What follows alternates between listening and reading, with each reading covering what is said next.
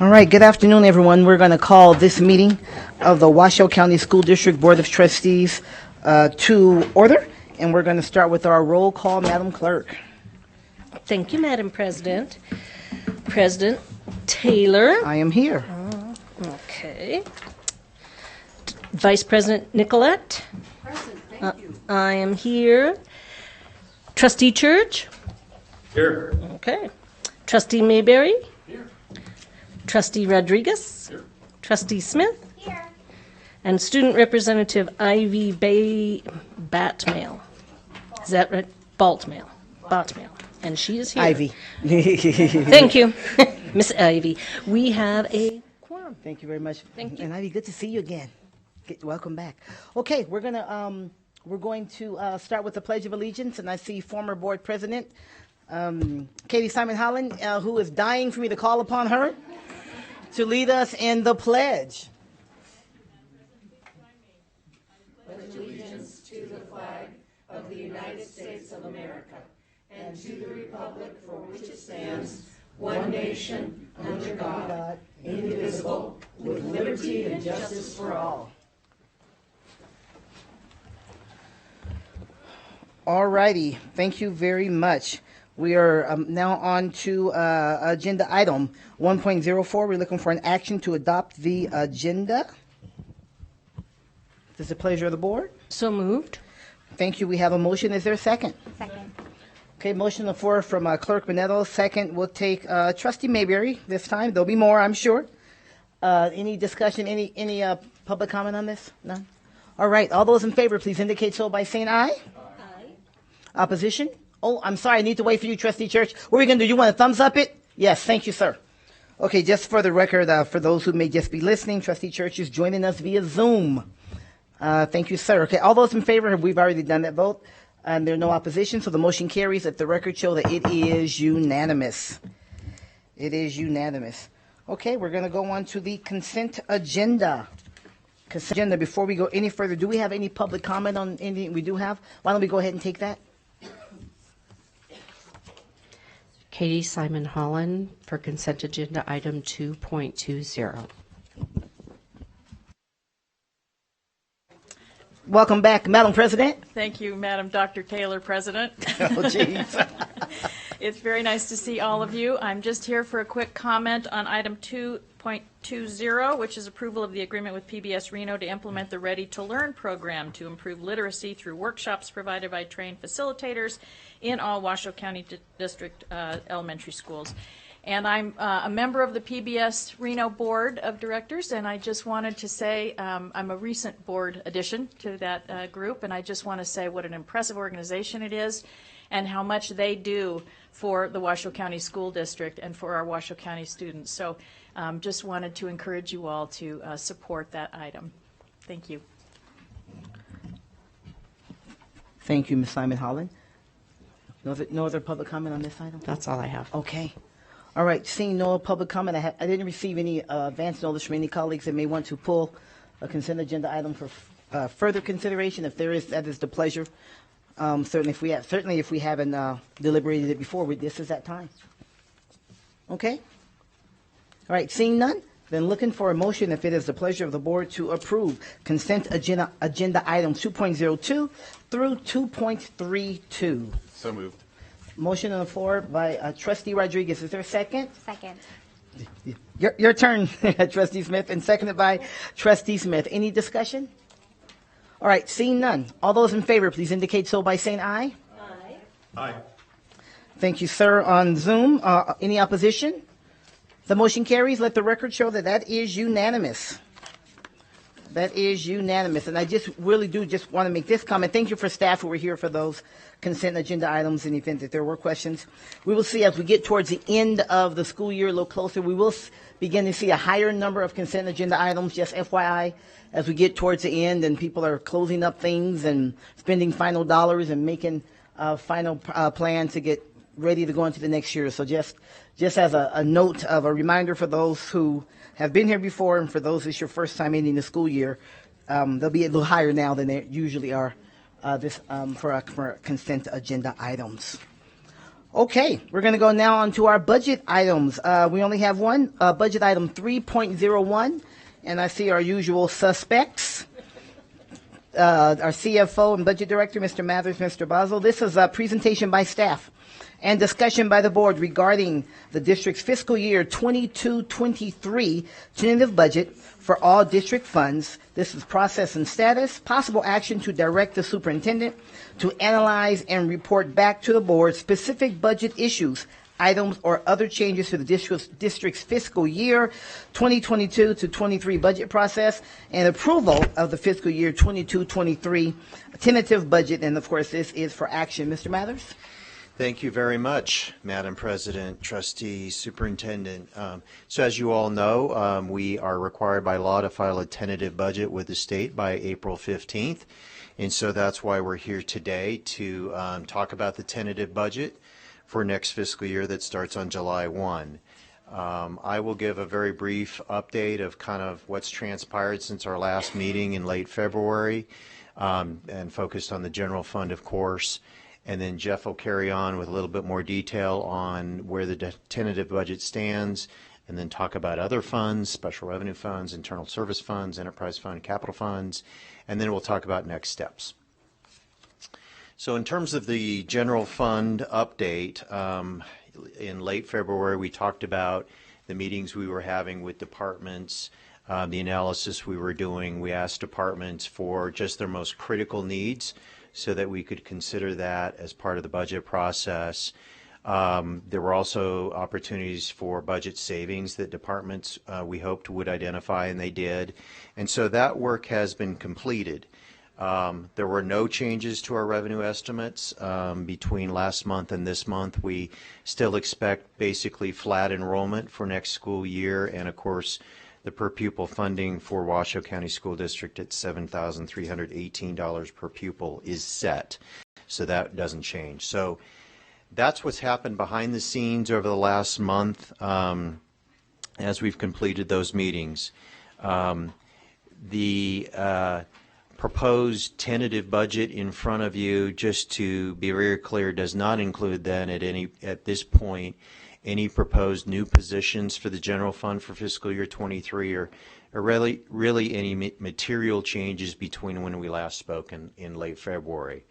I know there have been some questions about changes to department budgets in attachment C, and we're happy to go over what those are. But again, there have been no new positions that have been proposed for the general fund budget at this point. There are changes to special revenue fund positions because by and large those are grant funded, and that's just the nature of the beast. As grant funding goes up or down, the number of positions funded by grants goes up or down. So you do see those changes in attachment C. So again, we were headed towards having a presentation to you to talk about the superintendent's recommendations for the most critical positions and budget savings and so forth for today. However, since late February, we've talked as a leadership team about a number of critical issues facing the district. Probably the biggest headline would be transportation. That we know are, have immediate and critical issues that face us. And so the plan is to take a presentation to you on April 12th to talk about those critical issues and get your direction on April 12th on those critical issues. So what we've decided to do is, rather than kind of front load any questions, direction, discussions about what we had kind of identified with departments in terms of request, we want to put that on hold, and we want to get direction from you on those critical mid-year issues that we're facing on April 12th, because your decisions and direction to leadership on April 12th will probably, will definitely impact, will definitely impact the general fund budget, and therefore, rather than give you proposals today that then we may have to pull back based on direction on April 12th, I think it makes sense just to put things on hold, have that discussion on April 12th on transportation and other critical issues, hear your feedback, get your direction, That will affect the general fund, so we'll do that analysis based on that direction on April 12th, and then we'll come back to you in late April then as part of a total package based again on your direction on April 12th and whether or not we have any funding available for any needs. After that, we can then present recommendations to you on April 26th. So I hope that makes sense to you. You'll remember in late February we did identify a tentative surplus in the general fund of $451,000, and that still exists as of today. So again, we've got to finalize the tentative budget to submit it to the state, and so our recommendation of what to do with that surplus, pending again decisions made on April 12th, will be simply to allocate that to our general fund contingency account. Basically park that money in the contingency account, which is available to you, at any point during the fiscal year or during later in the budget process. So that's, as Jeff's going to kind of describe, that's our recommended one change from late February, is where we identified a surplus rather than show a surplus in our budget. Just move those dollars to our general fund contingency account so that you can use them at a future date. So again, kind of in a repeat, we will, as a leadership team, come to you on April 12th to talk about transportation and other critical issues. At that meeting, you'll also hear of the first presentation of the 5-year capital improvement plan. And depending on changes there as well, that could affect the budget. So we've got two things going on April 12th that will kind of drive the discussions more or less for our final budget. But we will come back on April 26th in a work session to provide any follow-up analysis, to share with you, based on your direction on April 12th, whether there's any available funding for recommended changes to the budget beyond those critical issues. We can receive any further direction from you on April 26th as well. We will also talk about recommendations for other funds. So aside from the general fund, we have a number of funds that I just went over, and there may be recommended new positions in those funds, and so we'll go over those on April 26th.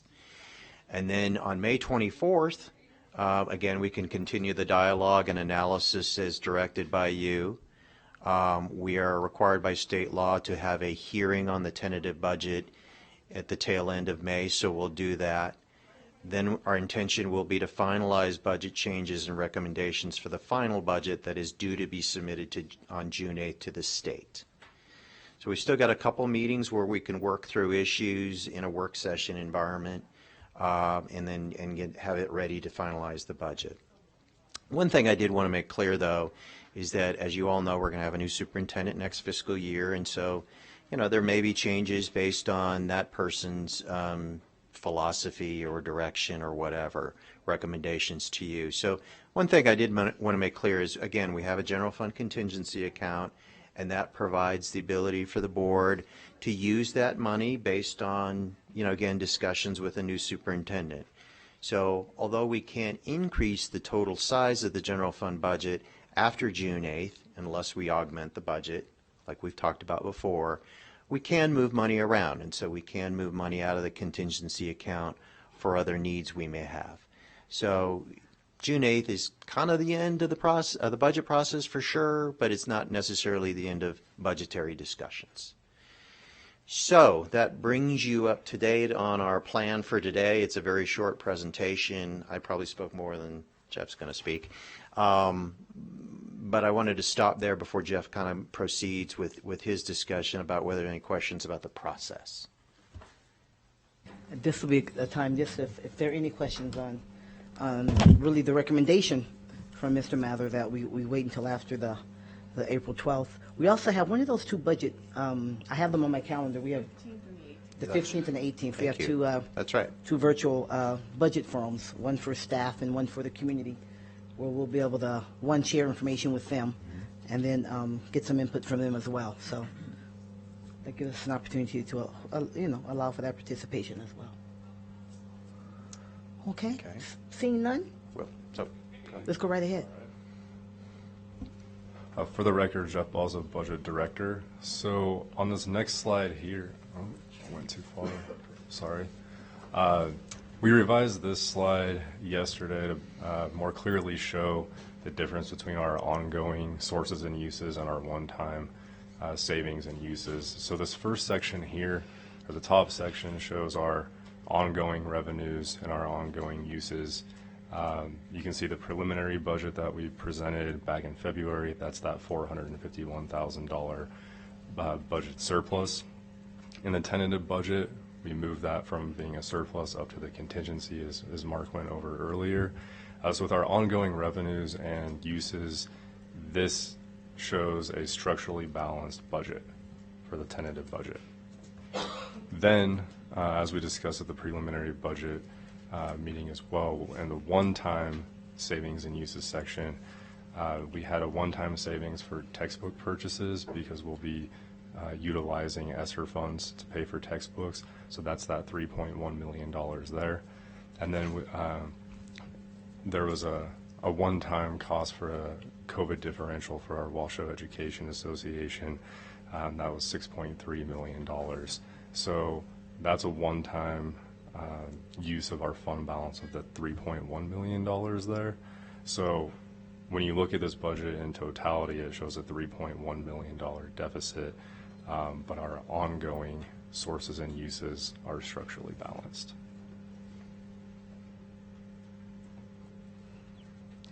Okay. Moving on to the next slide, this is the historical fund balance, and then looking at our 2023 ending fund balance in the general fund. So as you can see on that bar over to the far right, this tentative budget has a ending fund balance of 10%. So that wraps up the general fund. Are there any questions on the general fund before I move on to other funds? Okay, thank you. So the first section of our other funds are special revenue funds. So this is where our grant funds go, special education funding, our weighted funding for gifted and talented English learners and at risk. The state special education and those weighted funding categories are in alignment with the state's budget. And then we have the rest of our grant funds here as well. The next section is our internal service funds. So this is made up of our property and casualty, health insurance, and workers' compensation funds. The only significant change here is we were projecting a 20% increase in the property and casualty premium expense. And we had built that into the general fund budget, which we presented in the preliminary budget. And then lastly, we're not expecting any rate changes for the health insurance or workers' compensation funds at this time. Could you say that again? So it means that the built-in 20% was a gain, actually, because we didn't have an increase? So that was actually not quite. So in the general fund, we had an increase cost of 20% to our insurance premium. So the way the internal service funds work is there's a charge in another fund. So in this instance, the general fund has that premium charge. That is revenue in this internal service fund. So there's a 20% increase in that rate. So the revenues are going up that amount, and then the payment for the insurance premium in this fund will go up that same amount. You're welcome. Next, we have our capital projects funds. These funds account for all of our capital projects, and they're in alignment with the proposed capital improvement plan. If there are any changes to that capital improvement plan when it's presented on April 12th, we'll make those accordingly for the final budget. Next, the debt service funds. These funds pay for our long-term debt for the bonds we issue for our capital projects and the medium-term notes for our fleet purchases. And then lastly, we have a transfer from our debt service fund to the property tax capital projects fund for the student and teacher device refresh program. And then the last fund we have to go over today is the enterprise fund. That accounts for our nutrition services fund. The projection here at the end of FY23 is that the fund would have an $11.1 million cash position. So any further questions on those funds?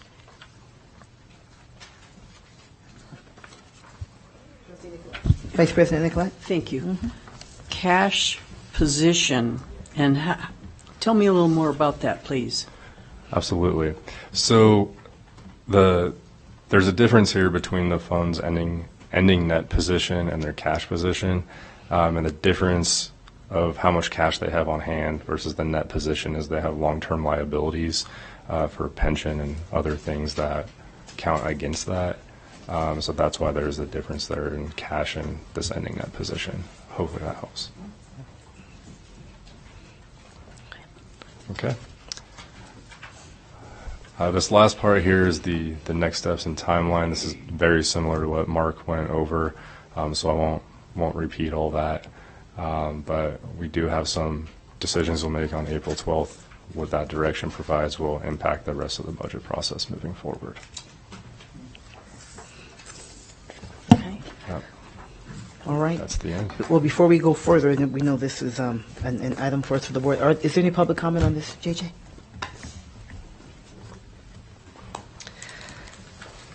The board received emails from Dinah Maher, Maria Skolnick, and Christine McAvoy. Okay, thank you very much. Okay, we'll bring this back here to the board. This is an action item, as we all know. Again, this is a tentative budget. This isn't the last opportunity we have to make any adjustments, but we do want to, of course, follow what's required of us state law-wise and be prepared to submit a tentative budget. So open for discussion, questions, and then hopefully ending in a motion, which, if that is the pleasure of the board. You see, Trustee Mayberry? Thank you, Madam President. Thank you, gentlemen. Question, and I heard it earlier in terms of the timeline. There was some opportunity for the public to provide some feedback. When will that occur? We have two virtual budget forums, the 15th and the 18th, I believe. Okay, I just don't see that, but okay. No, it isn't on there. Okay. It isn't on there because this is just a timeline in terms of action for the board. Those opportunities for feedback will occur before our budget work session. Okay, and I'm sorry, they have been set? Yes, April Okay. 15th and 18th. Okay. I'm sorry, 14th? All right. When will the public be notified of that? When will that will be up to? Yes. Oh, I see you. Miss Anderson is right here. That's good. That's a good question. Michelle Anderson, Chief Communications and Community Engagement Officer for the record. We wanted to get past State of Education tomorrow evening, and then we'll start promoting out to the community. Okay, thank you very much. Thank you for that. That's good. We obviously want the public to know so they can be engaged in it, but certainly State of Ed. Let's get through that. One thing at a time. That small little thing we have tomorrow night. Or two nights. Oh, tomorrow. It's Thursday, 2 nights. Thursday night. Yeah, that's I said. 2 nights. You're right, 2 nights. Okay. All right. Don't panic me. No, don't panic me. All right. It's the 30th, isn't it? It's the 31st. It's the 31st. I thought it was the 30th too. Never mind. It's March 31st It's at 5:30 at Lois Allen It is the 31st. That's why I'm like 2 nights, right? Yes. 51:55 McGregor. Yes. Yes, so you can go to softball practice, Trustee Rodriguez, on Wednesday. It's Thursday. Thank you. All right. So we'll go. Trustee Rodriguez? Thank you, Madam President. Just going back to page, I lost it. So again, just for the record, I just wanted to reiterate and hear it again one more time. So we are running a current balanced budget, correct? That is correct. Okay. And I'm just looking at all these numbers, and I see we do have our surplus of almost $500,000, and that's really good news, especially for the district and for the community. I'm making a statement. I think so. All right, thanks. Yeah.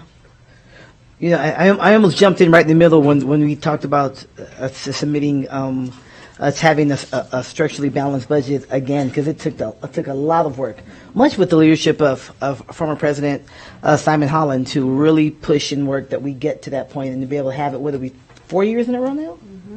4 years in a row now. Something. Yep. Yeah, so this is our fourth budget going into our fourth. Yes. So it's Ellen's fault. Good job, Ellen, since you've been here. Thank you. No, but that's I think that's certainly something to celebrate, because it's a lot of money, And for us to be able to budget it is it's important to balance the budget. So thank you. Trustee Mayberry? Thank you, Madam President. And quickly, the contingency fund that we talked about, that surplus, we can move that around any time during the new fiscal year, correct? That's right. Okay, It requires board action to move money out of there, so that's a nice actual protection. But we can move money out of the contingency account during the full course of a fiscal year. And what's the legislative mandate for our ending fund balance for schools in Nevada?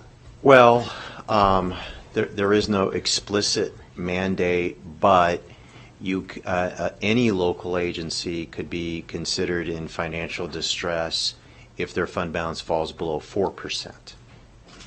Yeah, so if you fall below 4%, the Committee on Local Government Finance can review your finances and request information, analysis from you, and ultimately the state does have the power to basically place a local government in conservatorship if that agency doesn't rectify their situation. But 4% then is kind of the de facto minimum. Mm-hmm. So we're in a good position in terms of that. So, and then we know there are some. I'm looking forward to the presentation as well on April 12th, as we look to some of those really important challenges that we know we have, and how do we address those. Obviously, none of the least of those, transportation and others. So certainly looking for staff recommendations and superintendent's recommendations on how do we get our arms around that one, right? Because that's that, and others. We know there are others. Trustee Rodriguez. There's no other comments or questions from my partners here. I'm ready to make a motion. I move that the Board of Trustees approves the tentative budget for fiscal year 2022 to 23. Thank you. There's a motion on the floor from Trustee Rodriguez. Is there a second? Second. Okay, this one will slide over here to Dr. Nicolette. Motion to second. Any discussion from the board? Is his hand up? No? Okay, I didn't think so. Okay, all right. All those in favor, please indicate so by saying aye. Okay, thank you, Trustee Church. Any opposition? Okay, motion is carried. Let the record show that it is unanimous. Thank you. This is a good, important step as we go, but we know there's still some things we're doing. So, gentlemen, thank you for a great job as usual. We're getting there. As usual, we're getting there. We're getting there. So it's a better picture than it can be. So I'm certainly grateful for that. Certainly grateful for that. Okay, we're going to our first presentation item. These are regular attendees at our board meetings. So please come on up if you will, from the Bryan Group. This is discussion. Agenda item 4.01, discussion and possible action to provide direction to the Bryan Group related to the superintendent search, including whether a meeting to review and narrow the pool of finalists is necessary, and as applicable, determination of scheduling, determination of timing and activities to be scheduled for the finalist visits to the district, and scheduling of a meeting of the Board of Trustees to conduct deliberations, select a candidate, and make an offer to the selected candidate. And of course, this is for possible action. No, this is for action. This is not possible. We'll be taking some action. Oh, yeah. Well, something. We don't quite know what it is yet, but we'll certainly be taking action. And as we welcome Dr. Bryan and Nora, I always just call you Nora because I always struggled over your last name. It's Barron's. Barron's, okay. But you can call me Nora. I keep on thinking Barreen. Sorry, Barron's. As we welcome you back, thank you. This is we're finally getting down to it. Such an important step for our district, for our students, for the community, and so we're excited to hear from you on tonight. So we will turn it over to you, Dr. Bryan. Okay, fine. We are pleased to be here as always. I'm just going to mention that we have several areas that we're going to cover that align with what was just read. We're going to give you search process status, the materials to be provided when candidates are announced, which is planned for Friday. And we are meeting with HR and Communications tomorrow to plan exactly how that will happen. Well, I just want to jump in on that. So candidates will be announced on Friday. Okay. I just wanted to say that. Nobody else cares but me, but I'm pretty excited about it. I'm pretty excited about to see who it is that we have. So please go ahead. There has been a change. One of the things we've talked about is sharing the long interview that they did, the guided storytelling. But I'll get back to that. We're going to substitute something for that instead of that, and I'll give you the reason in a minute. We'll talk about key board decisions that we need to move forward, particularly around dates. And then we want to talk about the meet and greet activities. So that's the big picture. Invite you to ask questions along the way. We'll keep it somewhat high level. All the interviews were completed since we saw you last time. All those who were not moved forward were notified. Of those so far, we expect more that were not moved forward. We have a half dozen who have asked for coaching with us, which is good, very good. And we are pleased to do that. 5 candidates have been identified who are qualified to be the new superintendent. We wouldn't move anybody forward unless they're qualified. But obviously, they are very different. They have different personalities, different backgrounds, different education. So you're going to get 5 very different looks. Just to talk about the general steps that are coming under this search process status item, we're going to have the short interview in lieu of the long interview recording.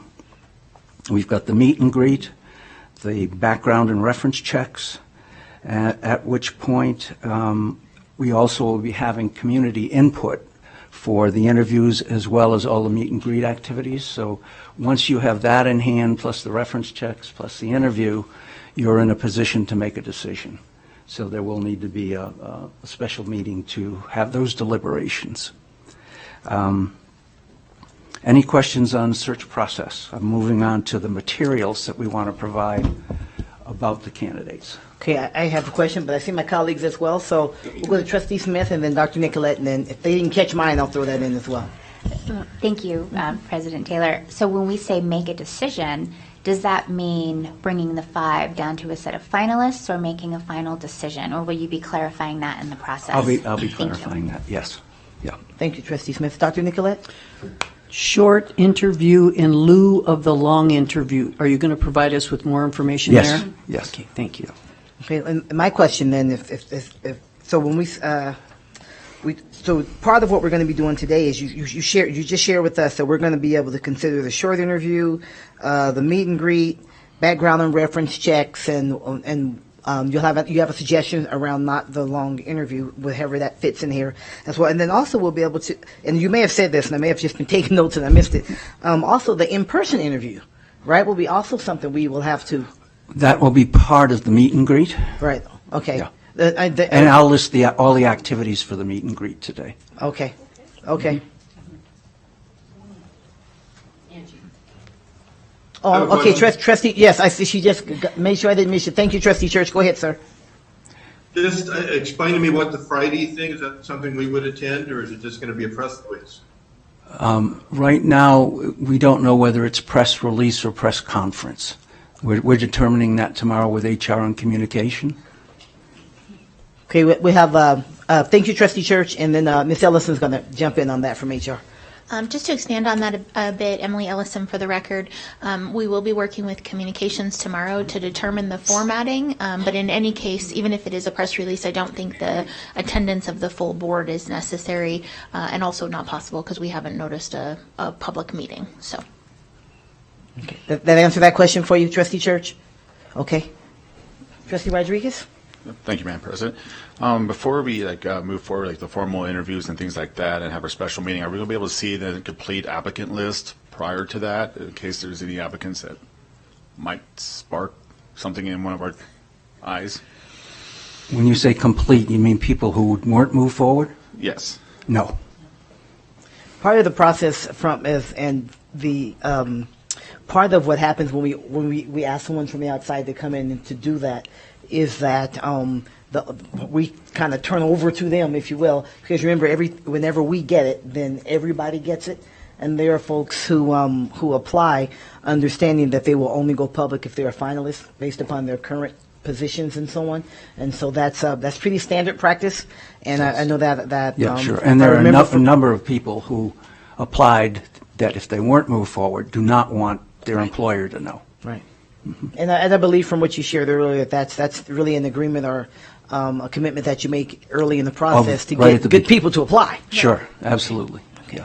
Does that answer that question, Trustee Rodriguez? I know it's like, dang, who are we missing? I know, we never get to see that. You're putting your trust in us, but also the search advisory group, which was broad, highly representative. So a lot of people have weighed in on this. And I think also the focus groups.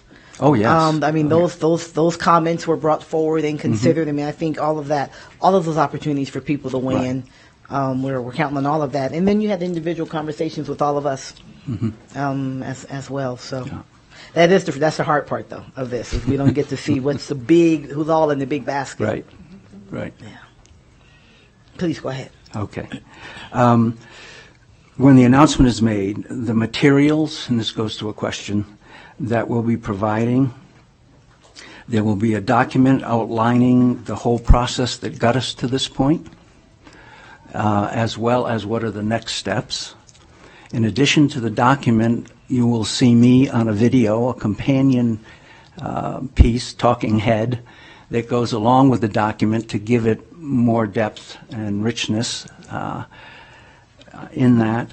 In that also will be guidelines for anyone who is obviously you, but also outside because it's public, that's going to be weighing in and giving feedback on candidates. There are guidelines on how to use criteria.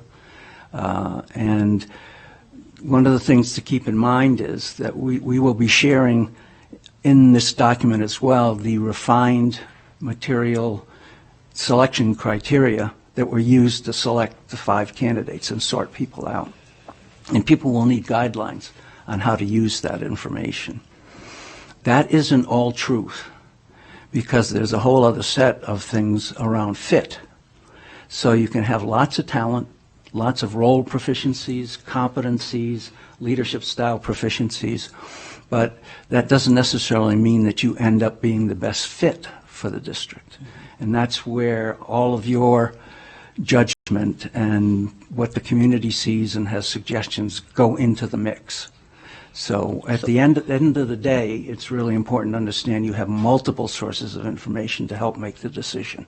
So in that, if I may, Dr. Bryan, in the categories, if you will, of fit, and those things that you mentioned in terms of all of that, will that be included in the document? It will. There'll be a list of issues. The role that played or something like that. I mean, the way you explained it to us makes sense, but that will be, yes. Okay.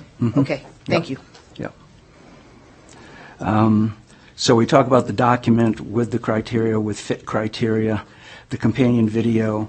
There'll be a thumbnail sketch of each candidate. Okay. So, like a one-page with critical things, accomplishments, education, jobs that they've held, and their picture. Okay. So that's... We'll jump in. Dr. Nicolette, I think your question goes through. Thank you. If this is the right time, I'm struggling a little bit going past the word fit. Can you provide information as to the qualitative and quantitative natures that you're looking at, that the group's looking at with fit?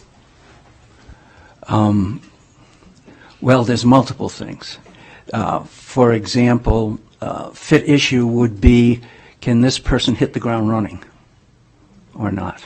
Would be one type of question. There are different types of fits. Then there's the chemistry fits. Will this person work well with the board? Will this person work well with the community, with different stakeholder groups? So all of that will be outlined to be considered. That answer that, Dr. Nicolette? Okay, thank you, please. Okay.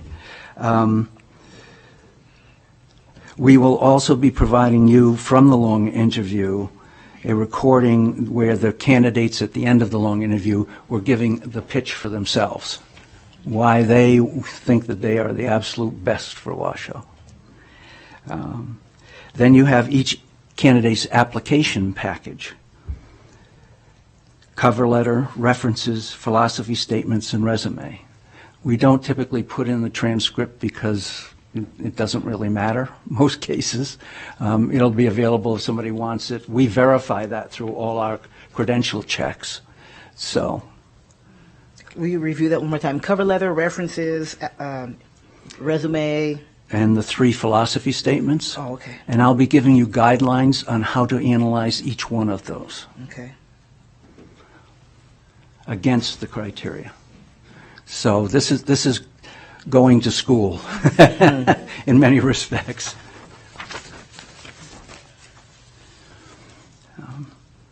Any questions? That's all I had on materials that were presented. I think we're good. Please go ahead. Okay. So the long interview recording versus a short live streamed interview. This happens occasionally, and we've been able to manage it, but in this case, we had to make a change. The candidates, after going through the long interview on reflection, realized that they had revealed a lot more about themselves and people and situations they were part of, even if they didn't use names. They felt as though it could be identified, whatever the case may be, to the point they said, if you insist on this, we're dropping out. And we've got good candidates. We just couldn't, when they said that, and it was more than one, it was several, we said, okay, we need to keep you in the game. So how do we get around that? Well, you notice that you're getting a big package of information to start with. You're going to see them in the meet and greet. You're going to get community input. But it felt important that you still see them tell stories. So what we have suggested and strongly recommend is that we do what's called a short interview. And the short interview is only an hour long. If you wanted to extend it, we could do that. But in that hour, there's a welcome, and I would be leading the process, but you as the board will be close partners with me during this interview.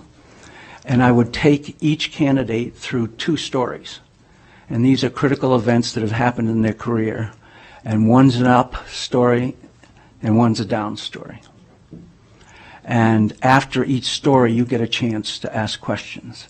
But in those stories, for example, if you have the criteria in front of you, you will say, oh, I see 1B, I see 3D, I see 10F. In other words, you'll be able to see in the story because it brings the person alive as to what their capabilities are. So, and that's why we are very different in the behavioral science side, is we have valid measurable criteria and the storytelling.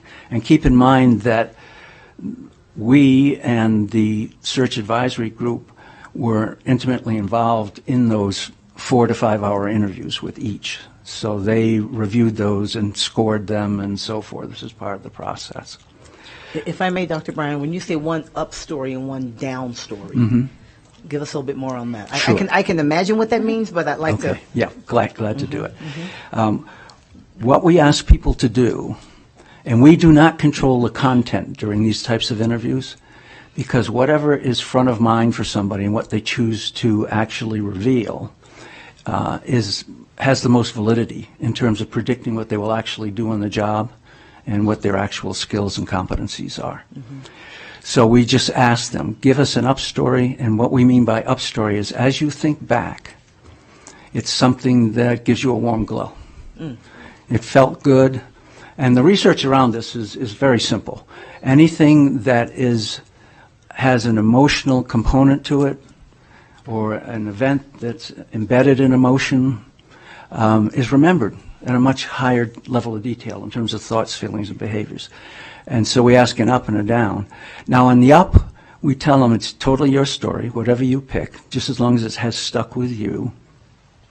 And it does not have to be a world beater. It didn't have to make the LA Times front page Nobel Prize. If you did, tell us, but otherwise, no. A down story by no means has to be an abject failure. It's something when people think back, didn't turn out the way they wanted it to over time, didn't impact people the way they wanted it to. Often when people think of a down story, they think of something they'd like a do-over on. So that's what the up and downs are. Okay, thank you. Dr. Nicolette? Thank you. I might need you to help me get past. Can you lean in a little bit on that mic? Thank There you you. go. I might need you to help me get past the sense I have of having to redo the interviews and make them shorter because of a discomfort level, because too much was revealed. Does that not seem like a red flag? I'm just a little uncomfortable, so help me, please. Say more about why it would be considered a red flag. Well, on one hand, I could see, 4 or 5 hour interview, a 2-hour interview, that's a lot of talking. And I could see where most people would go to corners that they really may not have wanted to go to, just because you make them feel comfortable. And it's an honest and open setting. And then you move into a 4-hour interview, and now all of a sudden Diane, we'll just say Diane, is telling you things that now I'm a little uncomfortable. And so I don't want you to use this now because I'm uncomfortable. And we're going to change our process. I thought the guided storytelling really sold me, by the way. And now we're going to change the process because Diane and a few others are just a little uncomfortable that they told too much.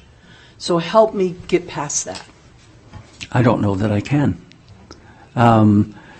It's just that person that we have to respect that, and it's not in some cases just that they reveal something about themselves when they're telling a story. It's in a context.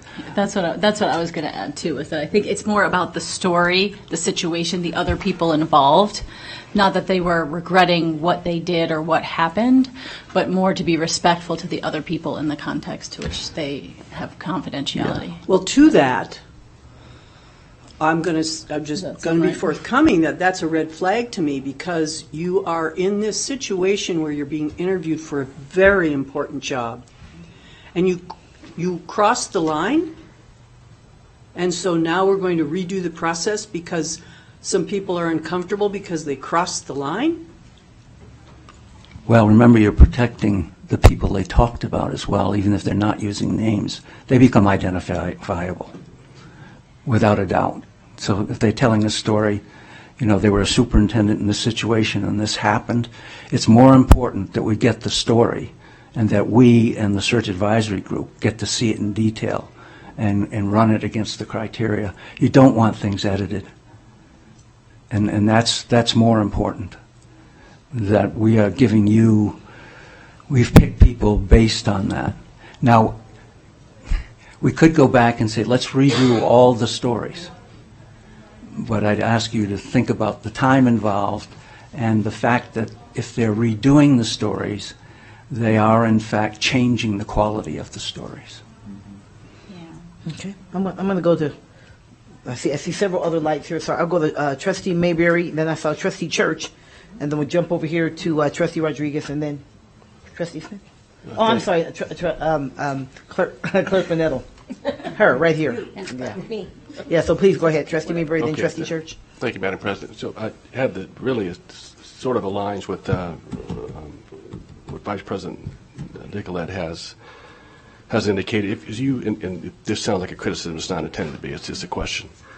But if you've done these processes before, long interviews, I mean, clearly they've been revealing, unless this is the first time you've ever embarked on this. What have you done in the past? In the past, strangely enough, it has been a rare occurrence. And when it has been an occurrence that they didn't want to reveal, we could do a redo, give us a new story, if this story isn't. It just happened in this one case. Yeah. Well, and I can add on to that as well, is that in the state of Nevada, due to our OML, it's not just you that sees it. And That's right. that, I think, is very relevant. If it had been just you seeing the interviews, they were fine with Everyone that. was fine. But then the bigger realization that it's not just you. It's the and public. you have the confidentiality. It's the general public. Yeah. It's anybody and everybody. That's, to me, was a big difference for Yeah. them. Do you agree? And I can understand protecting the integrity of these folks and their careers. And that was, again, sort of and I think you answered it, but you gave us a litany of things that we're going to see, these videos, resumes. I mean, I can't even read my writing, but there's a number of things. but that will be available for the whole public. to see. Absolutely.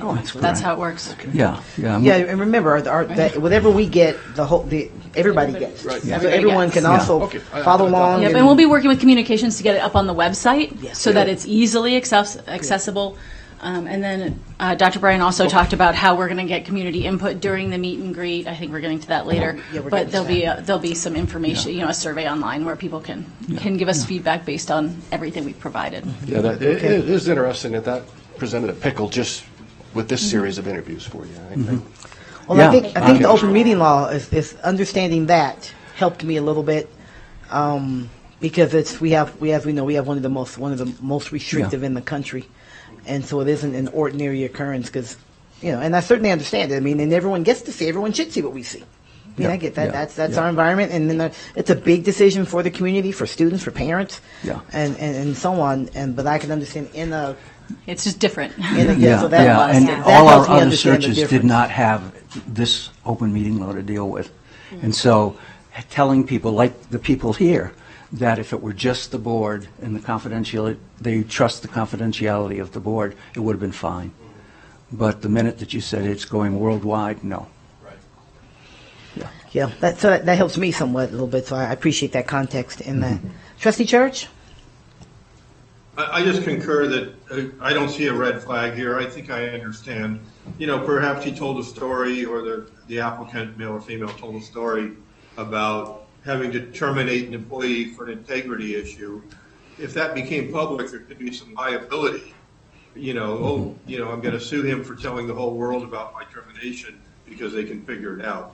So, I think I understand. It's an important story they had to tell about how they dealt with the issue. And it's not important that particular details, because again, as Dr. Bryan said, it's obvious they may be talking about. I'm comfortable with it. Thank you, Trustee Church. Clerk Minetto, and then we'll go to Trustee Smith.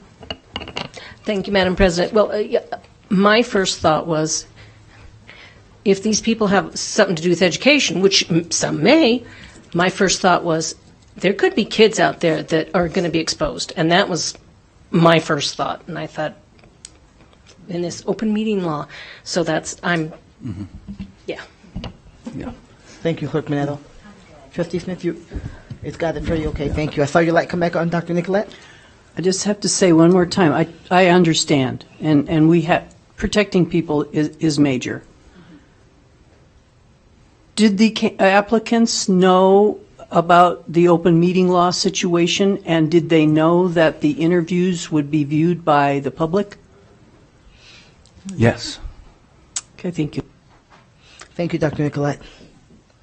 Others, I think we're good with where we are to this point, and I think it's important. I'm glad you brought it up, Trustee Mayberry, that when everything's come out on Friday, we get it. The public gets it all at the same time. Yeah. The entire packet, we all get it all at the same time, whatever videos and references and all of that piece, so everyone will all have the same information, and then of course there'll be opportunities for the public to be involved as the board does the deliberation. So your recommendation, sir, if I just to kind of coin this, is that there's a shorter kind of interview. It's public, obviously it'll be streamed By Zoom. Via Zoom. Would that be before they come or while they're here? Before they come. Before they come is your recommendation? Yes. It's done that way. Yeah, we'll get to the decision Okay. pieces in Okay. a bit. Okay. Yeah, and Great. remember, we are all still a beneficiary of the long interview because TBG and the search advisory group use that to determine who made it to this final group. So it's not like it was a waste. It helped. Oh, helped no, inform not at you. all. It won't Yeah. inform us, but it helps to inform you. Right, Okay. right. It informs us indirectly, through the search advisory group. Right. Okay.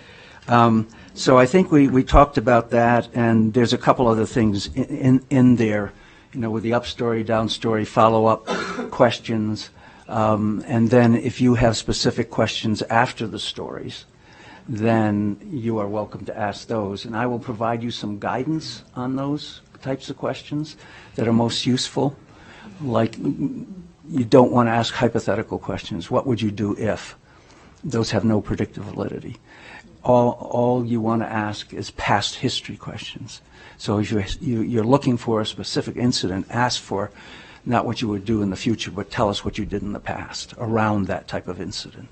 So if I may, so how do you, is this the time to ask how you envision this being conducted? You says via Zoom. Is this time, or if you have more to add in? No, that's fine. Wait. Yeah. Is this the time to talk? Yeah. Just how does this happen? What does this look like? So, the best way of doing things, because these people also have some very significant positions, and they were just notified last Friday that they are, moving forward. And so they have, in some cases, national commitments on their schedules.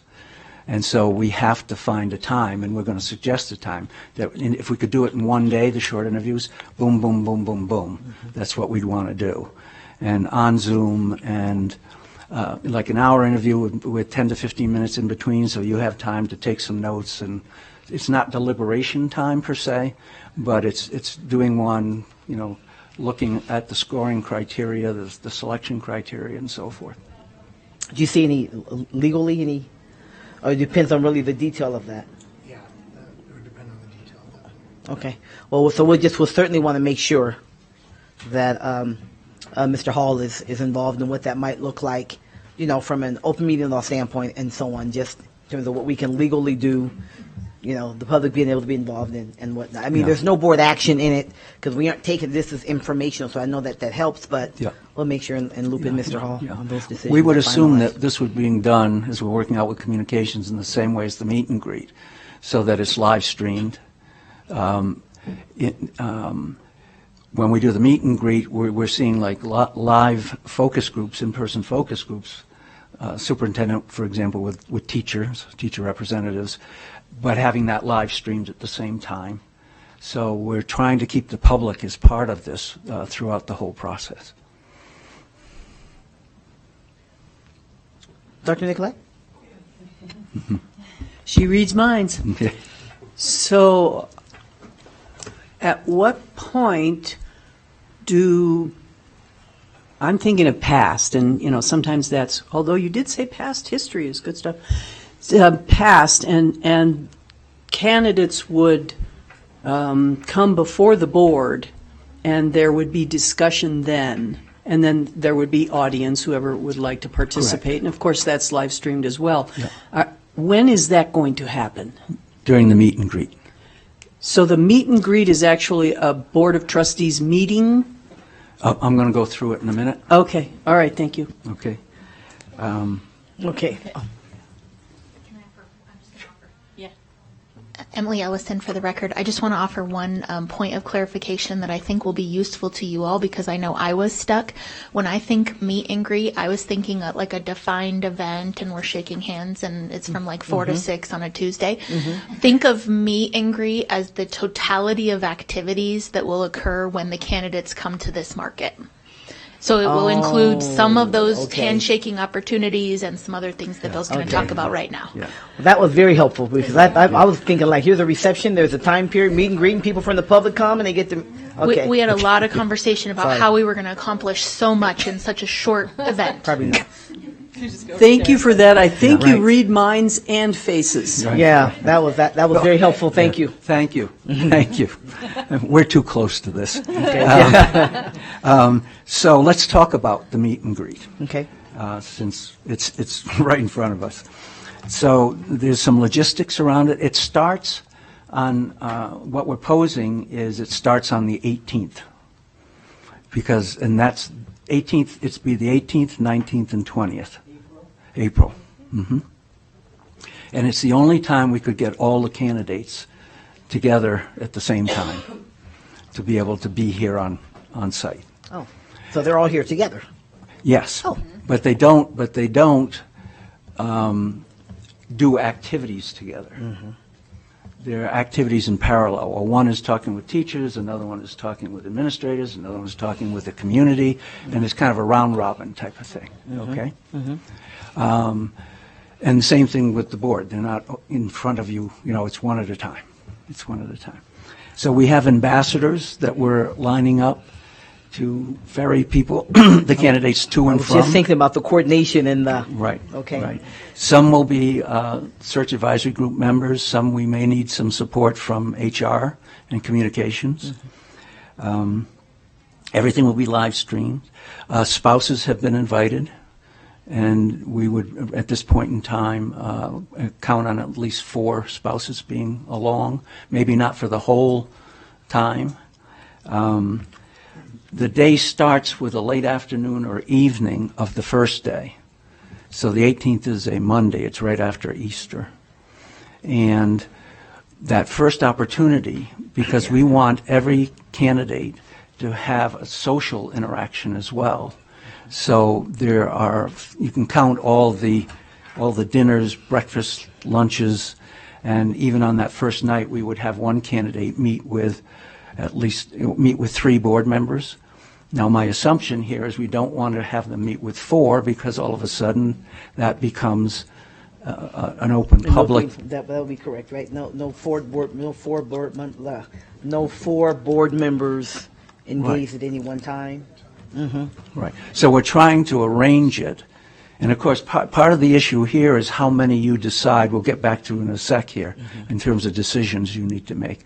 We're recommending 5. Do all 5 go forward, or a subset? So, and your recommendation is that we bring all 5? That's your recommendation, that we bring all 5 forward? Well, can we hold off on that for a sec? Sure. Yeah. So we've got all those opportunities, and what we're trying to work out schedule-wise is making sure that everybody on the board gets a social engagement with each of the candidates. And it's going to be a bit of musical chairs. The visit ends at the end of the 20th, the end of the day, unless we need another social event at that point. Now, the activities themselves, once again, breakfast, lunch, or dinner with board members, district tour, school facilities, community points of interest, focus group Q&A meetings with key stakeholder groups. Hold on, wait, I'm writing. Hang on. I see most of us writing. Okay, district tours, facility and community points of interest, right? Yeah. Okay, and I got focus Then groups. we're going to be setting up focus groups, and those will be Q&A meetings. And to manage those, given the number of people that are interested and otherwise, we will be asking for submission of questions ahead of time. And we will curate those and give them to each of the candidates as they're in it. But we also, after each formal question, that we've heard ahead of time, we give them we usually give a live follow-up. So it's trying to blend the live action with just reading off a card and giving a response. And again, all of these will be live streamed. Correct. So that if a community person can't make it here, or a teacher can't. Okay. Yeah, and archived. Okay. Yeah. Okay. Because from the point that we do the new short interview with the 2 stories till the meet and greet is over, we have the survey online open for people to go in, make comments, and even in the survey we will be given guidance on what is appropriate feedback and how to give feedback. So we structure that, because you just don't want somebody, I didn't like how he or she dressed, or this person just didn't strike me. No, that's not feedback. That's not helpful. Yeah. Yeah. Please go ahead, Ms. Ellison. Thank you for letting me interject. Emily Ellison again for the record.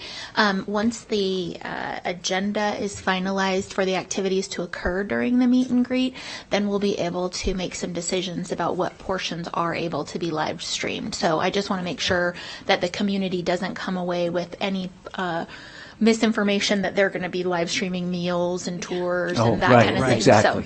So we'll make sure to provide some really specific information about the ways the public can engage in those virtual opportunities. Good. I think that's important. And then let's be mindful.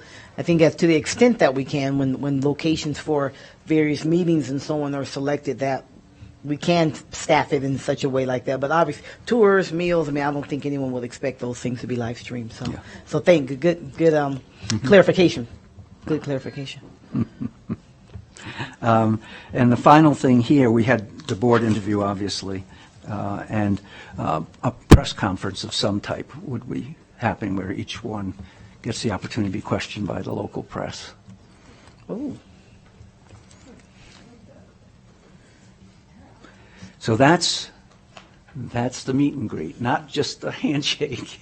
It's 2 days plus. Yeah. Okay, and very intimate contact, and a lot happens.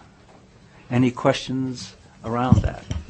Yes, we do have a few. Trustee Mayberry had his light on first. I'm sorry. You're welcome to go first. Thank you, Madam President. These are short questions. I thought I heard you say at the beginning that there were still 6 candidates you were kind of working through. Are there going to be 5? Are we certain of that? Yes. Okay. Yeah. Okay. Have you identified those 5? Absolutely. Oh, okay. Yeah. Maybe I misunderstood. I thought you still. And that's you what had it gets 6. announced Friday. Okay. And then, I apologize, it was disconnect for me. At what point will we as a board be able to ask the questions that you've been talking about? When do we provide our feedback, I guess is what I'm asking. Well, you get the questions in the short interview, the new short interview, to ask questions, and you get it when they're here at the meet and greet and the board interview. And then you have a special meeting where we have compiled all the feedback that we provide to you from the short interview, from the meet and greet, from the background and reference checks. So you will have, and you have all of that other data that we've already given you in terms of, all of their application stuff. And then you make a decision with all of that in hand. So when they're here for the meet and greet / interview visit, right, for those of us who are old school, and that makes sense to me, there is a time when there is a board interview. Correct. During that, so that would be an opportunity, Trustee Mayberry. That might be the direct answer to. Then there's that time when they're here, we're interviewed. They're here, we're here. We're able to. Yeah, they're there. Right, and we're here, and we're able to. So there's a board meeting in the midst of that. Right, and we're able to interview, so to speak. Yes, and with all that prior information in the prior interview, you will be much more targeted in the type of questions that you'll be asking. Yeah. Okay. Okay, then Trustee, no, you're next, Vice President Nicolette, and then Trustee Smith. Your thumb up. Does that mean you have a question, Trustee Church? Yes. Okay. You'll jump in after Trustee Smith. Okay. Thank you, Madam President. So, I guess this is a question for our board council. We're going to not meet more than 3 board members, might be 1 depending on situations, or 2. What about that component, and I don't know if I'm giving the right title, the serial discussions? How are we going to need to think and manage that? Yeah, that's what I was concerned about, and I was actually just sitting here looking at that. I'm going to have a discussion with the Bryan Group as well as Emily about how we structure that. But the short answer to your question is, as long as you're limiting yourself to asking questions and you don't get into a discussion of the facts and deliberate, which is the key word, then it is lawful. And so we're going to have to make sure and structure it in that way. And then thank you for that. That's a very good question. And one of the things that I guess allows me to kind of exhale a little bit is we'll have an opportunity to talk together in a posted meeting when we do the interview. We'll have that opportunity to ask the candidates questions and so on, and we'll be able to get a feel for questions that our colleagues have and so on. And then, of course, when it's all said and done, we'll be able to all come back, and those will be posted public meetings so that we can legally have those discussions and deliberations and so on. I didn't just make that up, right, Mr. Hall? Correct. You didn't just make that up. Okay, thank you. Sounded really good. And it sounded good, but let's be right? All right, then Trustee Smith and then Trustee Church. Thank you. So I did take notes while you were doing it, but I'm going to fully admit that I'm curious when and how soon we can get a matrix of all of this, because it sounds like there's a lot going on, which is great. I love this, this whole approach.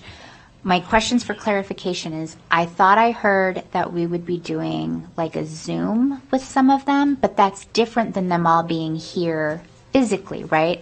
So we need to schedule these Zoom chats before we even have the 18th through the 20th. Is that correct? That's correct. And then even after we do the 18th through the 20th, is that at a later point where we all sit here and have them come in? And so that is, no, that happens during the 18th to the 20th where all 7 of us meet. Okay. Right. And the Zoom interview is the interview in lieu of seeing the long interview. And that's when we would do the hour with a little extra for some chat. Is there a recommended time for when that would be? Because Yes. the 18th is not very far from now. No, the only date that we could get all of them together, and if we need to split, we probably could, is the 8th. April 8th. It's a Friday. And when I say all together, they're all available on that day to be scheduled. That's a horrible day for me.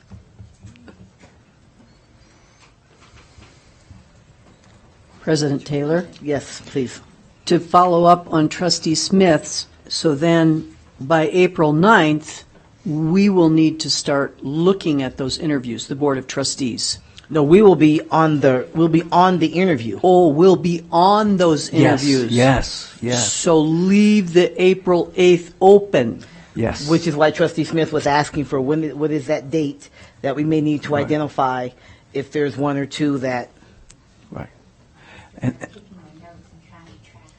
Yeah, that's good because I have my phone in my hand because I'm looking at my calendar as we start talking about. As we talk about things to see 18, 19, 20, and we start in the 8th, and the 8th is when to come up. So we'll begin to get back to decision points as we go through these, and we'll have to talk about dates and that particular thing as we all kind of look. So, Trustee Church, let's go to you, sir. Exact same questions. I was concerned that we not deliberate and also on the dates. So this is the first I've known, and I know the other trustees, we just need to make plans. So my understanding is block out the 8th and then block out 18, 19, 20 of April. Is that correct? Only late afternoon on the 18th if you are one of the board members that are going to have that social interaction with one of the candidates that evening. No, Wouldn't all board members have that opportunity? Only 3. So Catching me. We can't have more than 3 at a meal or it becomes a board meeting. And it has to be noticed. At one time. At one time. Right. So you might be at different places on that Yeah, evening, you will- but not together. You will all get the chance to have that social interaction at some time during the time they are here. It just won't be. It can't be more than 3 of us at Every a trustee time. will have equal access. Yes. I think that's important because we all want to have had some exposure and not I spent 10 minutes with this candidate and this meeting with Dr. Nicolette, but then I got an hour and a half, and this one with Trustee Rodriguez or something. So there certainly needs to be some equity across the board. Now that's not equity, that's more equality across the board. So that we can have a kind of a level playing field for them, right, as candidates, Oh, yes. right, and certainly for us as trustees. Yeah. We're trying to do a big balancing It's a big act. balancing act. I will add on here, just as we're having the conversation, there is a policy meeting. We have a board policy meeting on Tuesday, April 19th from 2 to 5. So we'll need to have a conversation about every third Tuesday. So we'll need to have a conversation. Is that something we as a board say, hey, we're going to move it to? I mean, we know the most important thing that we're doing at this point certainly is the superintendent search, and we've moved things to make room for that, and that there may be something. So I just wanted to put it on the radar. There may be something we may say we have to have it from 12 to 2 at the next board or something like that.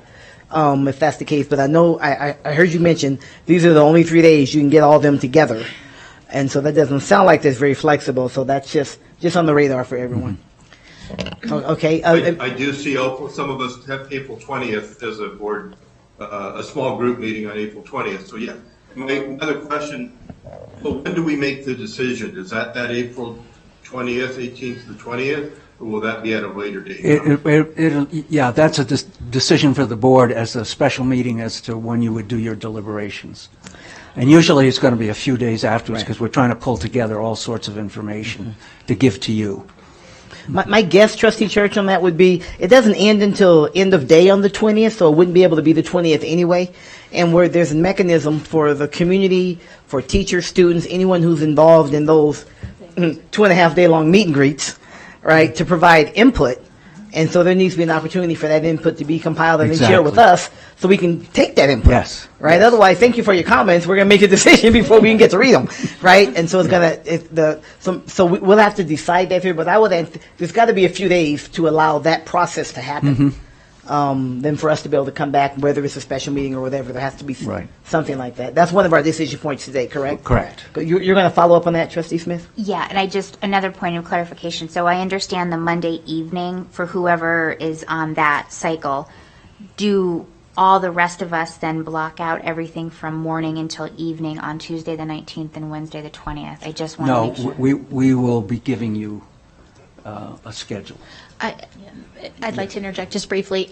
So thinking about the logistics of all of the activities, it would be super helpful if you could block out as much time as possible on those days, just so that we're not trying to plug folks into a schedule and then also, oh shoot, Beth's got, she's tied up during this time, so we can't do this, so we have to move. So the more openness and flexibility that you all can have, the easier it will be to ensure that you all get equal time with the candidates. Really, that's the evening of the 18th, and then all day for the 19th and 20th at this point until the schedules and all the multiple moving parts. Right. Every breakfast, every lunch, every dinner is going to be scheduled with board members. And so then once we put the schedule out, of course, that'll free up some time within your day. But if we could have those days pretty flexible for right now, that would really help. Yeah. And if you could let us, if you know you have things that you can't change, let us know now. Or, just send us a note so that we can build your requirements into the schedule. Okay. So it looks like what we're being asked is every breakfast, lunch, and dinner on the 19th and 20th, and dinner, say, on the 18th, to block those out. And, give it some room, 11 to 1 or something like, just so it has a raw, I can give you from 12 to 1, right? Give you a little more flexibility than that. For starters. Yes. And then we look to see, so if there are things you can move into the in-between slots right now, go ahead and move them into the in-between slots. Yeah. And then as soon as possible, we'll be able to work around that. Right. Trustee Church, did that answer kind of where you were coming from? Okay, thank you. There were other, go ahead, Clerk Mineta.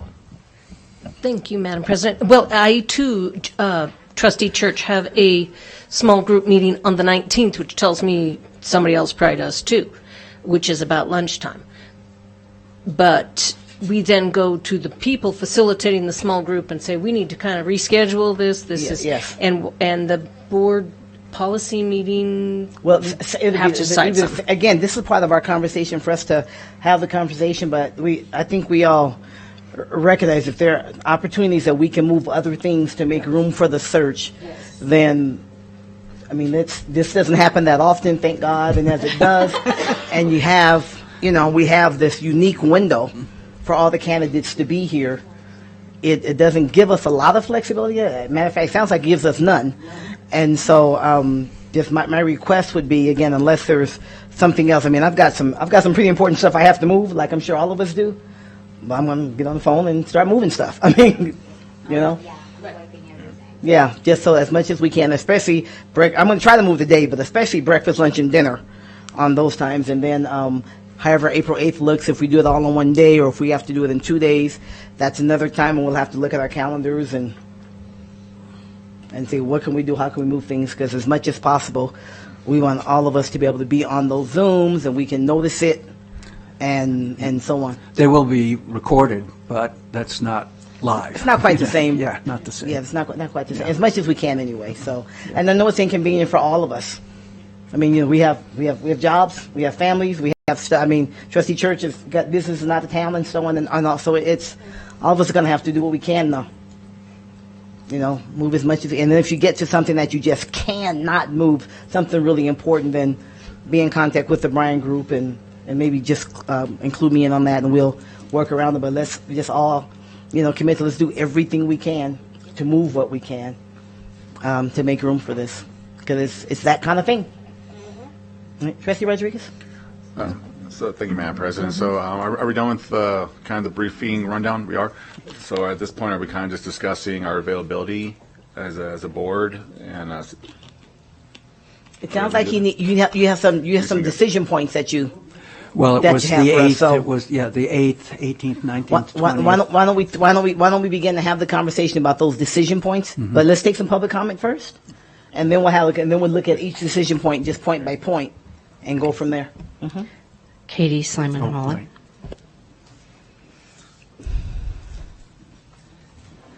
Come to a meeting, get your money's worth, girl. Absolutely. Yeah, welcome. Thank you, Madam President. As you all are discussing the selection of the new superintendent, I just wanted to take a moment to thank Dr. McNeil for her decades of service, in case I don't have another opportunity. And I also want to thank you, board members, for your thoughtful consideration of this critical decision. I want to thank the Bryan Group for the tremendous amount of work that they have done and continue to do. And I also want to give special thanks to my fellow members of the Search Advisory Group who have spent upwards of 80-plus hours in training and application reviews and short interviews that often lasted more than 2 hours, and long interviews, one of which lasted 6 hours on a Saturday. And then discussion, review, and selection of the proposed semifinalists. I have never participated in a more thorough or comprehensive executive selection process, and I've been in many. I personally feel extremely confident in what we've learned about each applicant, about their skills and their competencies, and how they compare to each other and to the desired competencies identified by this board and by the community of stakeholders. I'm happy to report that we have outstanding candidates to present, and I'm thankful to all who applied and showed an interest in our district. Many expressed being very impressed with the Washoe County School District following their research about what we've done here. When you make your decision, you will know more than decision makers in any search process I have ever been a part of, and I appreciate having been a part of this process. Thank you, Madam President. Well, thank you. Thank you for your part-time job. This guy, I'm telling you, he owes me and the Search Advisory Group big time. Well, thank you. I mean, and you spoke a lot, Dr. Bryan, about the time that will be involved in this, and that's just indicative of it. So, really, really, really thank you to all of the members of the Search Advisory Group and those who were involved in focus groups and did surveys and so on. So, thank you. More public comment? That's all I have for this item. Okay, thank you, JJ. So let's bring it back here, and we need to begin the decision points that we have. I would say before as we start getting into this, there are five. The recommendations is for there are 5 names that are being recommended. Am I correct? Right. For the short interview. To move forward. Right. There is one other decision point here. What's that? And that is. Well, you could make a decision today saying that we trust enough in your selection process that all 5 go immediately to the meet and greet. We don't need to I still say do the short interview, but we don't need to do the short interview to make a decision. Or you could say after the short interview, we decide of the 5, we only want so many to go forward. Let me thank you for that. So I have a couple of questions on that. Actually, a couple of concerns. One is, if of the 5, as you know them, if because the names are going to go public on Friday, right? Are you confident that all of the 5 are okay with their names going forward, even though they aren't a finalist? Yes. Okay. The second question is, from a timing standpoint, I think because we're dealing with a number of 5, and that's not an unusual number of people to have as finalists, from a timing standpoint, I would hate to delay the moving forward until let's have the. I think it's important to do the intermediate step because that's another piece that can inform us. Right. I would hate to delay these are going to be our finalists until after that. Then we have that. We spend all day with this other version, and then from there, then we have to have a meeting, which would be okay. Then we want to have a meeting, right, to get together and decide of the 5 who's going, and then from there, then we schedule. I mean, it's just, to me, I'd hate to waste the time. I shouldn't say, it may not be a way, but I hate to use the time when it sounds as though five finalists, 5 applicants. It's not an extra large number. It's not an unusually large number. And the process seems like it's been very thorough. And they're solid candidates. My concern would be those that one, we might lose someone if their name comes out, they're not a finalist. Then 2, the timing behind it. Those are the 2 concerns I have. If we don't say, hey, these 5, it's been a very thorough process. Let's still have the stories, still do that piece, but let's plan to have all 5 of them in. That would be my concern. Ms. Ellison? I would wholeheartedly agree with your comments, Dr. Taylor. The other thing that I would add is if you look at the calendar and conducting the interviews on the 8th, even if you deliberated at the end of that day, we're still making travel arrangements then with less than 10 days notice, and so the expense will be exorbitant. And so I think the sooner that we can get plans for the meet and greet and the candidates to visit this district in place, the better. Okay. Thank you, Ms. Ellison. Trustee Smith? So do we need to make a motion to agree that we're going to advance all 5 to the 3-day meet and greet? I would think it's best to make motions as we go on these decision points. I think so. Okay, so if that's the pleasure of the board, and someone may see it differently, those are just my 2 questions from it, and then which kind of turned into a recommendation. But. And I totally agree with you. I don't know if there's any more discussion on that. If not, I'm willing to make a motion on that. I don't see any other. Okay. All right, we're we don't have our normal script, Yeah, but you I'm probably going to have to say make this one up. Here you go. Yes. All right, I'll just go with it like we used to do back on the zoning committee. So I move that we advance all 5 finalists as recommended by the Bryan Group to participate in the Zoom meetings on Friday, April 8th, and to advance all of them to the 2.5-day meet and greet sessions between Monday, April 18th through Wednesday, April 20th. I'll second that. Thank you very much. There's a motion on the floor, and there's a second. I'll have a question just from a legal. If the dates are involved in that, and then something ends up happening that changes the dates, does that kind of? That's a good point. It could invalidate the motion. If we could do a friendly amendment just to eliminate the dates, but keep the substance, that might allow for some flexibility. Okay, we have a friendly on that, and that way, but we know what the intention is going forward. But in case something weird happens, then. Okay. Yes, Trustee Church? Also on that, I didn't hear the part about moving forward to the final decision process, not just the meet and greet, but we select all 5 for final deliberation.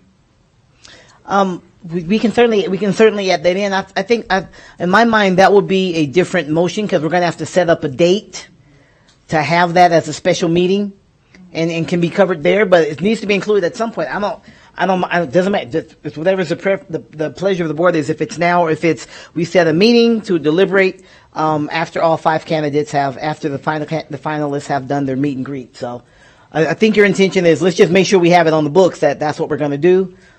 Trustee Church? Yeah, I'd maybe just say we move all 5 candidates to the final selection process.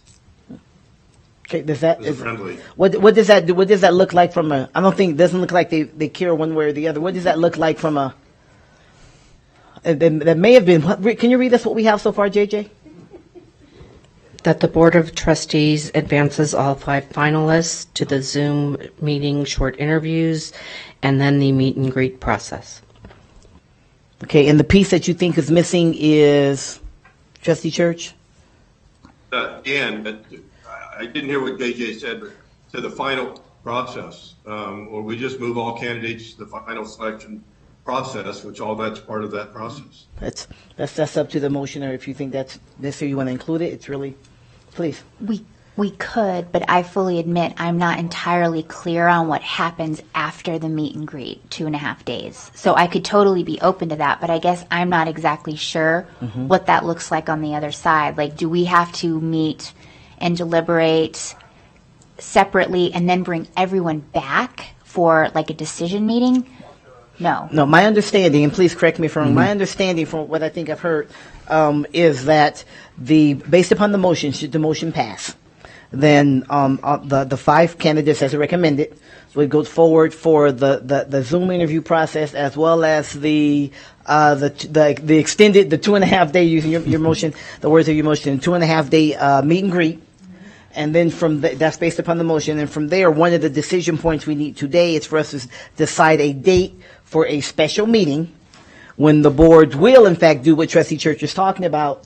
We have all this information, all the data from the feedback, from the meet and greets, from the things we reviewed, and all of. Then we will come back and we'll make a decision. The candidates do not come back. We've interviewed them during the 2.5 day meet and greet. They'll probably be watching on their laptops, I would imagine. But the only thing that happens after that is we make the decision. Very good. That was not clear. Now that is clear, I am happy to make that friendly. I just was not exactly sure what happened in that third phase. So there are a lot of moving parts. So we're looking for JJ to add that just to make sure it's clear. So what that would be is the motion would be to move them forward for the Zoom interviews, for the meet and greet, and final consideration. Does that cover that, Trustee Church, if that's in there? And I accept that. As a Looks like friendly you're good amendment. on the friendly. Okay. All right, 2 thumbs up we got from Trustee Church. So one more time before we vote, JJ, if you can read that motion for us. That the Board of Trustees advances all 5 finalists to the Zoom meeting short interviews, the meet and greet process, and then final consideration. Okay, and we have the motion, we have the second on the floor. It was amended in a friendly manner. All those in favor, please indicate so by saying aye. Aye. Opposition? Okay, the motion carries. If the record show it is unanimous, we have 5 finalists. Yay, we don't know who they are, but we're excited about having them. And we will all find out who they are on Friday, which is going to be very, very exciting.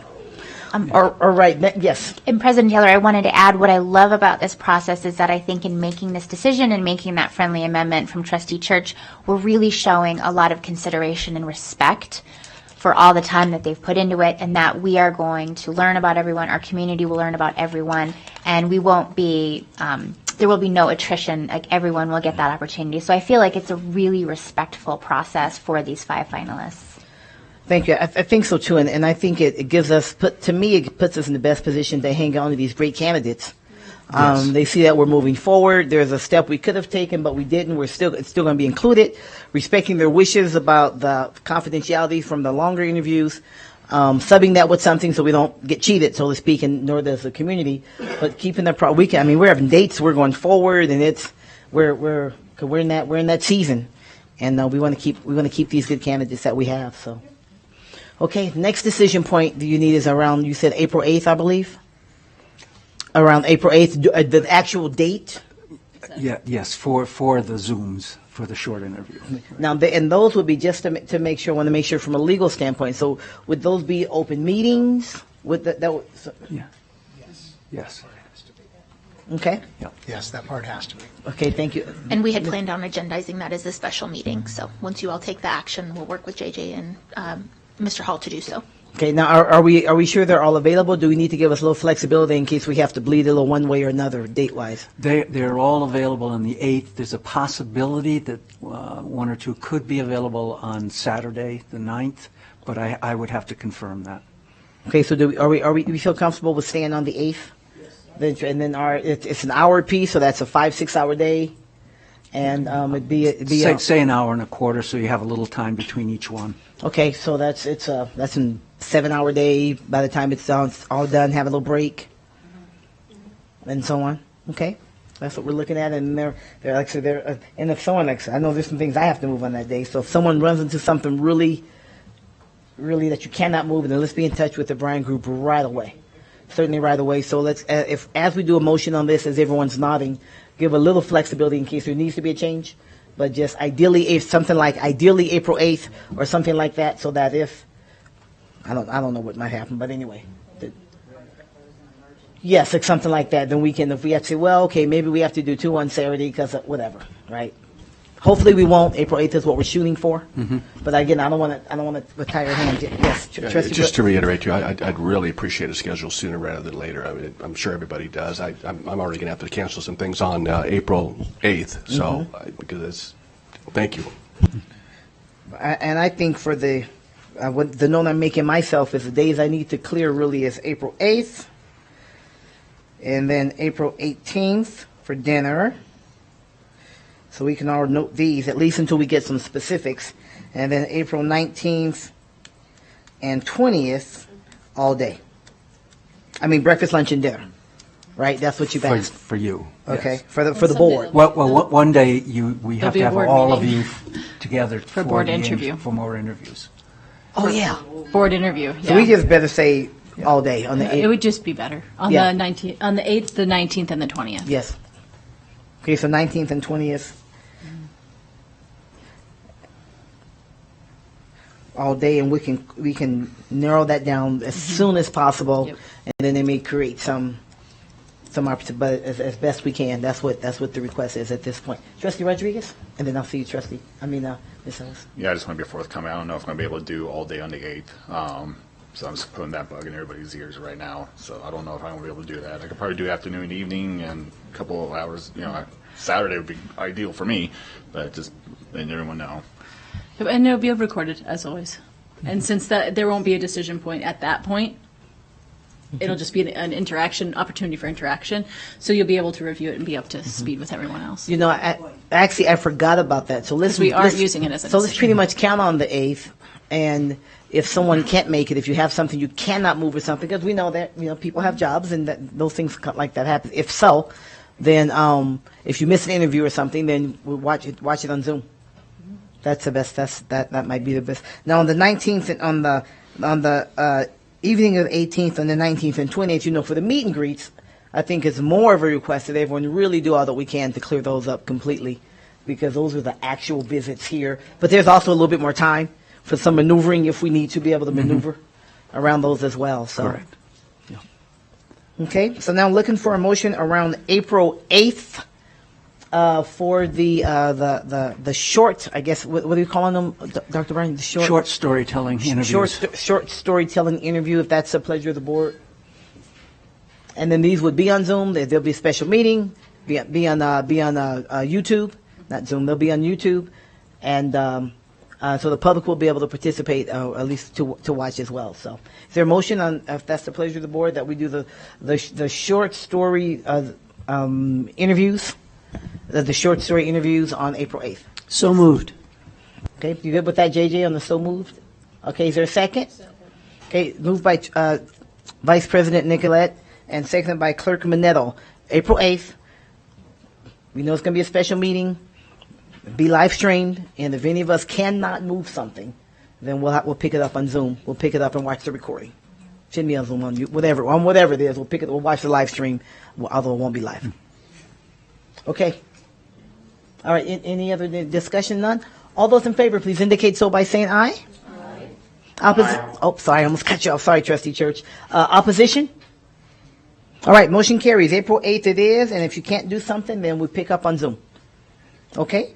Fantastic. And now we're looking for the other decision point. Correct me if I'm wrong, Dr. Bryan, is to identify the evening of April 18th and all day on the 19th and 20th for we're going to call it 2.5 day meet and greet, just to make sure it's clear that it's not a reception.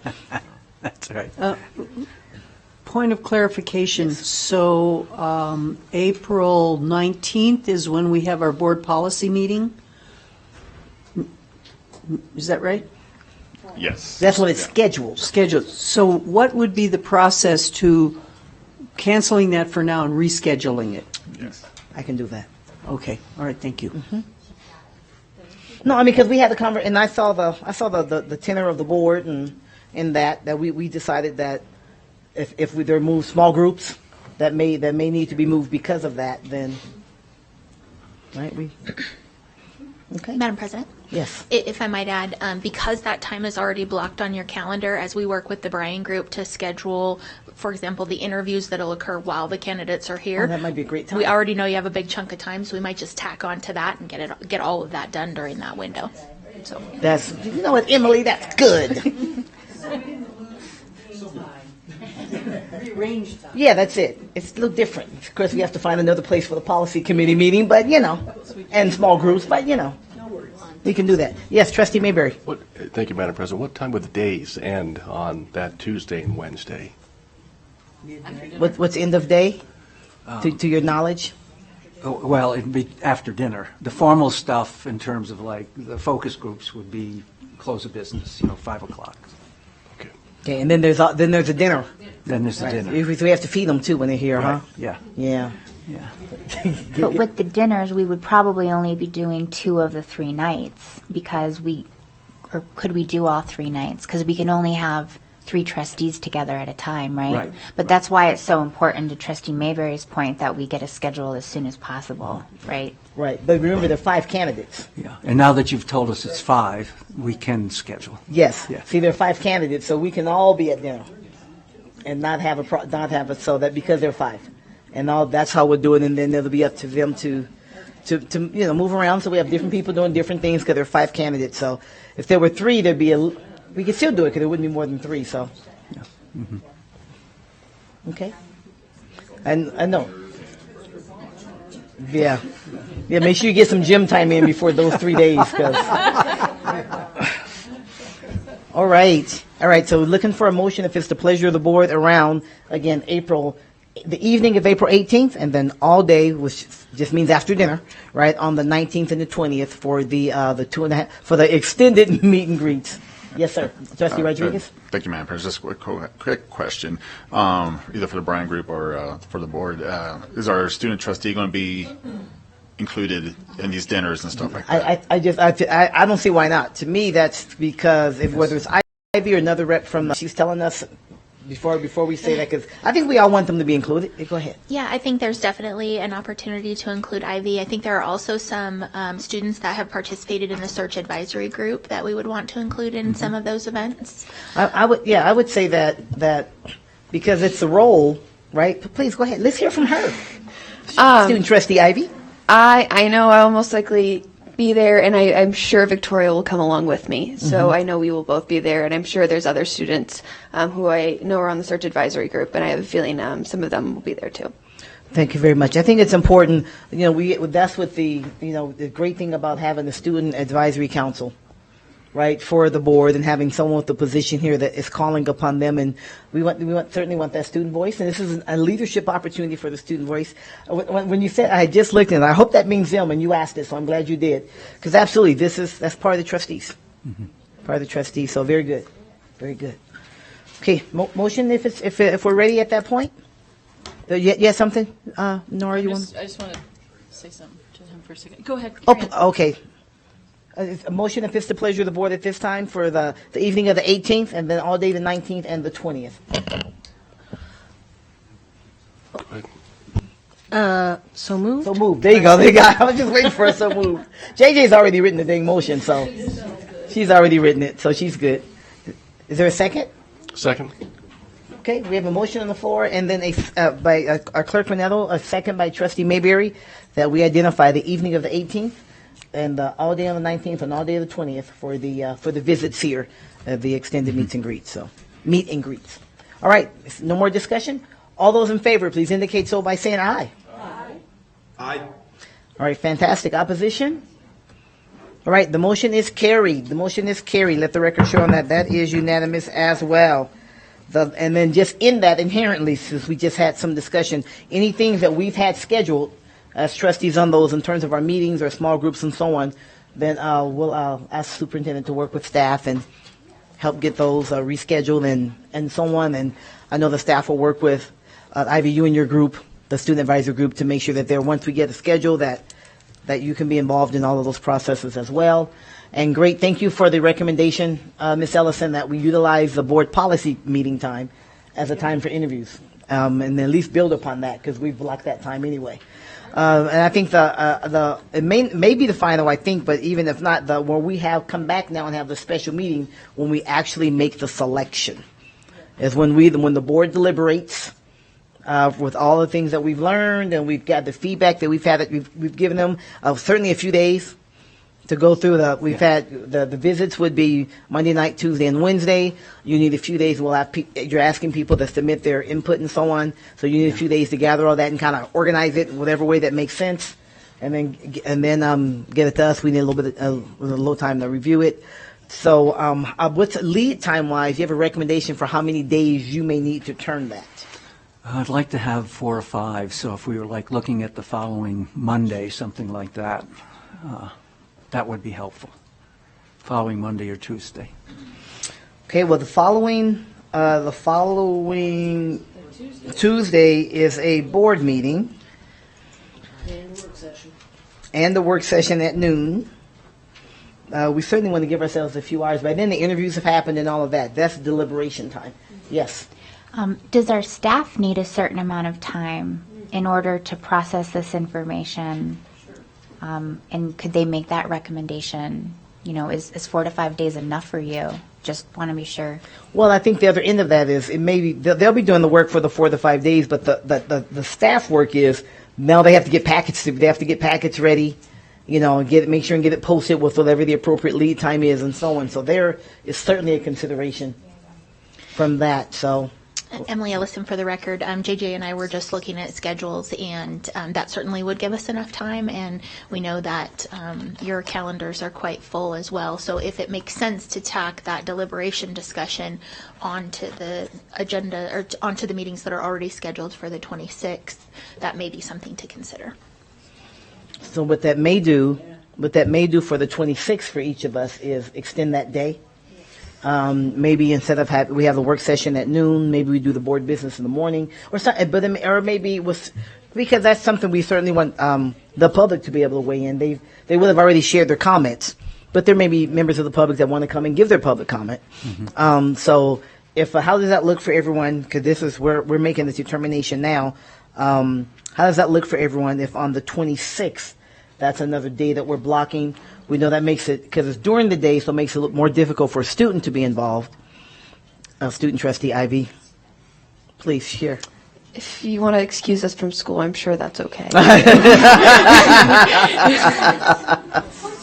I think it's a wonderful learning opportunity. So I think you can have a pass from the Board of Trustees. Only a 3-page paper after that. President Taylor? Yes. Just as an FYI, because there's a work session scheduled for the 26th, there is not a lot scheduled for the regular meeting on the 26th. Okay. So it could be included as part of that. We may be able to work that a little bit. So if we can ask everyone just to identify the 26th, put that on as I put it on mine, April 26th. And then when we get to final, which hopefully will be in a few days from now that we've given them some framework here, then we can narrow it down and so on. But in your minds, go ahead and think of, we may need to block a couple of extra hours that morning of the 26th. Maybe not. Once BOT will be looking at agenda items tomorrow, right? So April 26th, a.m. And then we can move that. And we knew coming up that it would require some special meetings.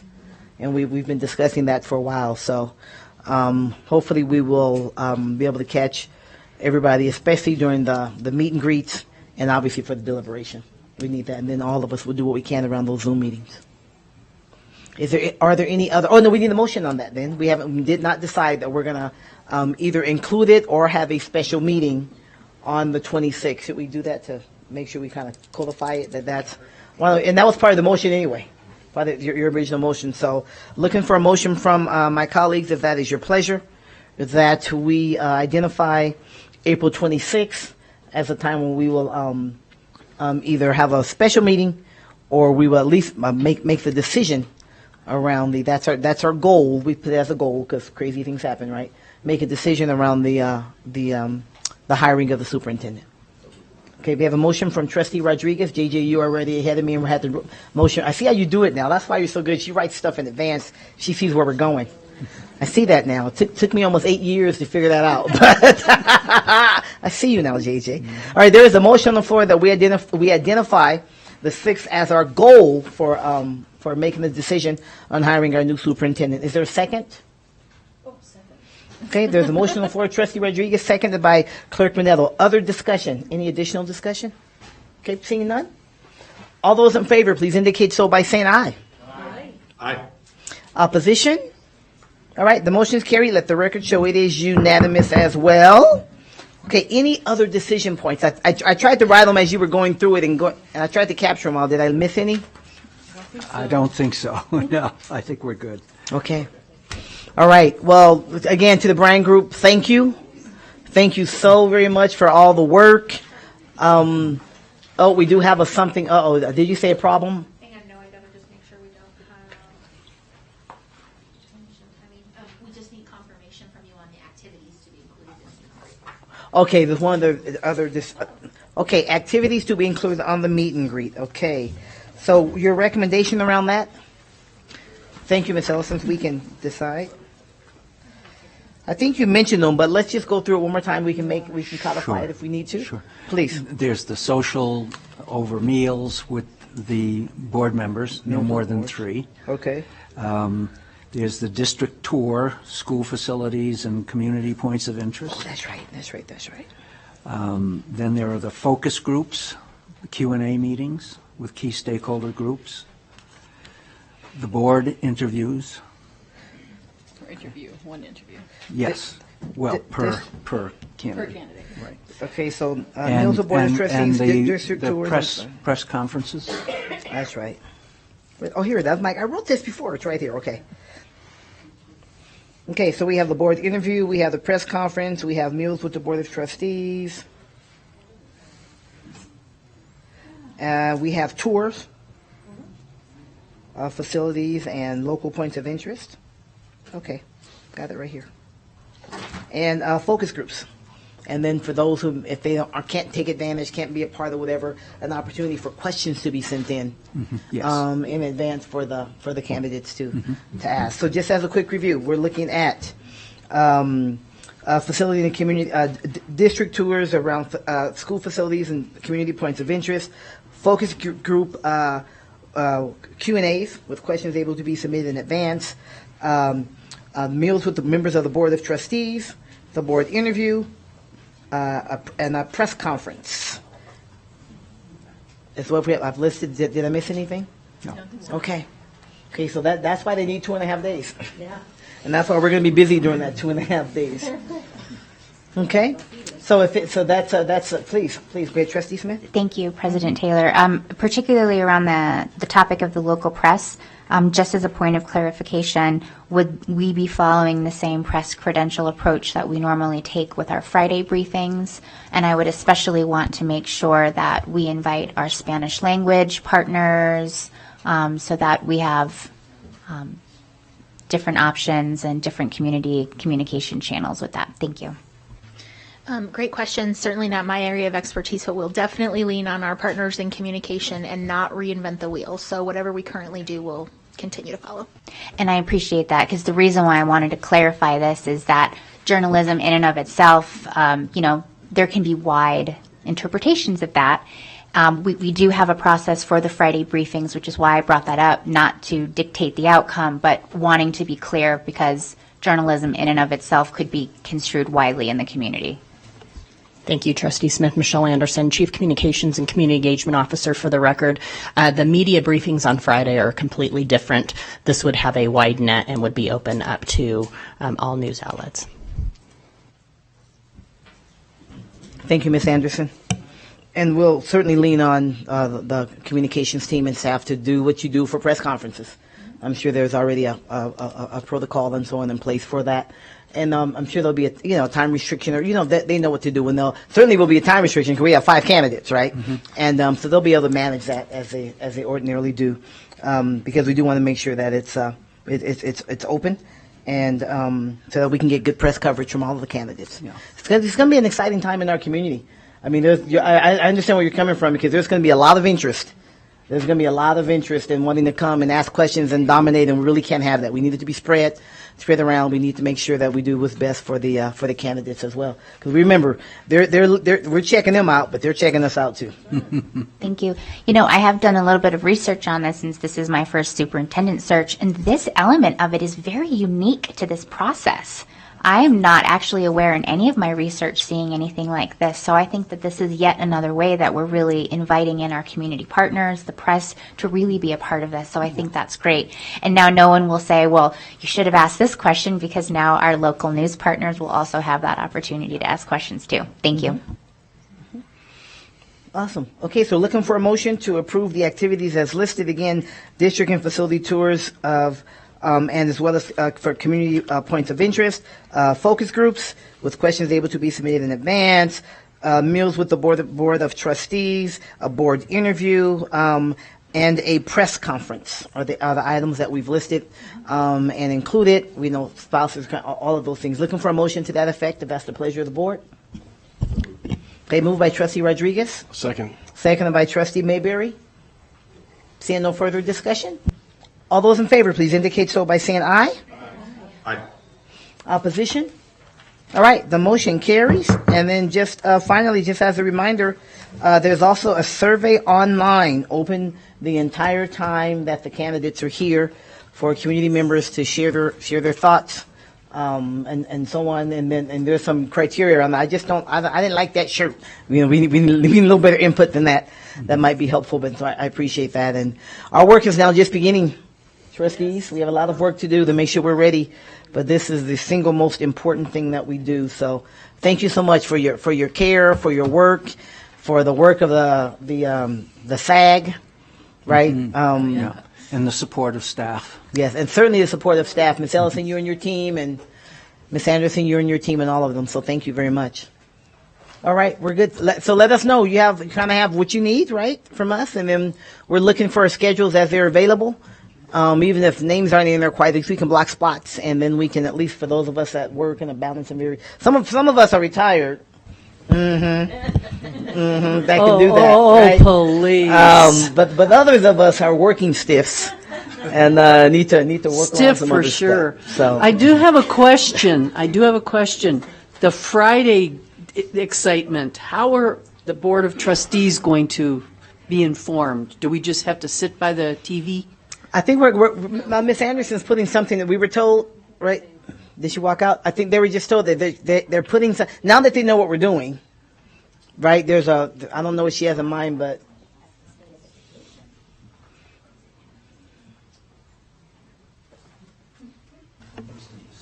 I know, right? Yeah, right. Again, Michelle Anderson, Chief Communications and Community Engagement Officer. Once we work with the Bryan Group, we have a meeting scheduled with them tomorrow morning to outline the process. Once we release those names to the public, we will, of course, be sending it to the trustees as well, just as we would any news release. Well, the question comes in with how do you know, is there going to be just a press release? Is there going to be a press conference?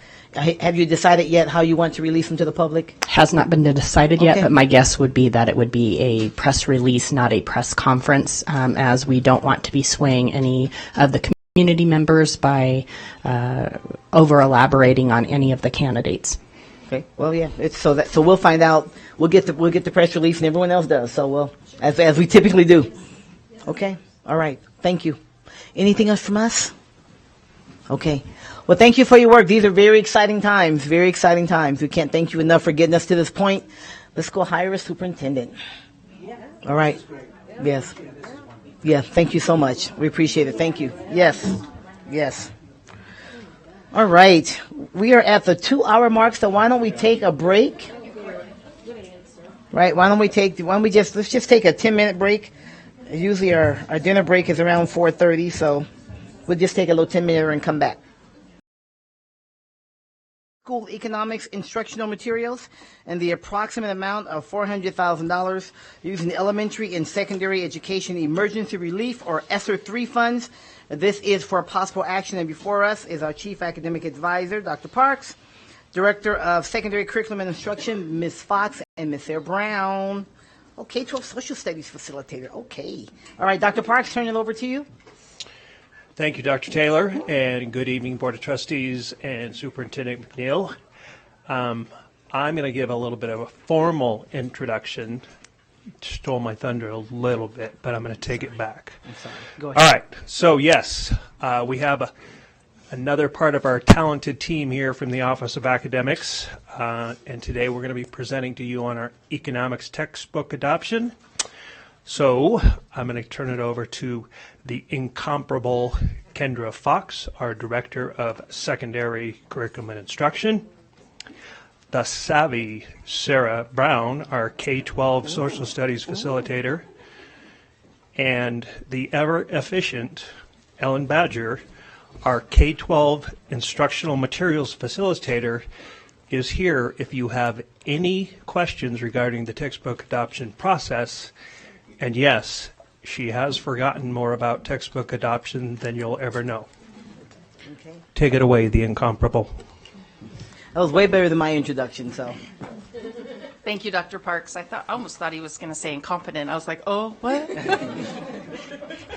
President Taylor, Superintendent McNeil, Board of Trustees, for the record, my name is Kendra Fox, and I'm the Director of Secondary Curriculum Instruction. And I was thinking about this presentation earlier today. I was reminded that this is the first time I've got to present to you without a mask in a long time. So it's nice to see all your faces today. Before we get started, I'm going to turn it over to, before we get started on the textbook stuff, I'm going to turn it over to Sarah, who can talk to you a little bit about why we're even here and why we're adopting an economics textbook. So go ahead, Sarah. Maybe I don't know how to work this. Right. Oh. Thank you. Thank you, Sarah Brown, for the record. So as Kendra stated, I'm going to just start us at the beginning, kind of give us the background and the context for the adoption of economics materials. So as you can see on the PowerPoint there, in 2017, the state legislature passed SB 249, and that bill requires changes the graduation requirements and adds a half credit of economics. So we used to teach the economic standards as part of the American government 1 credit full year course. And this bill requires that we make American government a half credit and economics a half credit. We still teach all of the same standards. We just have to fit them into the half credit semesters. And this, according to the bill, is due to go into effect with the graduating class of 2023, hence implementation next school year. And so on this slide, this is just kind of a brief summary of the major topics. And in SB 249, it requires, as I said, the development of a half credit economics. So you can see a lot of those major economic topics listed on the left. In addition, it stipulated the inclusion of personal finance or financial literacy within that economics course. And so you can see, again, just some of the major topic areas within financial literacy that this semester course will include. Before we move on, do you have any questions about the economics or the content of that course? Awesome.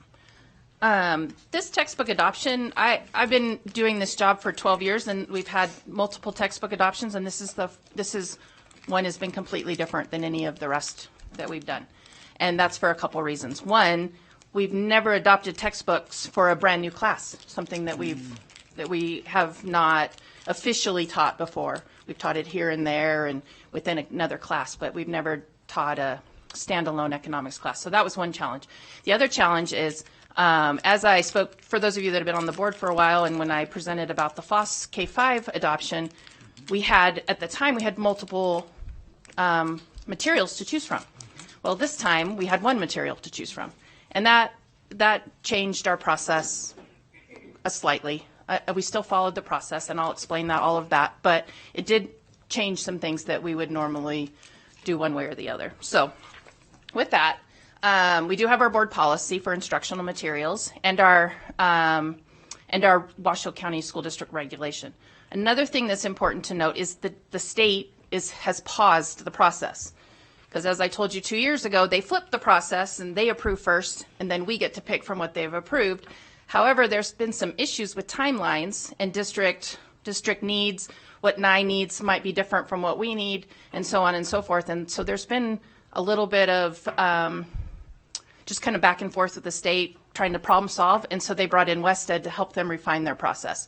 So with that, once the state refines their process, we will have new guidance to follow, and so our regulation, I believe, will probably need to be adjusted at that point, based on their work with WestEd. A couple other things to point out.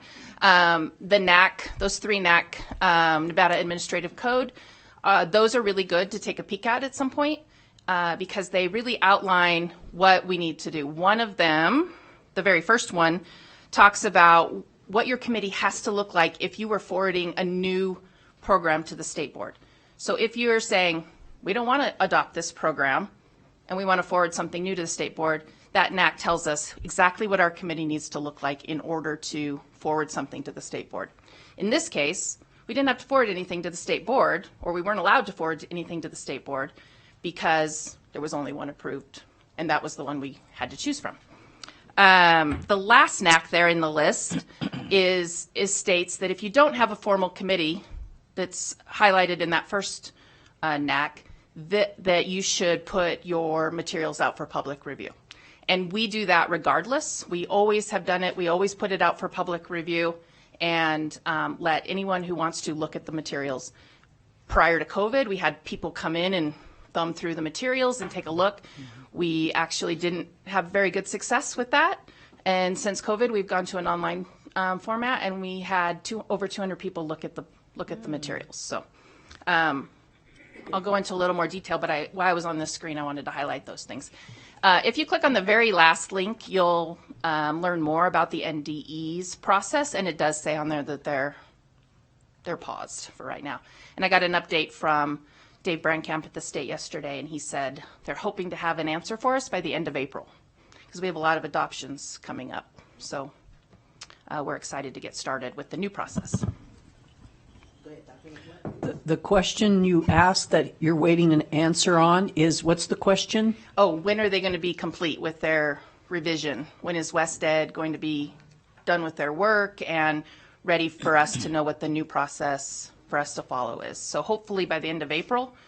So by the time we get started on our next adoption, we'll have some new guidelines.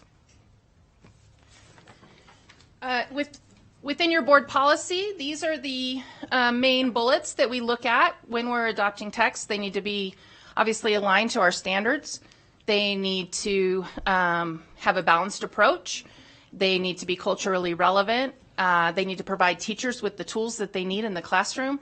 But lastly, they need to provide equity for students. And in this case, I think that is probably, if I think about the list, while they're all important, if we didn't have materials for this class starting in the fall, we would definitely have an equity issue, because some schools would have teachers with more expertise or that could afford to find materials. And so this gives us equity across the district, so all students have access to the same set of materials going forward. The way we're implementing the class is because it's on semesters. It will be implemented in the fall and the spring, and so we need materials for the fall. Dr. Nicolette? This may be off point, and I apologize, but I can't help but wonder about our North Star students. So do they use the same, they don't use the same materials, Right. but the materials they use align with Nevada content standards? They have an economics, that's a good question. They have an economics course that is offered through North Star that the students can take. We also have an Ingenuity online course that is available for them to take also, but they have their own materials that they use that are aligned. Yeah. And then the regulation, and this is what I was referring to earlier, that we followed this regulation. We did have to make a couple adjustments, just throwing it out there in terms of a couple of the steps, and as I go through what we did on this adoption, I'll highlight what we did differently. But these are the steps. We established a review committee. We look at the state board books or options. In this case, there was one option. We we have the committee review it and have a robust discussion with the committee. Then we select the needs of for what we need, select the best match, and then we arrange for public review. And then once we have public review, sometimes we have the publishers come in. If there's more than one publisher, we have them come in and present to the committee about any questions they may have. In the past, there's been questions, especially like around literacy, about literacy approaches and how they teach certain things. And so the committee has a chance to interact with the publisher and learn really more deeply about the text. In this case, we had one material, but we did interact with the publisher back and forth to, and I'll explain that in a little bit too. And then after that, we take in all the relevant information, public comment. Teachers sometimes will pilot lessons. In this case, they couldn't pilot lessons. And the public comment, and we pull them together. And if there's any additional information, and then the committee arranges, makes the selection, a final selection, and then we come and present to you for approval. So that's the traditional approach. Then in phase two. Sorry. No, go ahead. You know this so Go well. ahead, Dr. Nicolette, go ahead. Thank you. So pilot, talk a little bit more about piloting something and why that you didn't have the opportunity to do that. So normally, I'll go back to FOSS. When we adopted FOSS, we had the teachers think about where they were in their scope and sequence in the class. So if they were teaching life science, they would look for a life science lesson in FOSS that they could then take to their students and teach a lesson. They get the feel for the materials in a classroom situation. They also ask the students, did you like this or not? And in the little grades, I think I've shown you before, we have like happy faces and sad faces for the students to show whether they like the materials or not. So traditionally, that's what we do. In this case, the class isn't being taught, but it also did not fit in the government teacher scope and sequence because we were making this decision earlier in the spring or in the fall, late fall. And so they typically teach these lessons like right now. They're just getting ready to start economics kind of right now or later to the end of the school year. So it didn't really fit for them to try to pilot the lessons in this case. In phase two, this is the implementation phase. This is the super fun part. We get to work with the teachers to have some professional development, create new scope and sequence documents, figure out if there's any places that the textbook may not be exactly what we need. Do we need to supplement? So we really take a deep dive and we get all the teachers trained during phase two. So that's all about implementation. Now I'm skipping ahead a little bit now to, did you have a question? Yeah, I do. Just so you said there were areas that you did something a little differently in the implementation. Not in the implementation because we haven't done that yet. But in the materials review. Yes, what did you do differently than the regulation? I'll get to that in just a minute. Yep. Okay, I'm sorry. Yep. So a little bit of history for those of you that are newer on the board. We prior to 2012. And the economic downturn, we adopted text every 7 years, and it was right on schedule every 7 years. And then we took a pause because we were, the legislator let us pause because of finances. The whole state did. And so then in 2012, we were able to start again. And so that's what we've done so far. In 2012, we started adopting new AP and IB textbooks, and then we went to K-5 math, 6-8 math, high school math and world languages, K-5 English language arts, K-5 science, and now we're at economics. Next on our list would be 6-8 or 6-12 English language arts, K-12 social studies, and 7 or 6-12 science. So those are our 3 subject areas that will be coming up next, and then we'll get back on track and be able to go back to math because our math contract will be just about up by then. So it's really exciting to kind of get ourselves that we're getting new materials on a regular cycle. So here's just a kind of some just statements, I guess, about this process. We are required to adopt what's on the state approved list. And we were not given any leeway to send new materials to the state board. we were told from the Nevada Department of Education that they would not guarantee that those, whatever materials we found, that they would not send to the state board for approval just because of their process being paused. And then we had one option. And then our timeline for adoption, 2017, as you know, Sarah told you that the legislature changed the grad requirement. In 2021, we got approved for ESSER's funding. So that led us to begin, what do we need to do when in terms of adoptions? Economics was the best place to start given our fall implementation. So then November in 2021, we pulled together teachers who were very familiar with the standards, who had some background in economics, and really full of knowledge in terms of government. So they really understood the government course. So we pulled those 3 teachers together with Sarah Brown. So this is one place where normally we would have had a parent and some committee members on the committee. And we did not in this case because we had one text to review. And so we thought we're going to go with the experts in this case to review the materials because they knew what was going to be required in the class. We did have it planned to do the public comment, which I'll get to in a minute, which then gave all parents the opportunity to review the materials. So in a sense, while a parent was not going page by page of the book, they did have all parents had the opportunity, and all community members had the opportunity to review the text. After that, so after they got started and they looked at the 2016 version of the text, the publisher told us, we have a 2022 version coming out. Do you want that instead?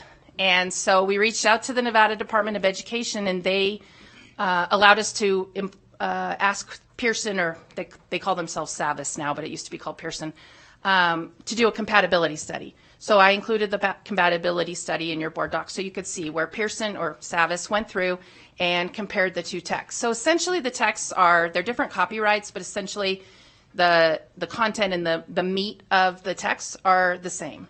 They were compatible, they met our standards. What the committee did find, though, is that the 2022 version met our disciplinary skills for social studies just a little better. It was a newer version. It just met our needs better. And you would want, if you have a choice between a 2016 version of a text and a 2022, you're going to want to adopt. And I guess I should also add in there is that Savvis gave us the same price as the 2016 because Clark purchased the 2016 version and they honored Clark's 2016 price for us.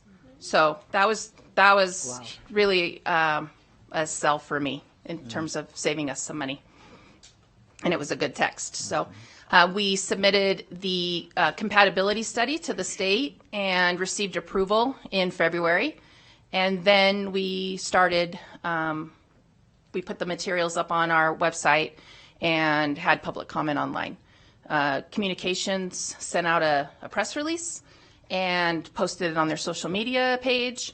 We sent an email. We work very closely with Dr. Mark Pingle at the University of Nevada, Reno in the economics department. We sent an email to him and asked him to review it and asked him to share it with any of his networks also. So with that, like I said before, we had 200 people look at the page, but we only had 5 people respond to the survey that we had embedded on our page. All of it was positive, mostly things like, looks great, excited you're getting, finally teaching these concepts, those kinds of things. Not one had any sort of negative tone or email, nothing. We also posted on that same page our curriculum instruction email for any questions people may have, and we did not receive any questions.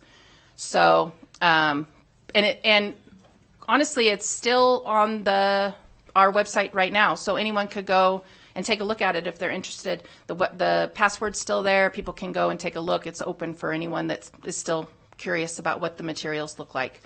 So that's still on our page at that link. Any questions so far? May I ask a question, Madam President? Yes, Madam Superintendent, you may ask a question. Thank you very much. Kendra, can you tell me, so when you go back up to the history of our adoptions, process, and since this was a unique adoption process because we only had the one selection, was there anything different in your public outreach as far as public comment, or was that done just the same, timelines?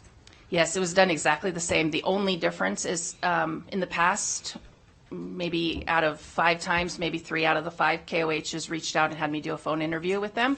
This time we didn't have a phone interview, but that was really the only difference. So, yeah. Thank you, Madam Superintendent. Trustee Mayberry? Yes, thank you, Madam President. Thank you. Probably should have asked you earlier in the process. This is more on the curriculum base. Economics versus financial literacy. This is sort of I'm a little confused because they're 2 different subjects, right? Are you looping them into one for this particular curriculum? I'll let you answer that one. Yes. Yes, they will be included in the same course. Economics and personal finance is the course. And they are distinctly different, though they have similarities. And so teachers will also have access still to supplemental materials previously approved by the board, such as the Dave Ramsey financial literacy materials. Within the Savas economics book, there is personal finance included as well. And so that semester of economics and personal finance will include all economic standards and the financial literacy. So my daughter, a freshman, she has principles in personal finance, so she can learn how to spend my money. Is that financial literacy? Is that aligned or with? She's at Spanish Springs. I mean, because it really aligns nicely with this, and I'm just sort of confused. It sounds like you already have that curriculum. Well, and Kinder, correct me if I'm wrong, but some of our schools do offer an elective course in personal finance. Okay. Maybe that's what that was. Yeah, and so we're talking about inclusion of the financial literacy standards along with the economics so that all students have access to learning around those standards. Kinder, I'm not sure exactly how many schools teach an elective in personal finance. That finance class, everything in it aligned. I read SB 249. The agenda item really sparked some interest from me. So because I thought we already had that financial literacy. I mean, and they are distinctly different. So if you're lumping them together along with a semester of American government, it just seems like it's a crash course. It's a lot to cover. Absolutely. Is it too much? Arguably, yes, but I don't get to make that determination necessarily, since the bill requires us to teach it this way.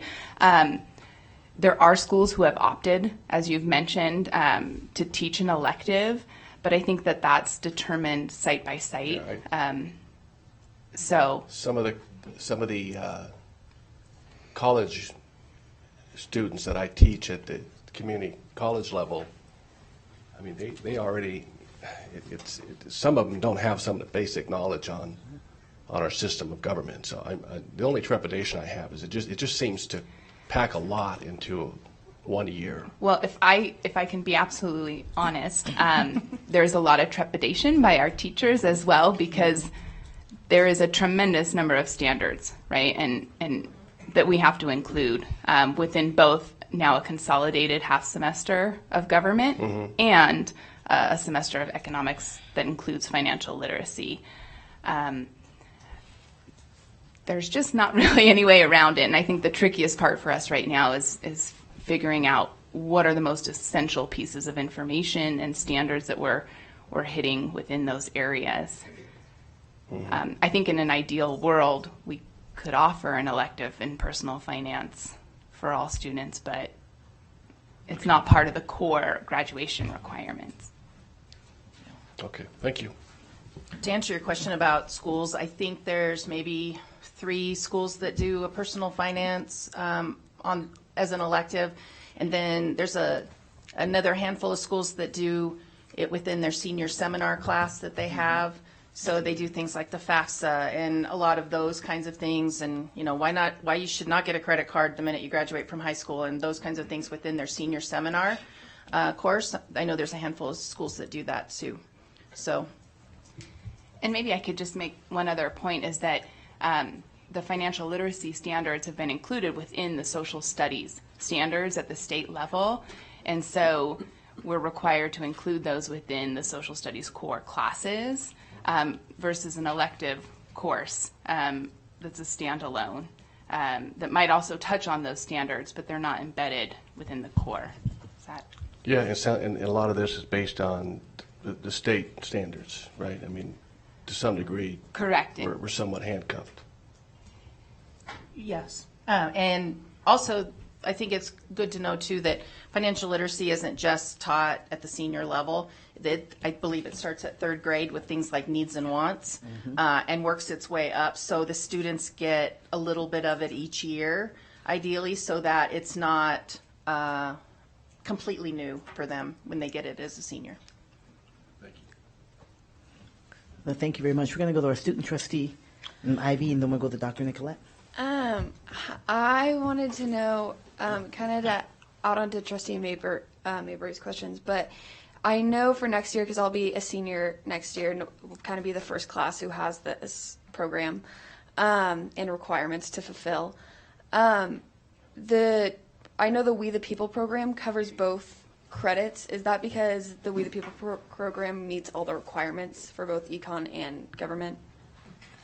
So, a great question. There is a clause within the bill that allows any AP government course, or We the People, which falls under the AP, to continue to teach a year-long program, but they are still required within that year scope to include all of the economics and personal finance standards. So essentially doing what we're currently and have been doing, any AP course is allowed to continue that. But all core regular courses have to switch to the 2-semester system. Does that answer? Okay. But just to fulfill that requirement and make sure that students are learning the economic requirements, because I know programs like We the People, they are competing and things can get taken away throughout the year. Is there going to be standardized testing for that, amongst the district, for district finals or anything like that? Another great question. Not necessarily standardized testing, but some common assessments are being developed that align to essential standards that have been selected by teachers. That will help, I think, with some of the accountability issue that I think you're talking about or referring to in those courses. Like, for example, in an AP class that runs, that test doesn't come until May. So part of the concern is the tendency to not quite get to economics and financial literacy. So there will be some common assessment, but also some accountability at the site level with site level administration to make sure that that's happening. Okay, thank you. Okay, thank you, student trustee Ivy. Dr. Nicolette? Wow, Ivy, you were a lot of help there. Thank you. I got to cross off 2 questions on my list. So I'll continue with let's say, post-high school. So a student's going to Truckee Meadows Community College, UNR. How does that look on their transcript? How does that transition, does it help them? Does it hurt them? How do you parse that out? So we were required by the state to create 2 distinct names for courses. So let's say Ivy's a senior next year. She takes government in the fall. It will say American government on her transcript, and economics and personal finance in the spring. So it will say that in the spring. So it's very distinct on her transcript. I don't know that it will help or hurt any student in terms of college. I think it will just give them some knowledge that I think is foundational. So I think that's the real benefit. I absolutely agree. I just want to, I guess I want us to ensure that their full credits. You know what I'm saying. Yes. It's really like a counseling question, but We thank you. had to make sure that in Infinite Campus that they were distinct, Yeah. had distinct credit types, and we just completed that process. You know your stuff, and I appreciate that. Thank you. No, it was something we had to think through, for sure. Right.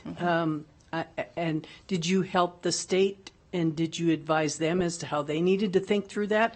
You don't need to answer that. So back to essential standards, one of my favorite topics in relation to teacher and teacher training and development around all this. How is that work? Is that work happening right now in PLCs so that teachers are ready for this 2023 school year? Well, I'll jump in on that one. To the extent that we can, we've been doing some behind-the-scenes work, but I think a lot hinges upon adoption of instructional materials in terms of the scope and sequence development. But we have done work around the essential standards for both economics and financial literacy and have been preparing for that. So there's a lot in the works, but kind of on hold until we see what direction we're headed. Well, just so you know, I have great confidence in your work, and I mean that sincerely. And I look forward actually to seeing the new textbook because I think it sounds enticing to me. And so thank you for your work on this. I really appreciate it. And I think the financial literacy part of it and kind of balancing that is definitely is good for our students because it does equalize the opportunity. So thank you. I agree. I have a senior next year, and I can't wait for her to learn a little bit more about keeping track of her money. Because it's every day, Mom, more money. Thank you, Dr. Nicolette. Oh, sorry. Oh, no, it's okay. Getting ready to move on. No, go right ahead. So obviously tonight, hopefully we'll have approval for some to purchase some new materials. So we'll get started on purchasing, and then we have the very first training set up in mid-April for the teachers to come and dig into the textbook and learn about it and get started. And then we'll be building pacing guides and scope and sequence guides and working on implementation. So that's next steps after tonight. And then that's the end of my presentation. If you have any questions, I'd be happy to answer them. Okay. We'll see if there are more. I have a couple, maybe more comments. I too I really like the Dave Ramsey materials. I think they're great materials. Really good not just for students, by the way, right? I think he does his group just does an amazing job. I don't like losing the government. You know, I don't like losing the American. I understand they kept the standards and so on, but then you just crammed a whole lot more in the I don't like that piece. I don't know where that, because you can't just keep requiring them. And I know you have to give. I just wanted to say I don't like that piece, but I do like adding the economics and the financial literacy in particular for students to have a better understanding of that and not get into so much student debt and so much student loans and all of those things. So just commentary. Sounds like the book though at least has a little bit of that in it, and so from the economic standpoint, when Pearson or Sabas now developed it, they recognize that although they're two things distinctly, they're related in terms of how it seems like state legislatures are dealing with them, you know, to at least put some piece in it. So I think I think it's positive for our students without that piece. You don't agree? No, I don't like that it's cutting into student government time. I think that all students should be required to take civics courses and government courses. I think it's very beneficial to our democracy. But I would have to agree with you. I don't like that it's cutting into that time. Yeah, both. It's both of those, right? Yeah. Yep, both of those. Thank you. Other comments? Wait, do we have public comment? We do. Okay. Valerie Pianaka.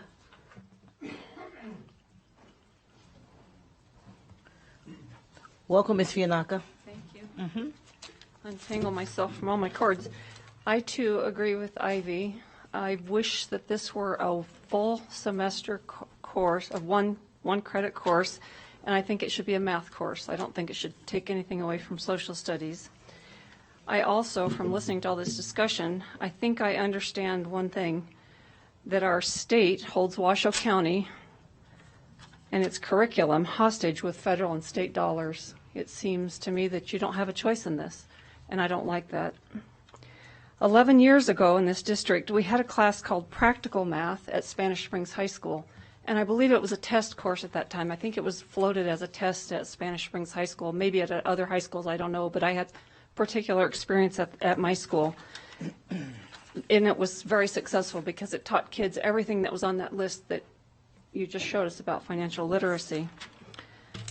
I had one other thing I wanted to tell you, if I don't run out of breath here. As you know, I follow the school district quite closely, even when I'm not here in person. I'm all in favor of this economics course. I have absolutely no problem with it. The important issue here, however, I think, is how this particular item was noticed. I'm sure it meets the letter of the law, but it was never on an agenda for discussion that I'm aware of. I keep pretty close contact. If you're not on social media, as I'm not, I don't do Facebook or Twitter because I think they're vile. If you're not on social media and you don't subscribe to the RGJ, as I don't, you'd be in the dark on this issue. I receive mailers from the district, and I receive no notice until I see it on the agenda up for a vote with only one vendor, and your own statement that only 200 people clicked on that, and only 5 people gave a positive thing, which is great that they were all positive. I'm really glad about that. And now I would like JJ to flip back to the part where it showed the click, because I'd like to go on and look at it. I think this meets the letter of law, but certainly doesn't feel transparent to me. I think that's an issue. I would like to actually take a look at the materials, but more power to teaching economics. I think that's a really good thing. I just don't like the way this was rolled out. I don't like only having one choice on anything. I don't think that's a great thing. Thank you. Thank you, Ms. Fiannaca. Mike Krogan.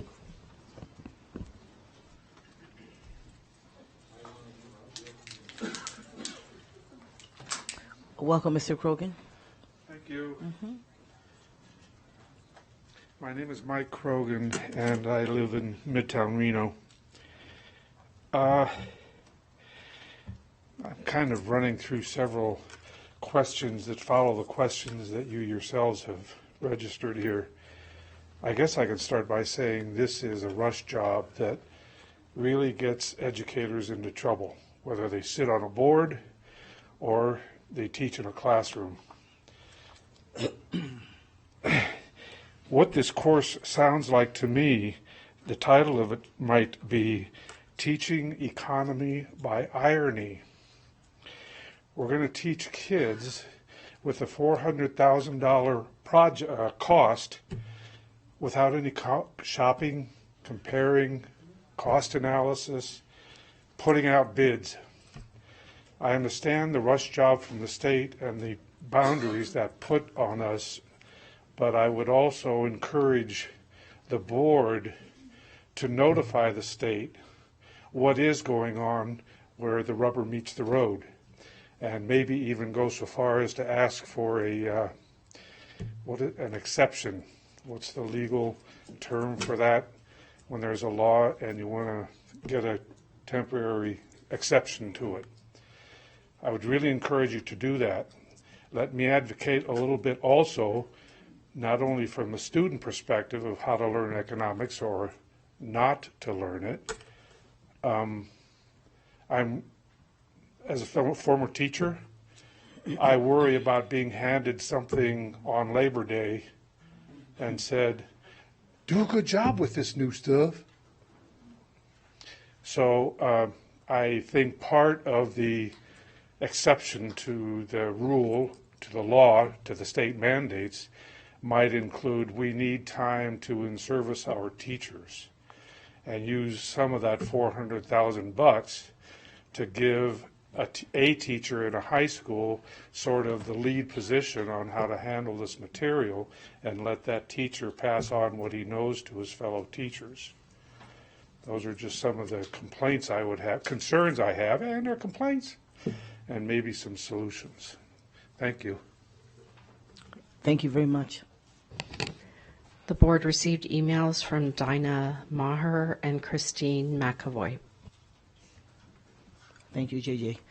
Let's bring this back here. I will ask, just in terms of some of the comments that we got there.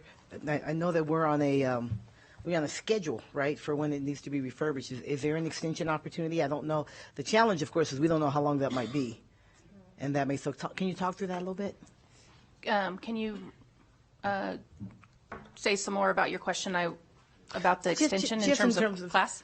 Well, yeah, I guess in terms of, I'm not, I know part of the idea behind asking for the approval now is to give teachers an opportunity so that they can be prepared for when it comes up. I certainly know that, but I don't know that any kind of extension is going to give us another book. I don't believe so either. I think it will take. They said that they would have a new process ready to roll out in April, or let us know what that looks like in April. My guess is it probably has to go to state board and things like that. And so I don't believe that if we were to pause and wait for the new process, we would be handing teachers books in August at that point. In this case, we're able to hand them the book next month when we train them in April and give them plenty of time to spend digging into the book and making sure they know the curriculum. Okay. Thank you. Thank you. Here to the board. If questions, comments from my colleagues, this is an action item that's before the board. So feedback. Dr. McNeil? No, thank you, President Taylor. And one thing that I would probably recommend moving forward, you have a new legislative session that's going to be starting here shortly. So it would be my recommendation that staff work with Lindsay Anderson, our Government Affairs Director, take this feedback, public comment feedback, and then also our teachers' feedback as far as how the class is rolling into next year, so that when the session starts, that we're actually able to provide testimony as to how the course is going at that point in time. That would just be my recommendation. Thank you. I think that's a good idea. I would also add, too, that with the one choice, we started a chemistry adoption recently, and the teachers looked at the one choice and said, no, this is not a book that we want. And so in this case, the teachers did say, we want this book. So with the chemistry, we put it on hold because we were able to. We have current chemistry materials. So in this case, the teachers liked the book, and we're ready to move forward. But I did want to just clarify that we didn't just take the book blindly. We did an in-depth review, and that other teachers in other subject areas have said, we'll just wait if there's only one choice. So.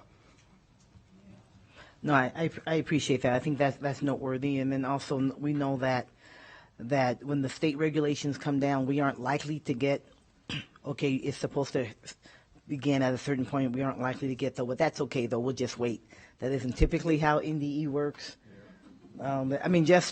Right, it isn't typically that way. So we really do need to be prepared to best equip our teachers as best we can, so that we aren't, as the public commenter said, saying in August, when they're just coming back from break or something like that, hey, here you go.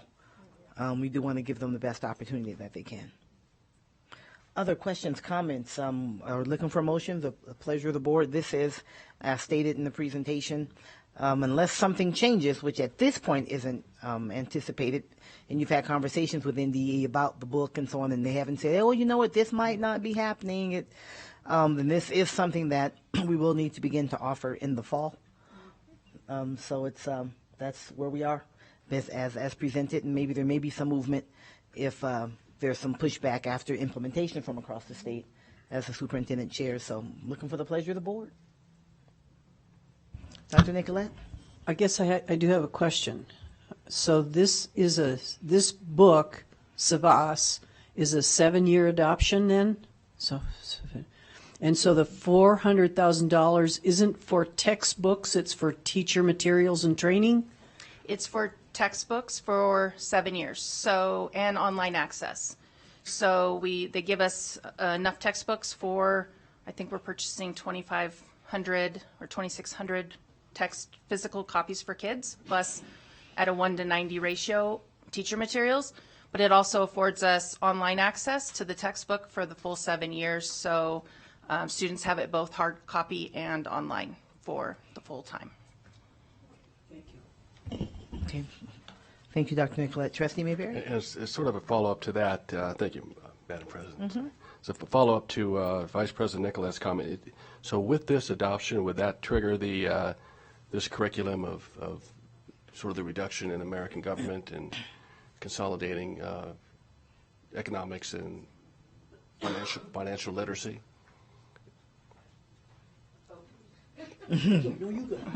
I'm sorry, Trustee Mayberry, are you asking if the elective class would probably go away? Is that what you're asking? No, I'm asking if by adopting this, if now the course going forward is this a reduction in American government and combining the economic / financial literacy as a 1-year class. Go ahead.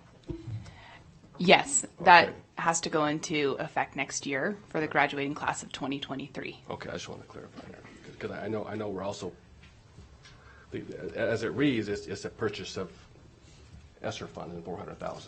Yeah, it's utilizing, the ESSER funds really just give us an opportunity to go ahead and pay for these books that we would have to purchase one way or another because this has to start in the fall based upon what the state legislature determined several years ago. So. Okay, Student Trustee Ivy?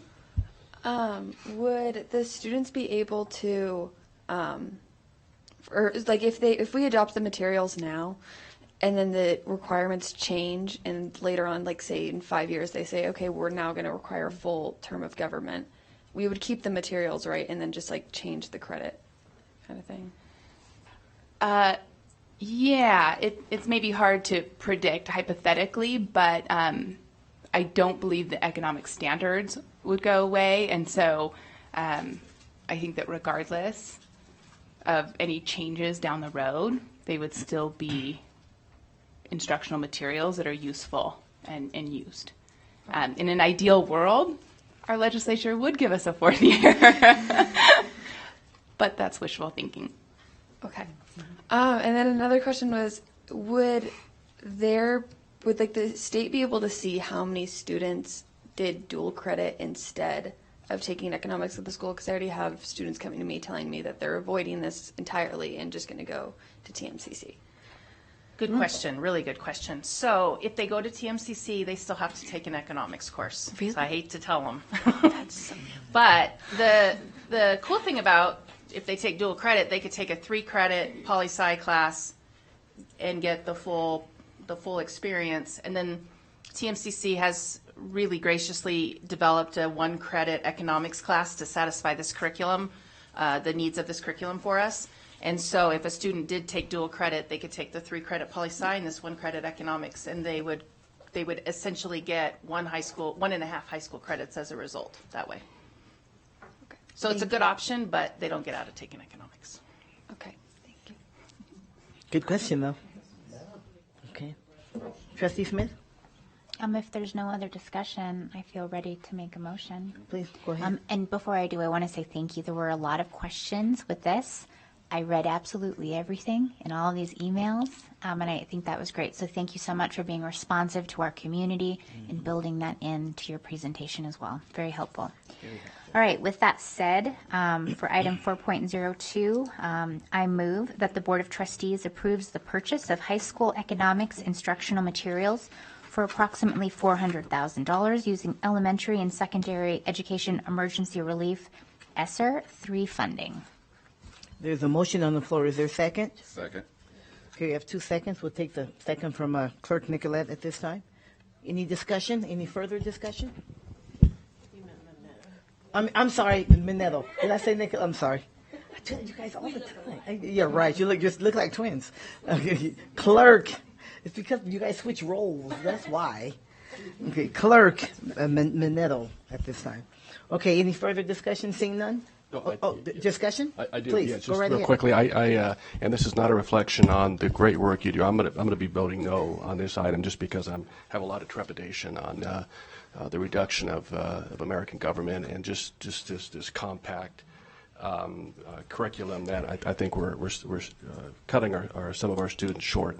And your points on the TMCC dual credit, I think were outstanding as well. So again, not a reflection on you and your dedication and what you do. I admire you a lot, but it's important for me to explain why I'm voting no. Thank you. Thank you, Trustee Mayberry. Dr. Nicolette? I have a follow-up to that because this is a great concern. We've received emails and discussions, and you've heard the discussion today. Is this the only way that our students are receiving American government? I mean, this is it? Yes, the American government standards for that course will only be offered in this semester. I can note, though, that we were actively advocating against the separation of the two semesters in the last legislative session, and we're not successful in that. And so we're simply following SB 249, whether we agree with it or not. And so the implementation of the economics and financial literacy course is a result of that. Thank you. You want to follow up, Dr. Nicolette? I do, thank you. I will just say that I respect that fully, and thank you for that. And sometimes, as trustees, we have to make a statement, and so I too will be voting no because there's just so much. And I worry about our teachers as well in trying to feel like they're not doing a good job. And I thank you for your hard work. Thank you, Dr. Nicolette. One thing I would say is we aren't voting on the change. The change has already happened. What we're voting on is a textbook in order for the adoption of textbook to implement the change. I mean, I think that if we had an opportunity to vote on the change, I think it's pretty clear we would not vote on the change. Right. I mean, we would vote, but we would vote it down.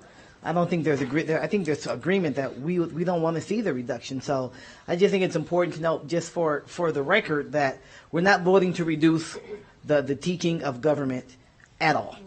That has already been established by the state legislature.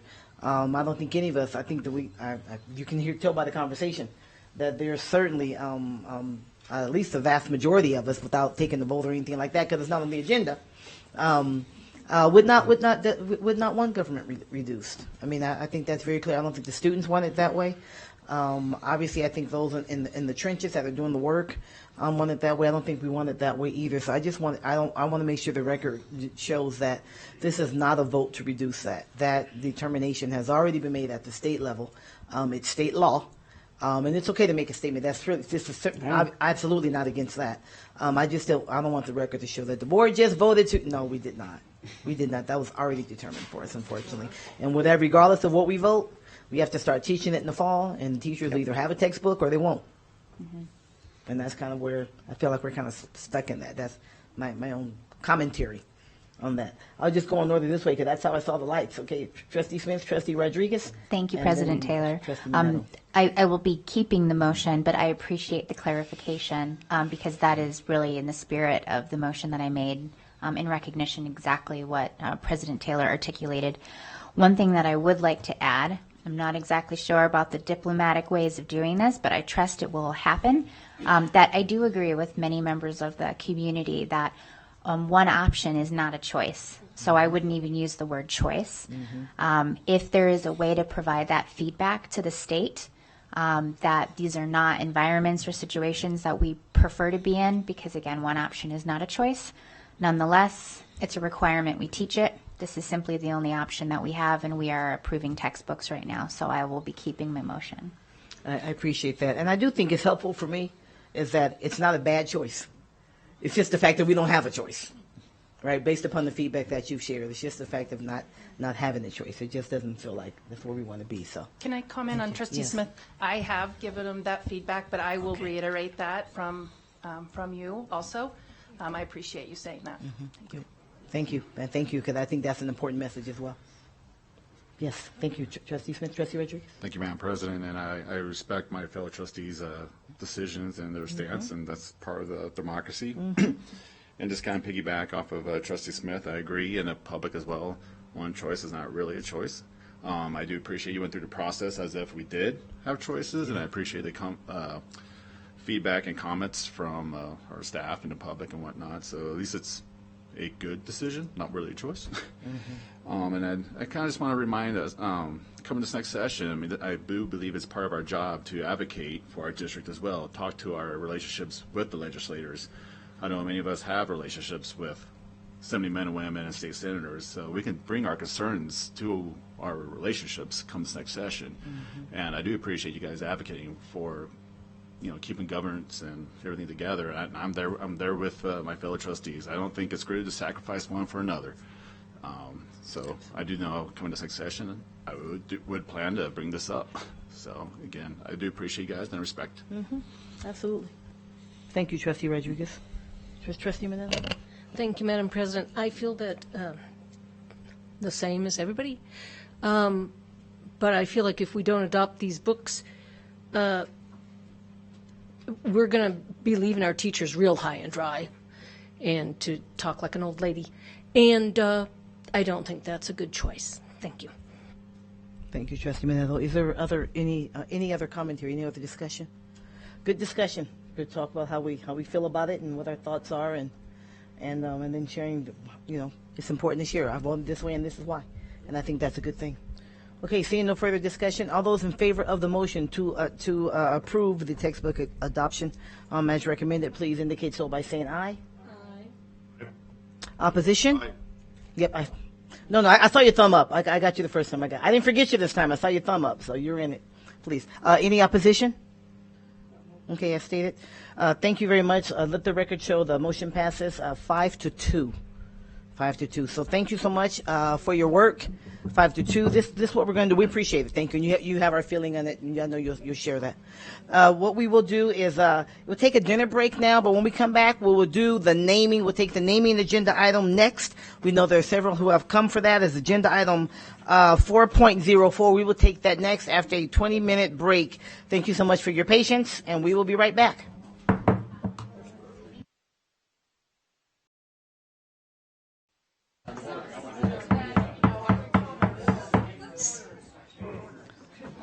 All right, everyone.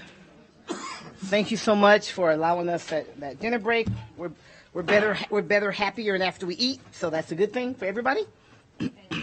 All right, but we do want to reorder the agenda, as I mentioned, excuse me, right before the break, because we know we have people who are here, and there's of us some big interest in the naming of schools, and I see the appropriate people in front of me. So I will introduce the agenda item. We have Trustee Church back on. Let's hang on just a moment. Make sure we're. He's there. He's not on. Okay, but he's there. He can hear. Yeah. Okay, good. Just don't want to leave him out.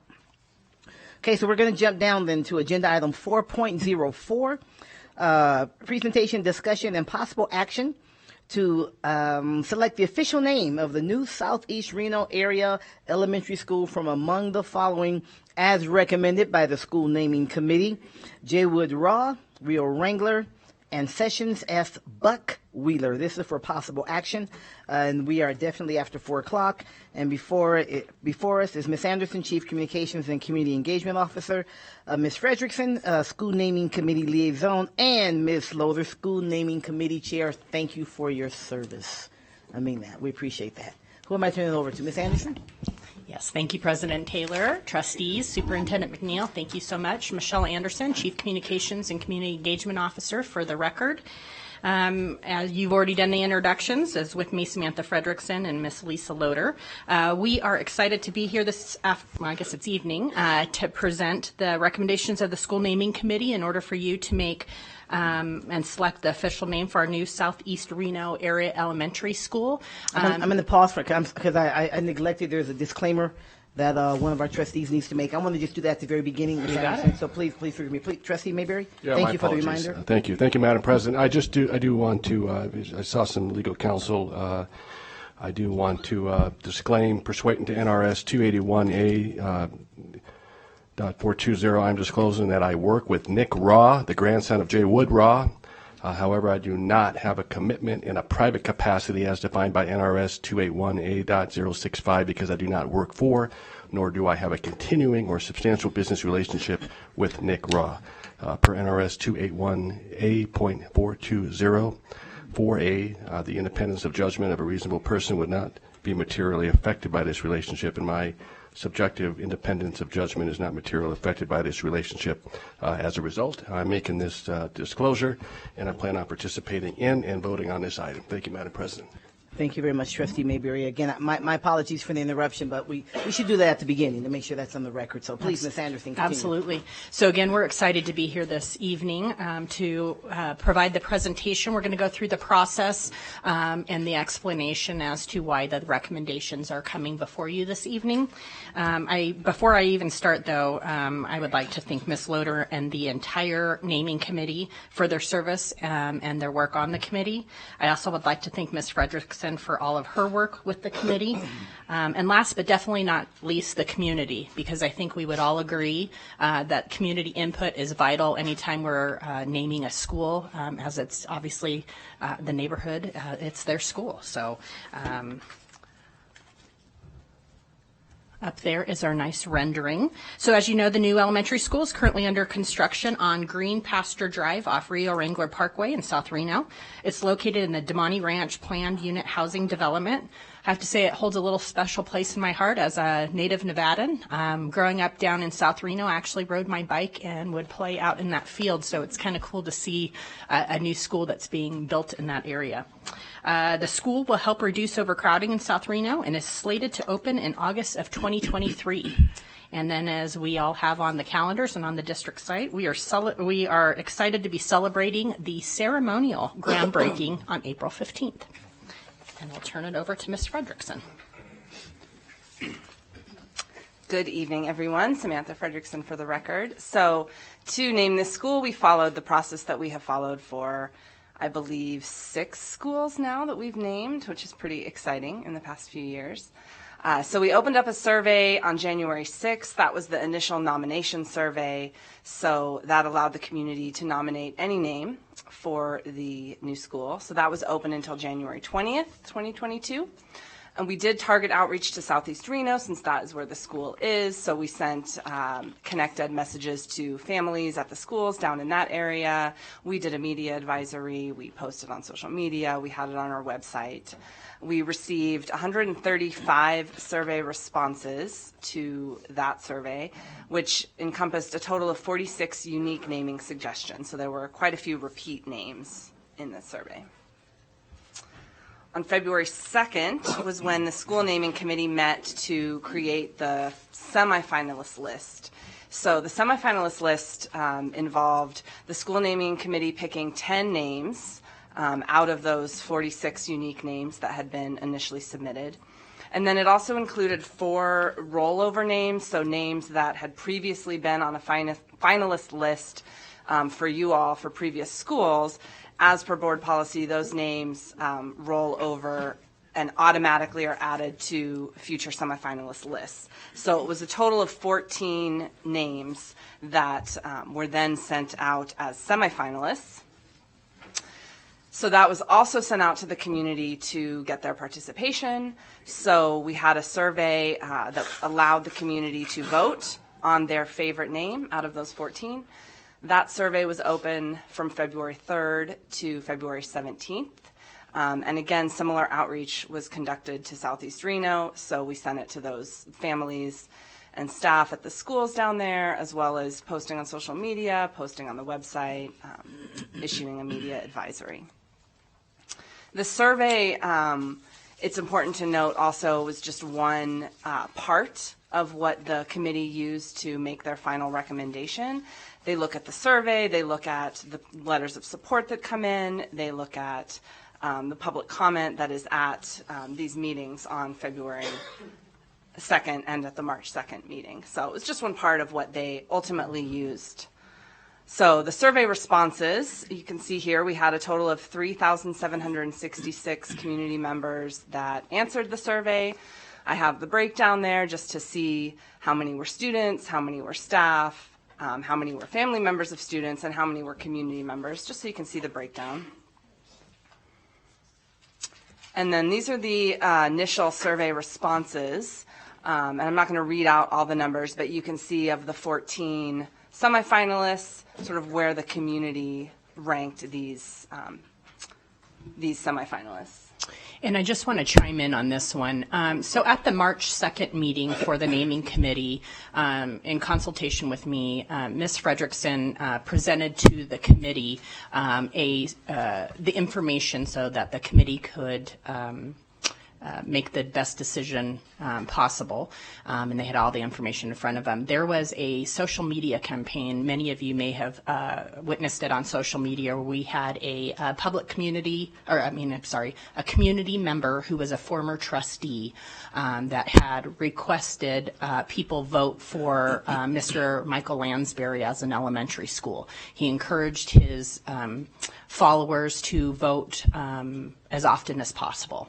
And so the information was presented to the committee that may have swayed the survey results, and we just thought that was important that the committee was aware of it when they were having their discussion, if they were not on social media. Right. So, yeah, as I said, this survey, the results were presented at the March 2nd meeting, and then that was one piece of the decision-making factor, and I'm going to turn it over to Lisa to talk a little bit more about their decision. Hello, everybody.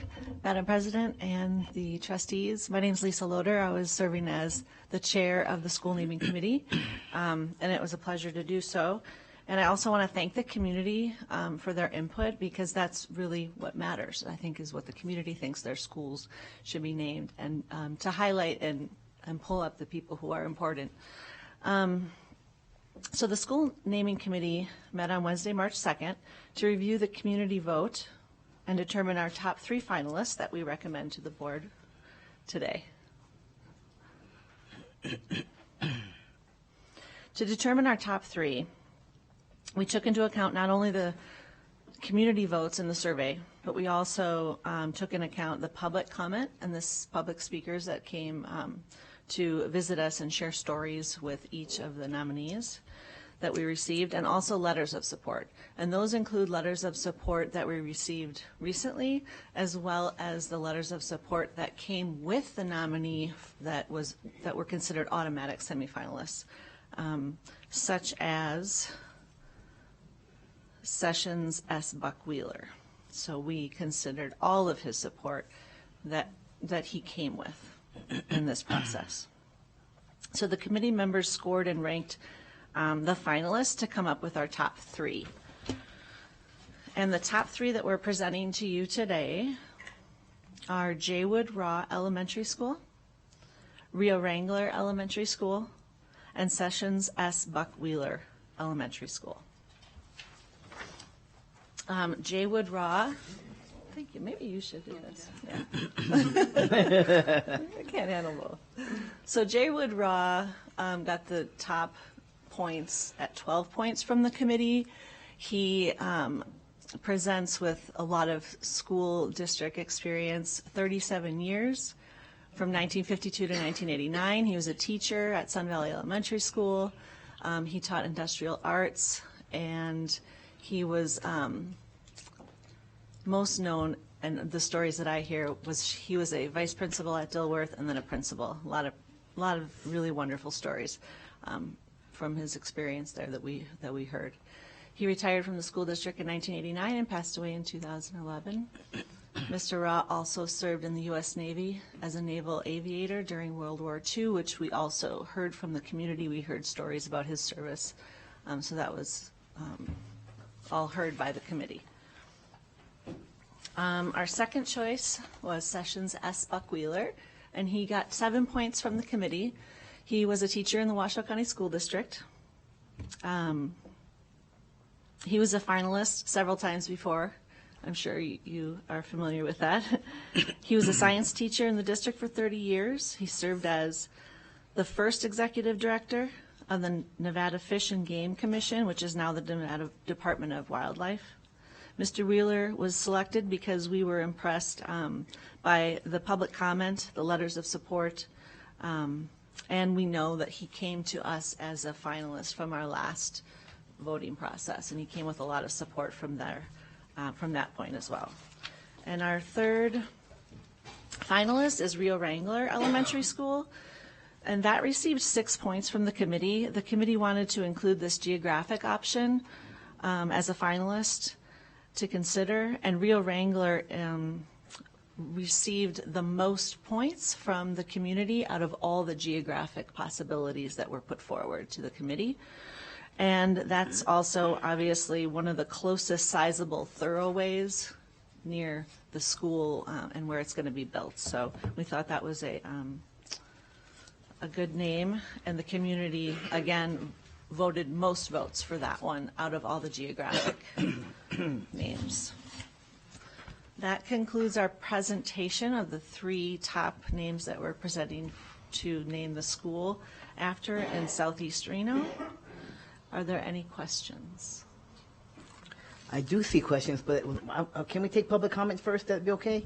And then we'll go ahead and bring it back here to the board. So please, JJ. John Raw. Welcome, Mr. Raw. Thank you. Good evening, board members. My name is John Raw. I nominated my father, J. Wood Raw, for the name of the new elementary school. I was unsure about the process with this, so I contacted several of my dad's former teachers and completed the naming committee's nomination form, which I hope you all got a chance to read. As I moved through this process, I came to realize even more fully just how extensive his professional successes were during his 37 years as his career with the district. Of course, I knew about his dedication to the Sky Tavern Junior Ski Program and his military service and his commitment to TMCC, community education. But I had no idea about the pioneering programs and curriculums that he instituted, many of which are still currently being used by the district. I used social media as well in an attempt to notify his former students, fellow teachers, and colleagues about his nomination. And the response was overwhelming, with over 9,000 people visiting his Facebook page. Many took time to leave comments about the impact on their lives that he had on their lives. Some went as far as to send support letters to the naming committee. Of the 86 letters submitted, I think about 60 of them were for J. Wood Raw. I was going to go through some of the numbers, but the naming committee already did that, and I want to skip that. I don't want to go through all the numbers again. You saw the voting numbers.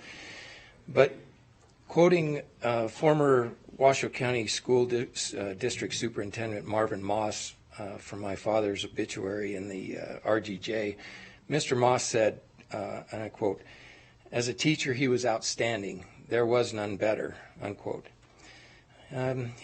My dad's focus was always the kids. Whether principal at Dilworth or the Saturday director at Sky Tavern, when presented with an issue or a challenge, the question he'd always ask himself, it was, what's in the best interest for the kids and all the kids? My father would have been very proud to be a finalist for the school name, especially to be considered with such outstanding educators as Ann Carlson, Lionel Cunningham, and of course Sessions Wheeler. J. Wood Raw Elementary School, Raw Wranglers, kind of has a good ring to it. Thank you. Thank you so much. Anna Valtry.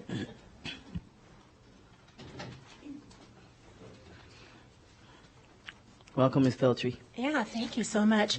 It's my pleasure as Anna Veltry to be here this evening with you. And I want to thank you, first of all, for that opportunity, but also thank each and one of you for your service on this board. You definitely need to be thanked. I know that briefly because I've spent 50 years in education in this community. My first job, I know 50, you thought I was younger. My first job was for J. Wood Raw. I worked for him as a teacher's aide, then a part-time teacher, substitute, full-time teacher, and counselor. I spent 15 years at Dilworth out of the 50. He was inspirational in supporting me to go on in education, to educate myself, and, of course, modeled loving and caring for the kids as a priority. That's not why I'm here. I didn't mention to the last committee or mention in my previous letters his service to the community. And what I wanted to highlight, which I don't think is highlighted enough, is the community education program. What that meant to Jaywood was when he was teaching, he'd come at night twice a week from 7 to 9:15 and teach woodshop refinishing to people from Sparks. So people bring their furniture in and he'd work with them because his priority was education, people, and he loved the trade. My mom, at 75 years old, signed up for his class for 2 years. I'm like, what are you doing? She goes, I'm taking woodshop from Jaywood, and we're having a lot of fun, and he's great. So he did that for 10 years before it became part of the community education with Truckee Meadows Community College. So Truckee Meadows Community College, I guess, or somebody got the word that, what do you know, let's open up these schools at night and bring the community in and offer classes, which he had done. Pat Slavin, a director at the community college, sent you a letter saying the place to go is Dilworth. You need a class? When she needed a class, sure, we can find a spot at Dilworth. Yeah, of course. He also, and I believe this was mentioned, was the longest teacher for Truckee Meadows Community College in community services, part-time, 18 years, and he was honored for that. So we've got the community college now and Washoe County collaborating, using Dilworth, and then other schools go, you know what, let's have classes at our place too, which they did. I remember that because when my daughter was at Clayton, there was a woodshop class there. Not just woodshop, but flower arranging, cooking, whatever. People from the community, Washoe County School District, community college, collaborating, reaching out, educating the community, because Jaywood had mentored and modeled this. Then, last but not least, the district decided, you know, we're going to take a big piece of this back since we're using all our schools, and we're going to have a community education center at Dilworth, hiring full-time staff to work there. So, I'm sorry, ma'am, your time is up. That 3 minutes goes fast. Well, I know it does. Speaking, as she backs up, speaking of... Thank you so much. The plaque on the finished product, Jaywood. Thank you so much. I know that time goes fast. Jim Karen. Mr. Karen? Curran. Jim Curran. Curran. Sorry, we'll get that straight, sir. Mr. Curran, welcome. Pardon me? Oh. For the record, my name is Jim Curran, and I would like to thank the board for the opportunity to explain my support for having the new Southeast Elementary School named in honor of S.S. Wheeler. Buck Wheeler is my uncle, or was my uncle, and he was also one of my best school teachers that I ever had in Reno High School back in the late 50s and early 60s. The majority of Sessions' adult life was spent educating thousands of youths in the field of biology and conservation. After obtaining his bachelor and master's degree in science at the UNR, he obtained his first teaching position in Fernley, which happened to be also the hometown where he was born. 30 years later, he retired from his position as the biology teacher at Reno High School, as well as the chairman of the science department. During this period of being a teacher, he passed over many other employment opportunities, such as being the first director of the Nevada Fish and Game Commission, to owning to one of the first large sporting goods stores in Reno. Because of his love for teaching Reno's youth and fellow teachers, I would have liked to have provided the board today with boxes of testimonials from his past students and friends, or had this room full of more supporters, but unfortunately, because of the years involved, many are no longer with us. I have provided the school naming committee, as well as this board, with a letter listing in more detail Sessions Wheeler's history, accomplishment, and honors. I would like to read, however, just a portion of a letter he received from past Governor Grant Sawyer, and quote, "From all reports, not only from your colleagues in the teaching profession and your students, but many people outside this school district who knows your contribution in the field of natural sciences, are proud and happy about your selection as the 1962 Outstanding High School Biology Teacher in Nevada. This honor from the National Association of Biology Teachers is well-deserved recognition for your scholarship and your ability to impact knowledge and enthusiasm on the subject. In summary, naming this new school S.S. Wheeler would be an ultimate honor in his name and also to his past students. Thank you, Mr. Kerwin. We appreciate you being here, sir. Debbie Sanders.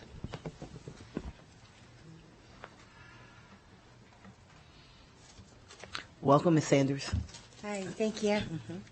I want to thank you for giving me the opportunity to speak here today. I'm Debbie Sanders. I'm Sessions Buck Wheeler's great niece.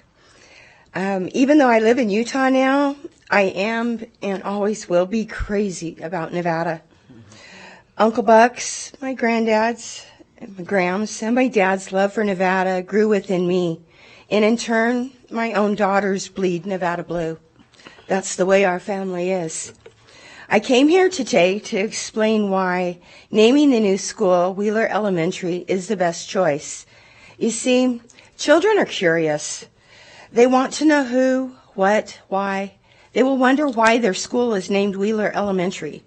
They will read the plaque or hear the stories about Buck. He was a biology teacher, conservationist, avid outdoorsman, author, and how he loved the state of Nevada more than anywhere in the world. And then it happens. Buck is given the opportunity to inspire and to continue his teaching.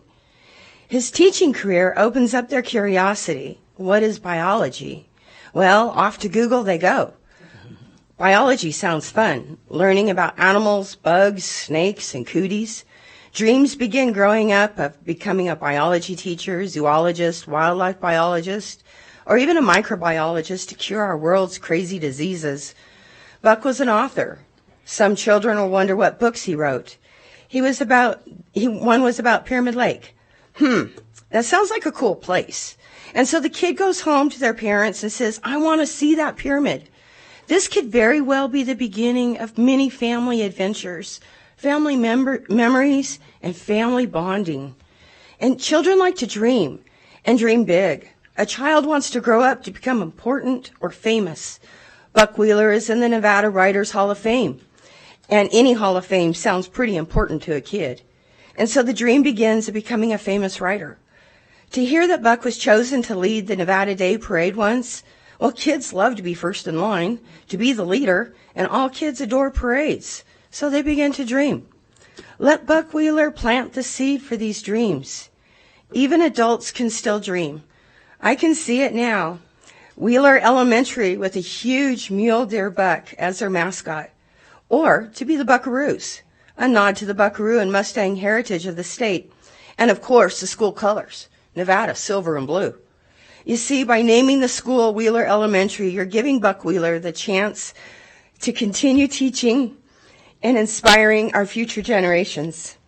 Let Wheeler Elementary be the foundation for the youth to dream big, to reach for the stars, and fall in love with everything Nevada has to offer. Wheeler Elementary, the newest little heartbeat of Nevada. Thank you. Thank you, Ms. Sanders. J.J. Royston.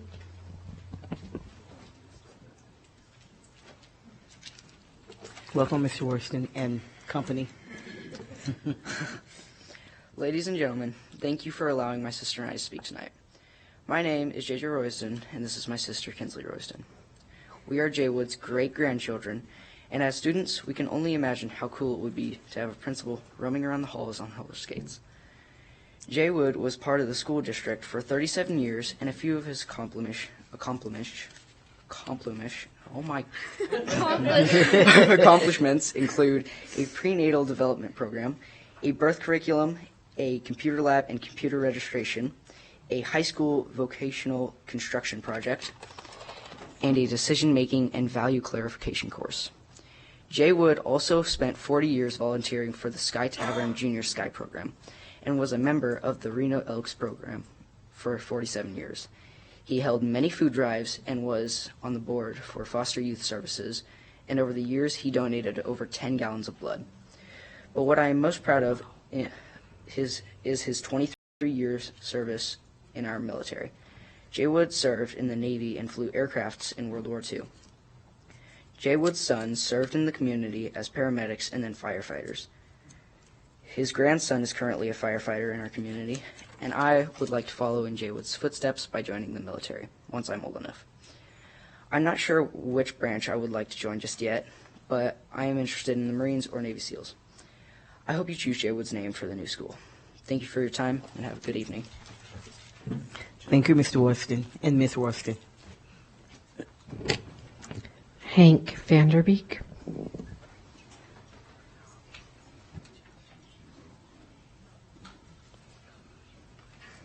Get the legs to working. That's all right. All this sitting. Welcome, Mr. Vanderbeek. Hi, thank you. My name is Hank Vanderbeek. I am a retired middle school principal. I was a principal at Clayton for 5 years and had the fortune of opening Mendive, of hiring every teacher, every custodian, buying every book, and so on, and what a thrill that was.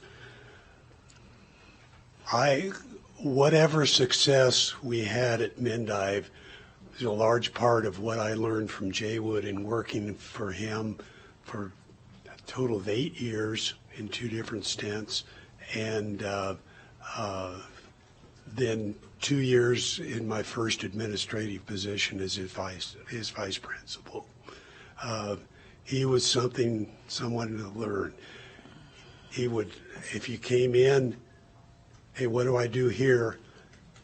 Long answer short, figure it out. And I'm behind you. That's how I learned. I appreciate the opportunity of presenting. This is the third presentation that I've made twice with the committee.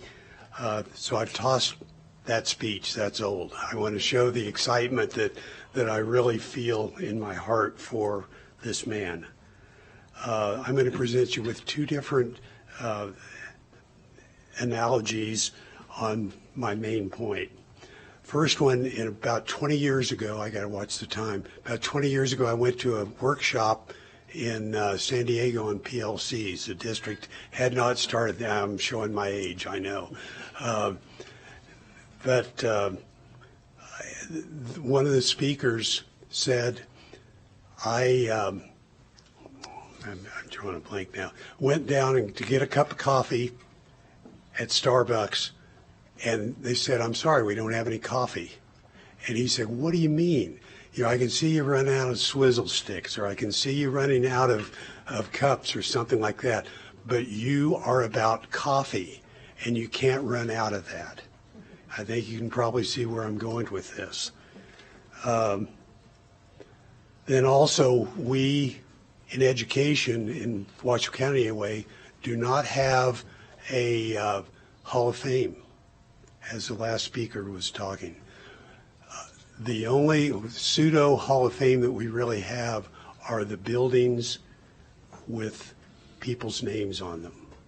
And whether it's Agnes Risley, and I've been here for 50 years and I can't tell you much about her, but she's been immortalized. To combine those two,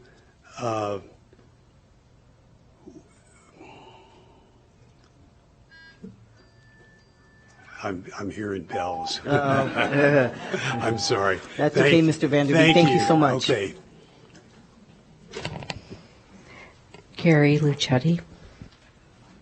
I'm sorry, say the name again? Gary Lucetti. Lucetti. It's closed. Welcome, Mr. Lucetti. Thank you. I didn't know I had the opportunity to speak this evening, but thank you. Just a few words here. I've spoken before, but one of the things that I would like to convey to the committee is that luckily I had the best dad, biological father in the world, and if I had a second choice, I would pick Mr. J. Wood Raw to be my second dad. He instilled the same philosophy that my father tried to instill in me, and that was hard work, respect, love, honor, cherish forgiveness, and just keep going and going. A handful of other things that, I can sit here and make a list forever, but I think you get the drift that he was an awesome man. When you compare somebody to your father, that means a lot from the heart, and I hope you take that in consideration, because the community would definitely be receptive to a new school being Mr. J. Wood-Raw. Thank you very much. Thank you, Mr. Lucetti. Bonnie Gallagher.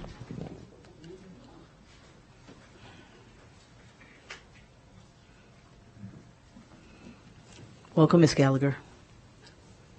Thank you for this opportunity. My name is Bonnie Gallagher, and I was lucky enough to be a student under his principalship.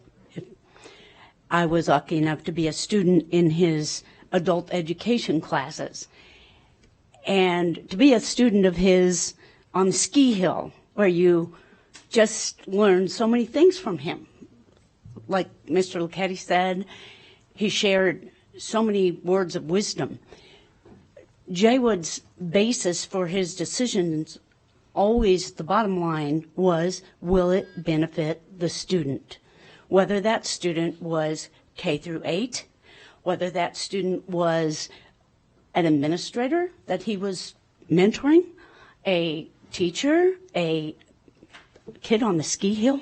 He was so instrumental in developing the Sky Tavern Junior Ski program. He was so involved simultaneously with his day job, teaching in an adult education capacity. You've heard these things. I'm reiterating.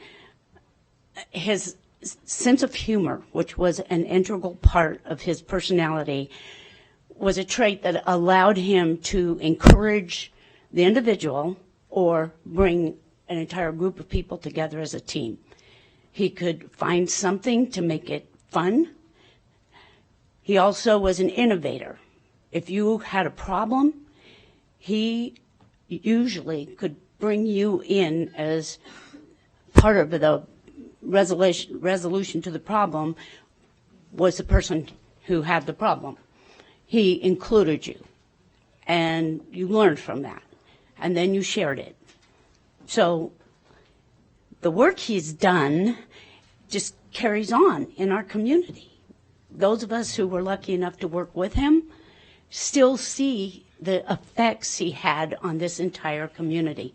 He was a local. He grew up here. He went through all this education in Washoe County. He served his country. He was in the Navy. I can remember going on a tour over the hill to observe middle schools, and we're looking out the back window of the car, and he's pointing out all the different constellations. As a Navy man, he knew all those. I fully support the name of J. Wood-Raw for the new elementary school. Thank you for this opportunity. Thank you, Ms. Gallagher. Tim Henderson.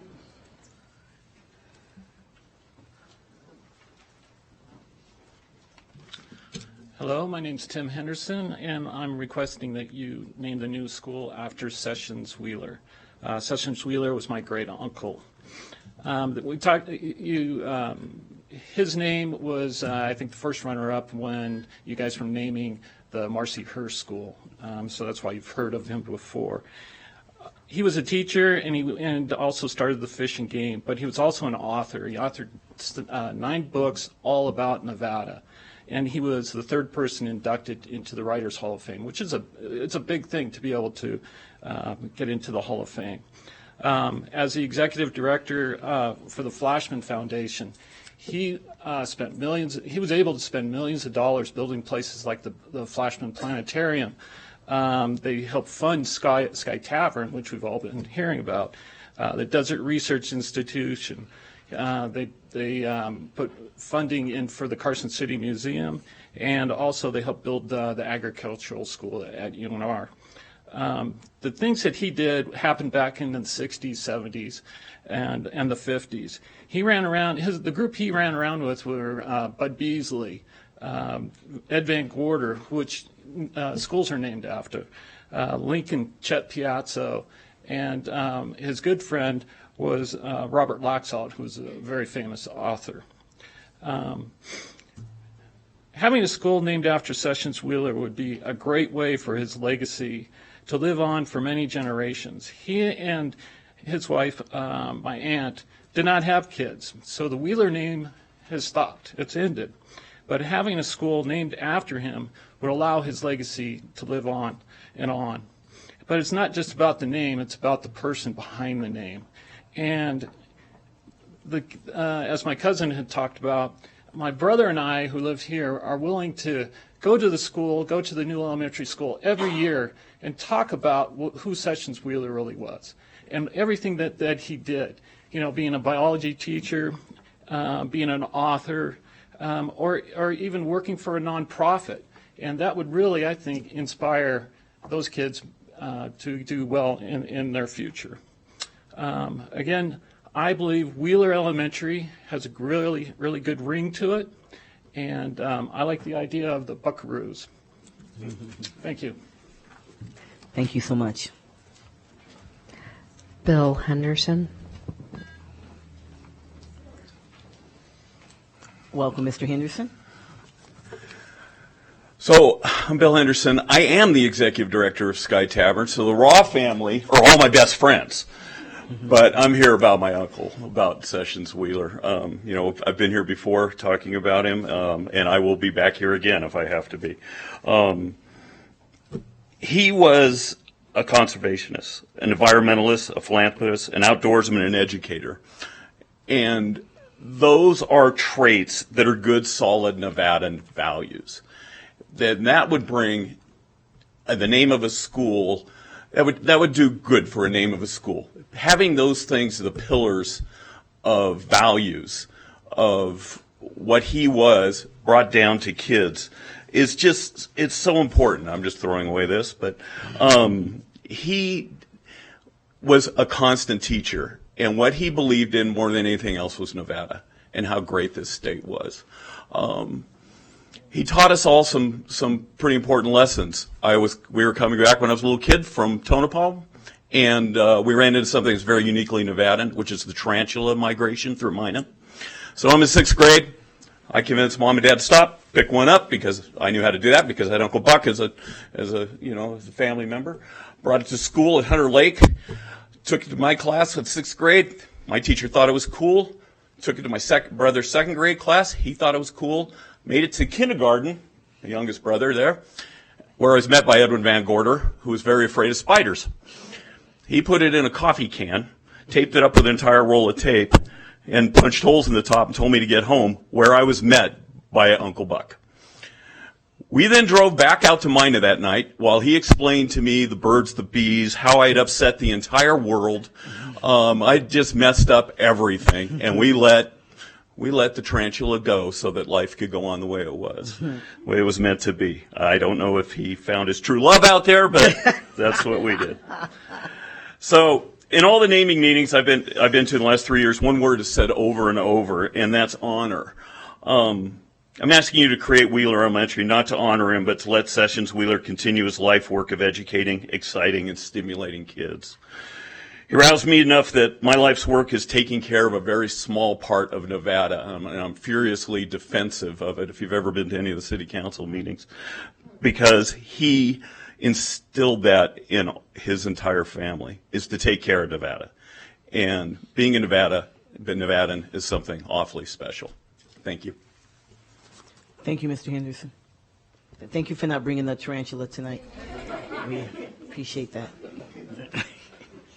That's all I have. Okay. Thank you, JJ. All right, we'll bring it right back here to the table, and I see Trustee Smith, your light is on. Go right ahead. Thank you so much, President Taylor, and thank you so much for your presentation. This is incredibly difficult. I can speak for myself when I can say that this is easily going to be one of the most difficult decisions because the legacies and the names, they mean so much. So my two questions are completely procedural. And I want to be clear for the record that the questions are not related to the merits of any name whatsoever among the finalists or any of the names on the list. So, with that said, this is my first time going through a school naming process. So what I wanted to ask about specifically is that I know with the names that were semifinalists, or actually these names are semifinalists, so the last stage, there were a couple names that I was particularly curious about, and then I think there may have been some policies around them or even some concerns about locational names. And to be specific, what I'm referring to is Dolores Feemster and then also Damani Ranch Elementary. So with the case of Dolores Feemster, I do understand that in Board Policy 7110, if a school is either named all or part or any, then those names really are not qualified per that board policy to be considered for a school name. So I wanted to confirm that was right, and you may kind of know where I'm going with this because I'm curious about the process, about how it got this far when really there's a board policy that would have ever had it advance.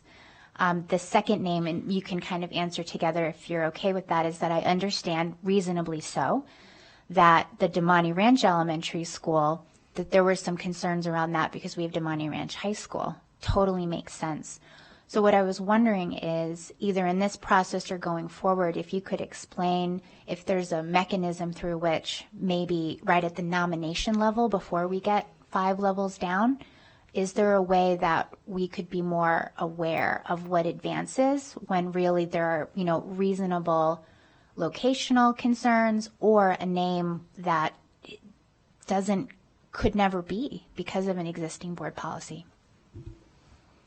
Thank you, Trustee Smith. So I will address the first portion, and then I will let Ms. Loader speak to what the naming committee, their thought process was. So in regards to Dolores Feemster, she actually could move forward, and she will in any subsequent naming committee recommendations for any schools. Her name could move forward. I know you're referencing Hug High School that the board has voted as that to be the Feemster Family Resource Center. That is a different name than if it was Dolores Feemster. So under board policy, and I did verify in talking with legal counsel and reviewing what that board policy actually means, and the superintendent, she could move forward in the name, and then of course it would be up to the board if they, first it would be up to the naming committee if they obviously brought that name forward, and then it would be up to the board's purview if they decided to vote as, but she absolutely could move forward in that process in alignment with the current board policy. So that is very interesting because I also asked about that and then got a different response to that. So that's actually even clarifying compared to, when I was originally asking about it. So that's very, very helpful. Well, and I went back actually last evening just to double check what the board actually had approved for the Feemster Family Resource Center to make certain that there wasn't duplicate name. So I made sure that I did my due diligence last night in looking at what that vote actually said to make sure, and she did, as you see in this packet, that Dolores Feemster was listed. She was put forward, and like I said, could continue to do so in alignment with board policy. Very good. Let me just add to that, too, specifically to your question about the process. We do go through a bit of a vetting process in the very beginning, so when those nomination names come in. So, for example, one of the requirements of the policy is that if it's named after a person, that person has to have been either no longer employed with the district or has passed away. It has to have been 2 years. So we had a few nominations that came in of people who had passed away very recently. And so unfortunately we had, I mentioned that to the committee in our first meeting, these names, are not eligible as per board policy. So we do go through some sort of a vetting to try to help narrow it down a little bit. Thank I'll you. just clarify further. When we had our one-to-one, that, if you recall, that was the reason why I had Michelle check on that, because we weren't quite sure if the board had named it the Hug High School one after Dolores and Daryl Feemster, or if it was just the Family Resource Center, which it is, the Feemster. So that's why Michelle went out and researched that. I'm going to follow. Did that answer your question in terms of the geographical name? That's still the part, and I have another question with that, but Okay, please, if go you ahead. could, because that is extremely helpful with understanding how the board policy overlays with Dolores Feemster, but also the Damani Ranch Elementary, because, and again, I need you to tell me what's accurate here, that there may have been concerns about that name, considering we have Damani Ranch High School. Lisa Loader for the record. The committee talked about that, and we came to an agreement that that would be quite confusing if we had a DeMonte Ranch High School and a DeMonte Ranch Elementary School. And I don't think it's against board policy to nominate a like name, but we thought that there was a lot of interest in naming a school, geographically speaking, Rio Wrangler. And DeMonte Ranch did get 430 votes, and Rio Wrangler got 586. So it did come up as a more important to the community. They got more votes for Rio Wrangler. But we definitely didn't want to have any confusion. And we could kind of foresee a lot of confusion with, I'll meet you at the DeMonte Ranch School. And things like that. So that's what the committee kind of decided, and in a lot of discussion. And I think that there's a lot of logic in that, for the record. Is it possible that now that the committee has established that extreme name similarity, it could maybe in future school naming be filtered out at the nomination level? Because when I do look at the number of votes that Damani Ranch had, those are votes that could have gone if we had known that we were going to disqualify that, because when I do look at the number of votes, the location-based names in their entirety have about 40%, and that's not just one of them, that's all of them together. And so I was just trying to understand if very reasonably we would not want 2 Damani Ranch schools, maybe in future processes, we would be able to take a look at that in the nomination process, so that those votes that were to go to a school like that could possibly be reallocated to any of the other very, very worthy names. Yes, I think that's a good point. Lisa Loader for the record. I think that's a good point, that those votes could have been distributed to other nominated names. So I don't know how we can put that into some kind of process before it gets to the final 14 or even the final. Thank you so much. You're welcome. I'll pause on my second question because I'm sure that other colleagues have questions. Okay. I will just say, just on that piece, and then I'll go over to Dr. Nicolette, is we do have Sparks High and Sparks Middle. And, Spanish Springs. Yeah, Spanish Springs Elementary and High. So it is, but that has all been the geographical as well. So it has occurred, I think, perhaps if the number were higher, like if DeMonte Ranch Elementary had been the one that was the highest, that might, I don't know if that would have swayed the committee at all, if the number had come out and they had 586 instead of Rio Wrangler, and then you kind of have that conversation and say, hey, we do have a couple of other examples, and go from there. So I don't know if that's the philosophy going forward, is we don't want to do that, but maybe that has to be a really strong preference, perhaps. I wasn't here for either of those, so I don't know the process in it, but it seems like it's happened, but the preference for would probably have had to have been stronger, I would imagine, in that case. Did you want to comment on that? Yeah, and to follow on that, if I'm, keep me honest here, but I think that Damani Ranch did actually come out as the third. So that's pretty high. That's a lot of votes. Right. And again, I want to be Wow, very that could've been clear. more I am than not advocating for any names in this process. I'm just trying to understand how we've arrived at this at the moment. I Thank you. think that's good, and I think it's something for the committee to continue to discuss. And if the community interest is, say, higher than third, like for an example, because we could have been in that position, and then it's something for the community to say, wow, the community really wants this. They got more votes than anybody, and then have that would be 3. That would certainly be something different, right? Okay, great point, and good conversation for the committee to have had. Dr. Nicolette? Yes, thank you. is, first let me say, I know this is hard work.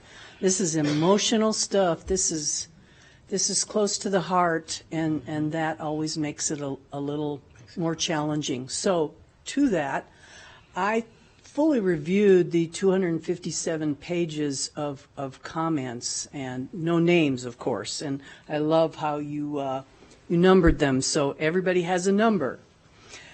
And I found some common threads that I guess alerted me to wondering how I could inform my decision. And I don't know what that is yet. First off, there was again, this is kind of overarching information. Excuse me.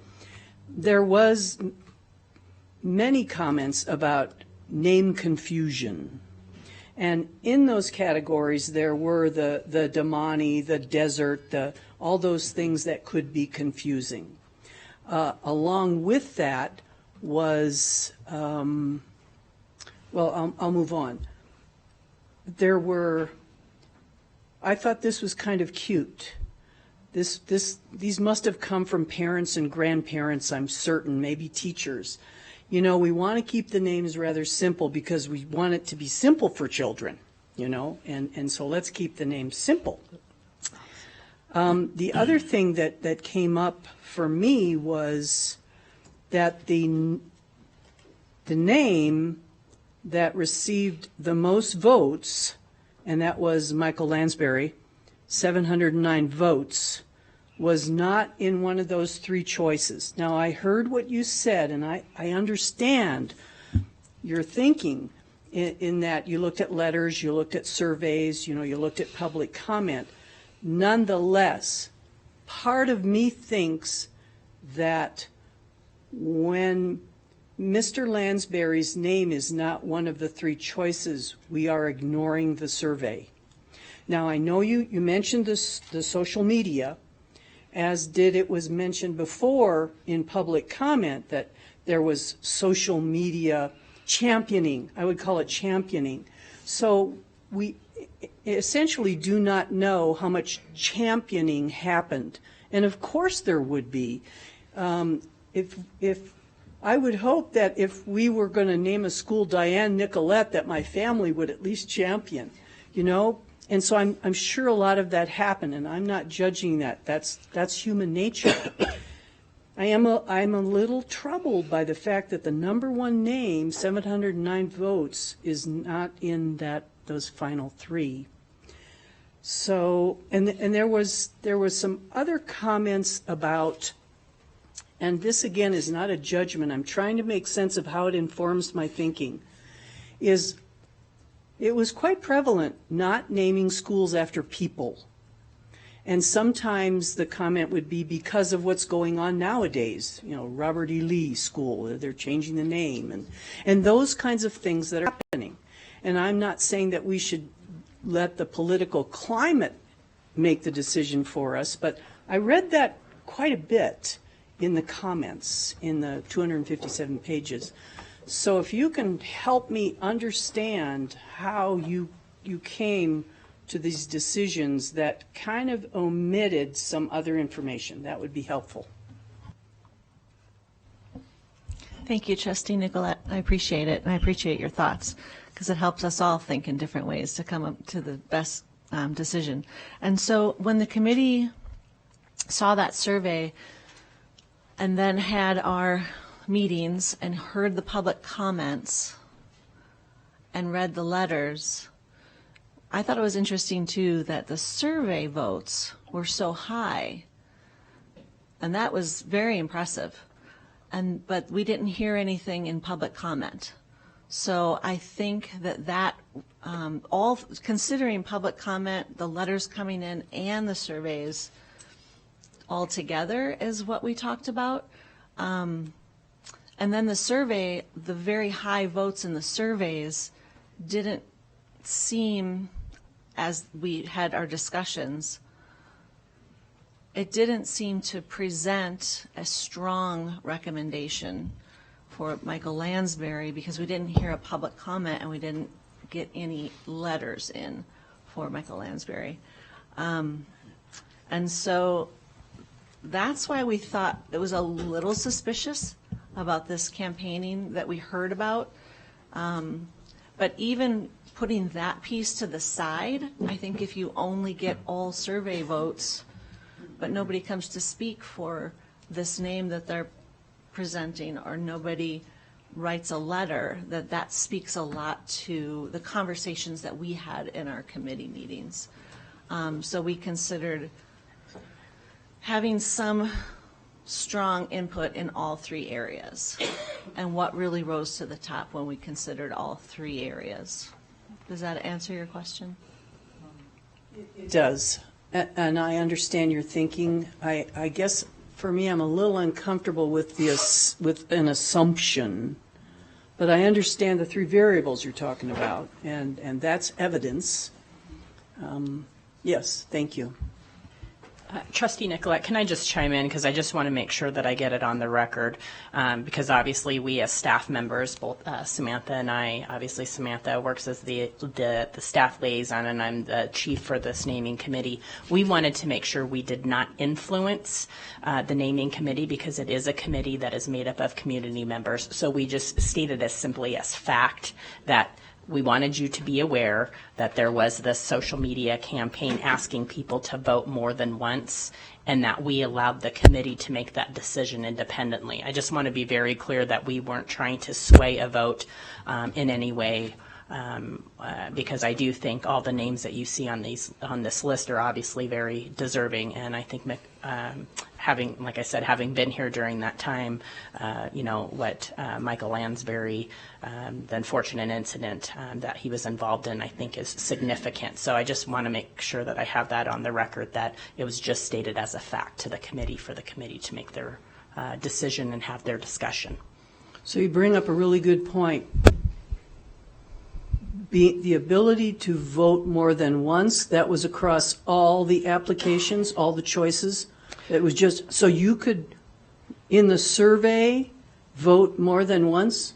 Unfortunately, we've never had this issue before when it came to naming, but the specific individual that was not tied to Mr. Lansbury's family at all went out and asked people to vote more than once. The social media post is still out there, and the campaigns that came from the other families, we did not see these posts that asked people to vote multiple times, but this specific campaign for Mr. Lansbury did ask people to vote more than once, vote as often as possible, and there was not we will obviously moving forward figure out how we can make sure that somebody does a unique way to vote. But the problem that lies, as you guys know, with any survey that we do, if you're wanting it to be anonymous, it's very hard to have people be able to vote just once.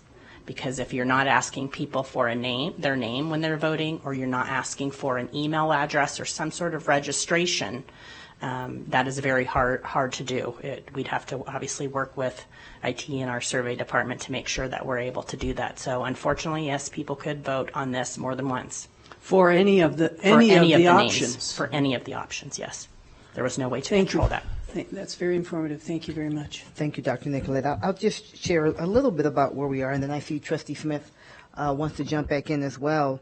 I understand the difficulty when someone champions, right? It's just one of those things, and certainly that can happen at any time, for any of these that go on. And sometimes there is some championing, that goes on, and sometimes we know about it, sometimes we don't, and so on. But when it comes down to such a decision as this that is so important, especially for the family members, when you're talking about people who are no longer with us for various reasons, right? And none of the three are still with us, and their memories and their legacies and their impact. It's a huge decision for them. I would say, in terms of the way I look at it, in terms of Mr. Lansbury and the very high number of surveys that he got, when I looked at it without the context. What the context that I did have was there were three things that you looked at. That was the survey, and then the public comment in person, as well as the emails or letters of support. And it seems as though Mr. Lansbury performed very well in one of the three. And so to me, that may mitigate, because that was one of the three. And there were three, according to what our chair said, there were three really areas of criteria that you looked at. And he performed very well in one of the three and just not so much in the other. That's how I looked at that. I'm with Dr. Nicolette. The championing, that can happen. I mean, one of our public commenters said, yeah, I championed. I asked people to vote. I mean, that's part of what happens, right? And it's really hard to control, to manage without, because we do want people to participate. And so we do want them to be able to be anonymous. That's always going to be very, very difficult, but it's one of the three. And so I look at that in the totality, in that manner. So that's my comments on that piece. More things to ponder, right? Trustee Smith? Thank you, President Taylor. So to echo some of the things that were said is that championing happens. This is my first experience with school naming, but I could not possibly believe that, not just in this school naming, but in all previous, that there has not been some championing before. I think the sticking point is maybe we haven't quite seen it so obviously with that one particular line. But what I keep coming back to with my concern is that if there is a waiting where people coming or writing letters, which by the way I completely support, I don't know that it is entirely clear to people voting. You know, voting is equitable. You have access to a device, you can send in your vote, and people think that, you know, of course that's your way of being heard. But what I keep coming back to is that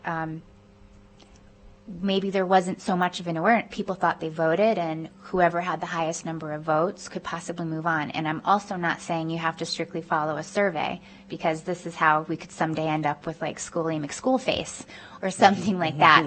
But in this case, I'm still unsure about it. Have not been very clear that if you really are championing any one of these names, you also need to show up as strongly. You also need to be sending emails. There are a lot of people whose comments may have felt like emailing your committee, because there's many, many votes here that have comments written into them as well too for other names. So I'm still just uncertain about the process and the advancement of these names with that, or going forward, there should be a re-emphasis about, you know, having people come or also sending emails, because when you do put out the survey, it feels like that would be a very, very strong contributor, when the reality is of the three top names, we only have the number 2 name on this list. So I'm just coming back to that. And again, I want to state for the record, I'm not advocating for or against any names at this point. I'm just really focused on this process. Thank you, Trustee Smith. Other comments, questions from the board on this? I see Trustee Church. Thank you. I apologize for the location. There's a lot of background noise. I am on a business trip, but I'm at a birthday party for a 90-year-old person, so I apologize for the background noise. We actually don't hear any noise at all, so don't worry about it. We hear no noise. Outside. Yeah, okay. Thank you. So I really am disappointed that Michael Lansbury, Master Sergeant Lansbury, is not being considered. It almost seems like a popularity contest, that if he had more brothers, sisters, and uncles and aunts at the policy meeting, that he might have been. Just looking at the facts, the man gave his life voluntarily. He wasn't running away from danger. He was confronting danger. He's a former Marine. He's a Master Sergeant in the Air Guard, and I'm just so disappointed at the process. That said, it's a very difficult decision, but of basically the 2 options that we have, I am leaning towards Mr. Jay Wood, Raw, naval aviator, all those years of service. Again, 2 great choices, but I'll just say that up front. That's the way I'm leaning. But I do think the process needs to be reevaluated. I definitely want to see Mr. Lansbury in the future. Thank you. Thank you, Trustee Church. Trustee Rodriguez? Thank you, Madam President. Yeah, I have to agree a little bit. I think there might be a couple of flaws there, but we as a board do trust our committee to run the show, obviously with support of our district staff. I would agree. I wouldn't mind seeing Michael Lansbury again in the future, and thank goodness we got WC1 so we can build more schools, and I know we will. So I have no doubt in my mind that hopefully we'll see that name again in the future. I have to agree. To me, there's really only two choices here. I think both Buck and Mr. Raw are two really outstanding individuals, obviously, from what I'm seeing and from our reading. I honestly do lean a bit more towards Jay Wood. I think World War II veteran, that's phenomenal, and no pun intended, but it is a dying breed. And I think if we were, as a board, to go this way, I would love to see the VFW be invited. I mean, especially, I don't know how many World War II veterans we have left in Washoe County, but I think that would be phenomenal to see one of our schools named after a person like that and welcome those veterans. And so, yeah, I kind of lean more that way. I do feel for the Wheeler family. I know his name's been brought up a couple of times. But again, come back to, I know more schools will be made. I have no doubt in my mind. And I'd love to see that name come up again as well. And I don't know if I can make a suggestion, maybe top three, and the next three schools are named boom, boom, boom. I don't know. I'll leave that to the committee, but it's a thought. So that a family's not coming back multiple times, have a place in line in a sense. So, yeah, I'm kind of leaning more towards Mr. Raw. Thank you, Trustee Rodriguez. Trustee Smith? Before I go again, I do want to make sure that I give the opportunity for my colleagues if anyone else would like to go. I glanced around before I called on you. Okay, because all the names have a tremendous amount of merit, and I have not landed on where I would possibly vote. But our committee chair, I wrote something down that you said, and you wrote what the community thinks. And I totally agree that that is a North Star to follow. So where that takes me, in this case for this community, is looking at the location-based names. And by the way, I'm not including Desert Diamond in that because that feels more creative than location-based. That has 40% of the vote in its entirety is a location-based name, and I do not want to put words in your mouth, so I need you to clarify. I think I heard you say that the families in that area, of which we were also targeting, also responded very positively about a location-based name. And we also see that to a degree reflected in the vote because there are 4 location-based names, which in their entirety amount to about 40% of the vote. So I'm just bringing up that perspective that a location-based name had an exceptionally strong showing and had 2 of the top 3. But the third one, Damani Ranch Elementary, we learned really was not a contender because of its perceived conflict with Damani Ranch High School. So if you take that name out, we don't know how those votes would have shook out, but it was still ultimately for a location-based name. So again, I'm just putting that out there for our consideration, and maybe you can expand on what you heard from, because families will often identify themselves as living in an area, and you can also see that reflected in the comments from the survey too. Yes, thank you, Trustee Smith. Lisa Loader for the record. And we did notice that there were a lot of geographic names put forward through the surveys, and mostly through the surveys, some through letters. But the one that was the highest on the list was the Rio Wrangler. So that's the one geographic name we put forward. We didn't include 2. We thought we heard a lot from letters and public speaking for other names that got a lot of votes as well. So as a committee, we really discussed more of the people's names that were prominent in the community and that the community brought to us. But we did want to include a geographic name. And so we included the geographic name that floated to the top in the votes. Absolutely, and I very much see the logic in that. It was the number 2 vote getter. For me, I just keep floating around the fact that 40% of the vote was around a location-based name. And again, I'm not at all suggesting where it is that I'm going to land, but it feels like such an overwhelming percentage that it's worth considering. And then we're also hearing that the people in the community brought forward these location-based names, regardless of which one ended up moving forward. It's just that is very prevalent for me. Thank you, Trustee Smith. Dr. Nicolette and then Trustee Rodriguez. Another comment that that was made was two things stuck with me. Was I wish that we would have had information about the people. So my question for you is, if I voted for if I voted for Mr. Smith, would I have had to go to Google and find more information? My second thought is that it was rather prevalent to narrow it down and put it out again to the public, which I found very interesting and enticing, I must admit. Just before you respond, would you narrow down and what did I miss what you mean by that? Oh, sure. In the comments in that 257 pages that they said there were so many names that it would be nice to narrow it down, and I'm not defining that neither today. You actually did. Narrow it down and then let them vote again. They did. You had 2 votes. Oh. That's why I couldn't follow you. I missed that. I think they... Yeah, 1 nomination and 1 vote was what Oh, they... no, that's no. What the Oh, you mean from the 14 names, was it 14 I think you narrowed it to, right? Of the 14, after the 14, to do it again? Is that what you mean, Dr. Nicolette? No, I think it was because...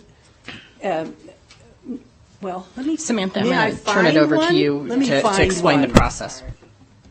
So to answer your first question about whether or not information was provided to the public for the vote, we don't, and we haven't provided like biographies of individuals prior to a community vote. And the reason that we consciously made that decision several years ago when we kind of started developing this process was because we didn't want to sway anyone's opinion. And it's very hard to just have the facts, right? And so any sort of biography that we would write, like as staff, we didn't want it to come across as advocating for one or the other.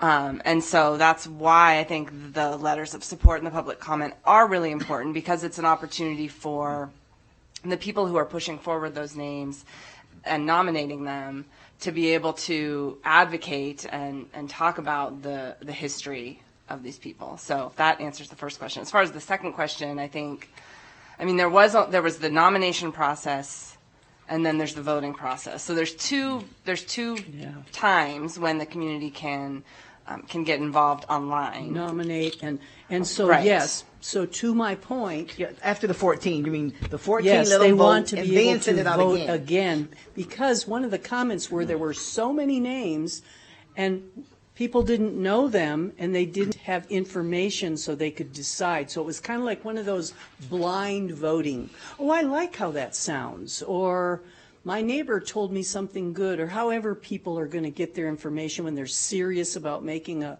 important decision. I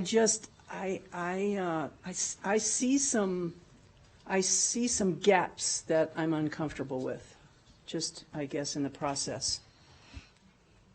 I would just reiterate, there would definitely be some conflict if we as staff, because again, we're not advocating, if I was to summarize Mr. J. Wood-Raw or Mr. Sessions, what I'm going to pull out as factual information may not necessarily agree with what the family wants, and so that is why we've been very careful to not summarize that.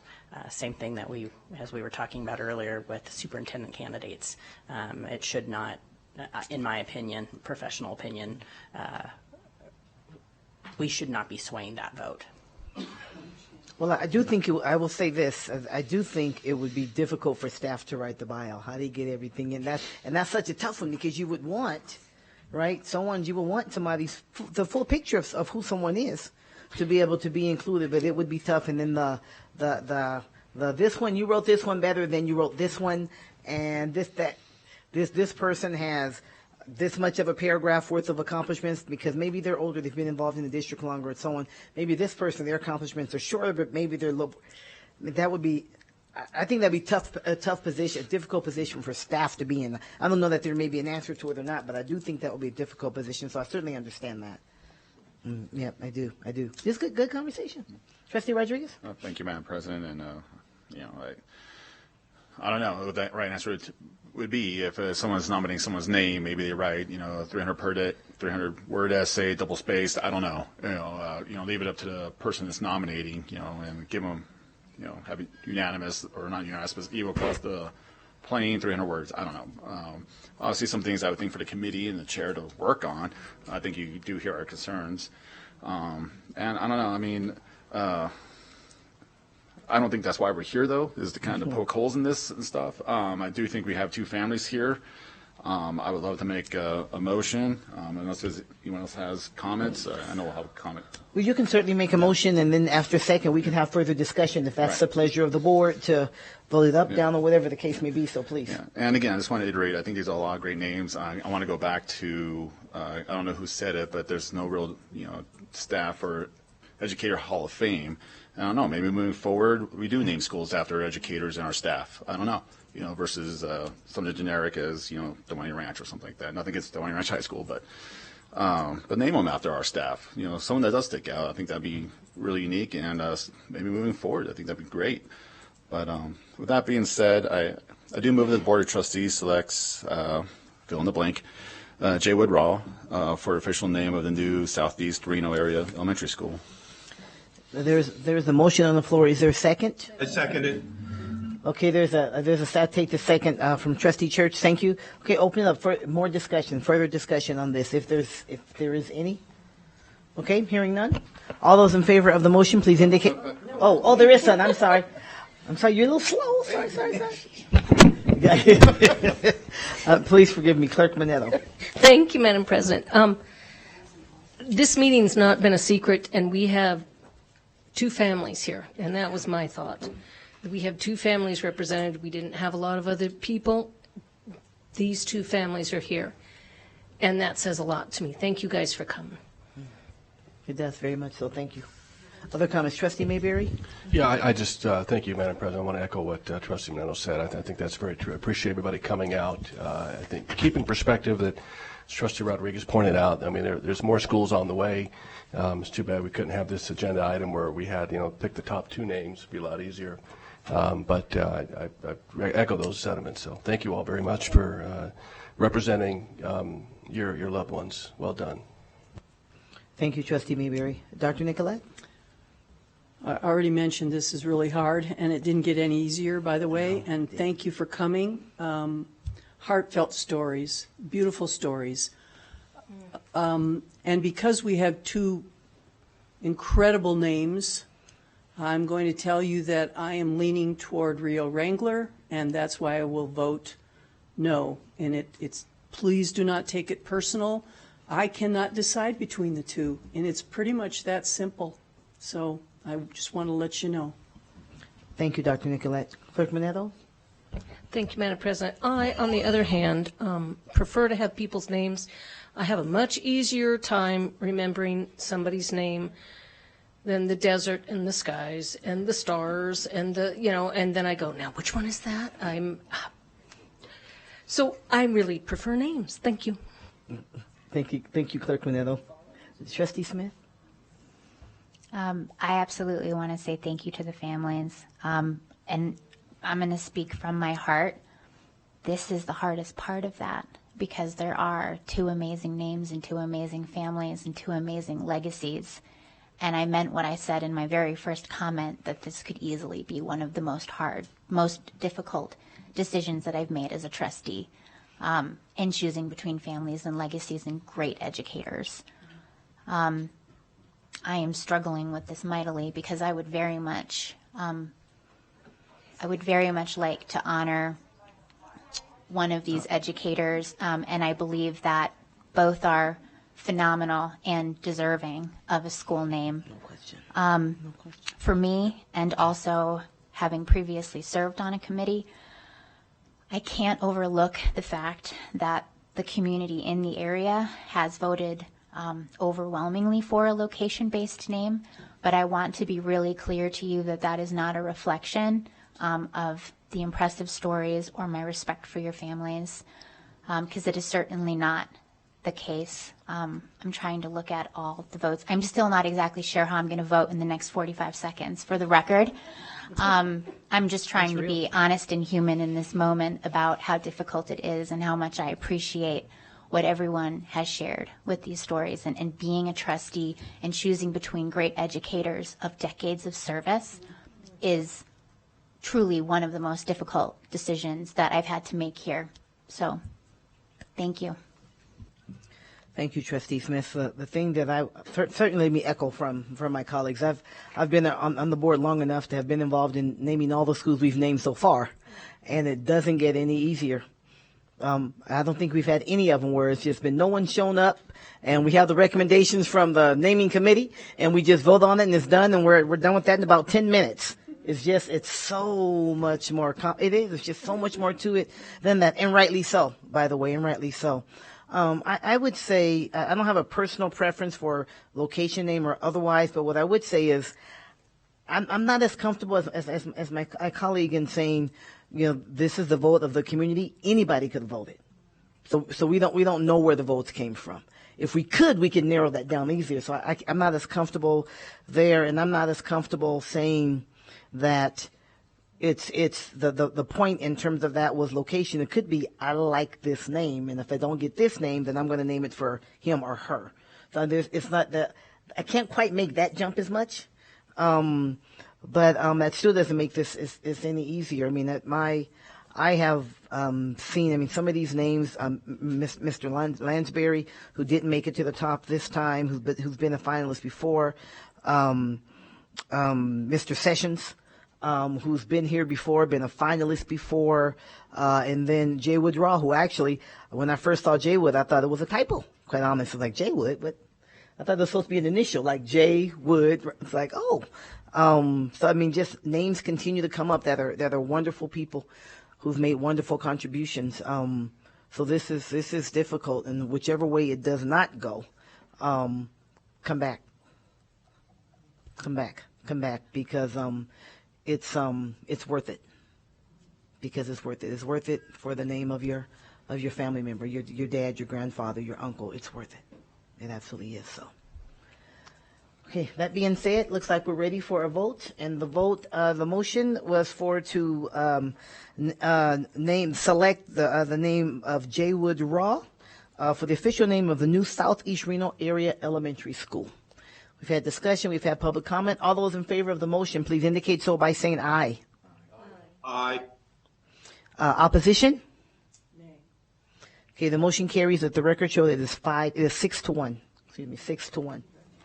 Okay. And again, to Mr. Wheeler's family, I like someone said SS Wheeler. Please come back. That name continues to make it to the top because it should.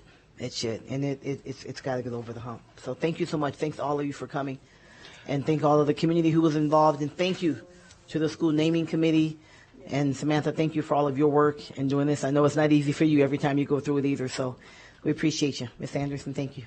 And those names, just for the record, Yes. Mr. Lansbury, Mr. Sessions, and the top finalists do move forward the next time. We do have a naming committee convene again for the naming of the school, so it will not be the last time that you hear these amazing individuals' names. Fantastic. And Mr. Lansbury, because he was a finalist before, so as a finalist, you continue to move. She didn't dig in and grab someone. It was a finalist before, so those finalist names continue to move forward. So thank you for that, because that's important. So that name will be on the list regardless, so stay involved. Superintendent? Thank you very much, President Taylor. And this is obviously one of the few agenda items where the superintendent does not have a recommendation. And this is a very difficult decision for our board. So I want to thank you. I want to thank you for your deliberation and taking the time to ask questions. But I also want to thank our staff, Samantha and Michelle, and especially the naming committee, who you all put hours and hours and hours into this, and I believe that you did do your due diligence. So thank you so very, very much. Yeah. Thank you. Okay, we appreciate your work. Please tell the naming committee that we appreciate it. Okay, thank you. Okay, why don't we take a quick 10 and come back for our last agenda item? Quick 10 just for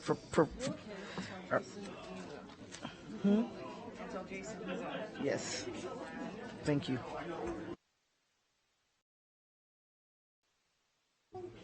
All right, we will reconvene, and we are on the home stretch. Agenda item, thank you, gentlemen, for your patience as well. Agenda item 4.03, Washoe County School District Strategic Plan Bridge Year Reporting of metrics from the 2020 through 21 school year. So these are metrics from the previous school year, everyone, just as a reminder. Right, do we have a trustee Church still? I just like to check back in after the break. You still good? Okay.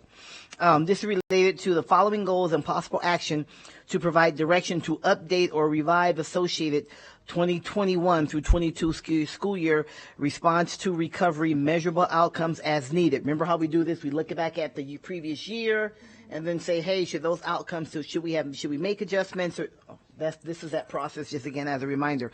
Today we're talking about part of Goal 5, to ensure our schools are safe, secure, supportive, and welcoming environments where students and staff are able to succeed academically and professionally at the highest possible levels. And this is for possible action. Our chief is before us, as well as someone else that I don't think I've met, but I'm glad you're here, and Dr. McNeil. So am I turning it over to you, Dr. McNeil? Yes, please. All right. Thank you very much, President Taylor, members of the board. So yes, we have our chief of police, and this is Roy Anderson, and he is your emergency manager. That's right, that's right. Yes. Oh, that's right. So Roy Anderson does an amazing job too, by the way.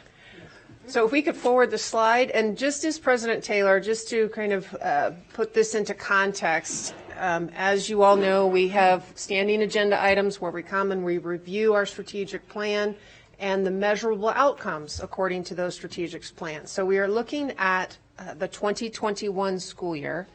Moving forward into next year, then you'll be looking at 21-22 data and measurable outcomes. So if we can move forward, here is your timeline again, and this is the bridge year strategic plan. So remember, your original strategic plan ended in 2020, and so we had a bridge year to gap that, and now you have a 2-year response to recovery. The response to recovery strategic plan takes place in 21-22, this current school year, as well as next school year, 2022-2023. And if I may jump in, during the next school year is when we should be jumping into the strategic planning process, which will probably be for the 3 years after that, typically. So anyway, just so you know, that's a big year-long effort with the community involved and such. So. And today, Chief Trevino and Mr. Anderson will be speaking regarding Goal 5. And there are several parts, as you all know, to Goal 5. Mm-hmm. This part is relegated to school safety around emergency management and compliance in order to make sure that we are up to standards on local, state, and federal guidelines regarding school safety and emergency management. And so they will be able to go into great detail as far as the 2 areas that you all will be reviewing tonight as well. And I will turn it over to Chief. Okay, thank you. Let's get your microphone on, Chief. Thank you. All right, thank you. Good evening. Good evening, President Taylor, Superintendent McNeil, and board members. I'm Jason Trevino, the Chief of Police for the Washoe County School District Police Department, and with me tonight is Roy Anderson, our Emergency Manager. Like the Superintendent said, Goal 5 is broken down into a couple different pieces, and we'll be covering the second part of that goal, 5.2, tonight.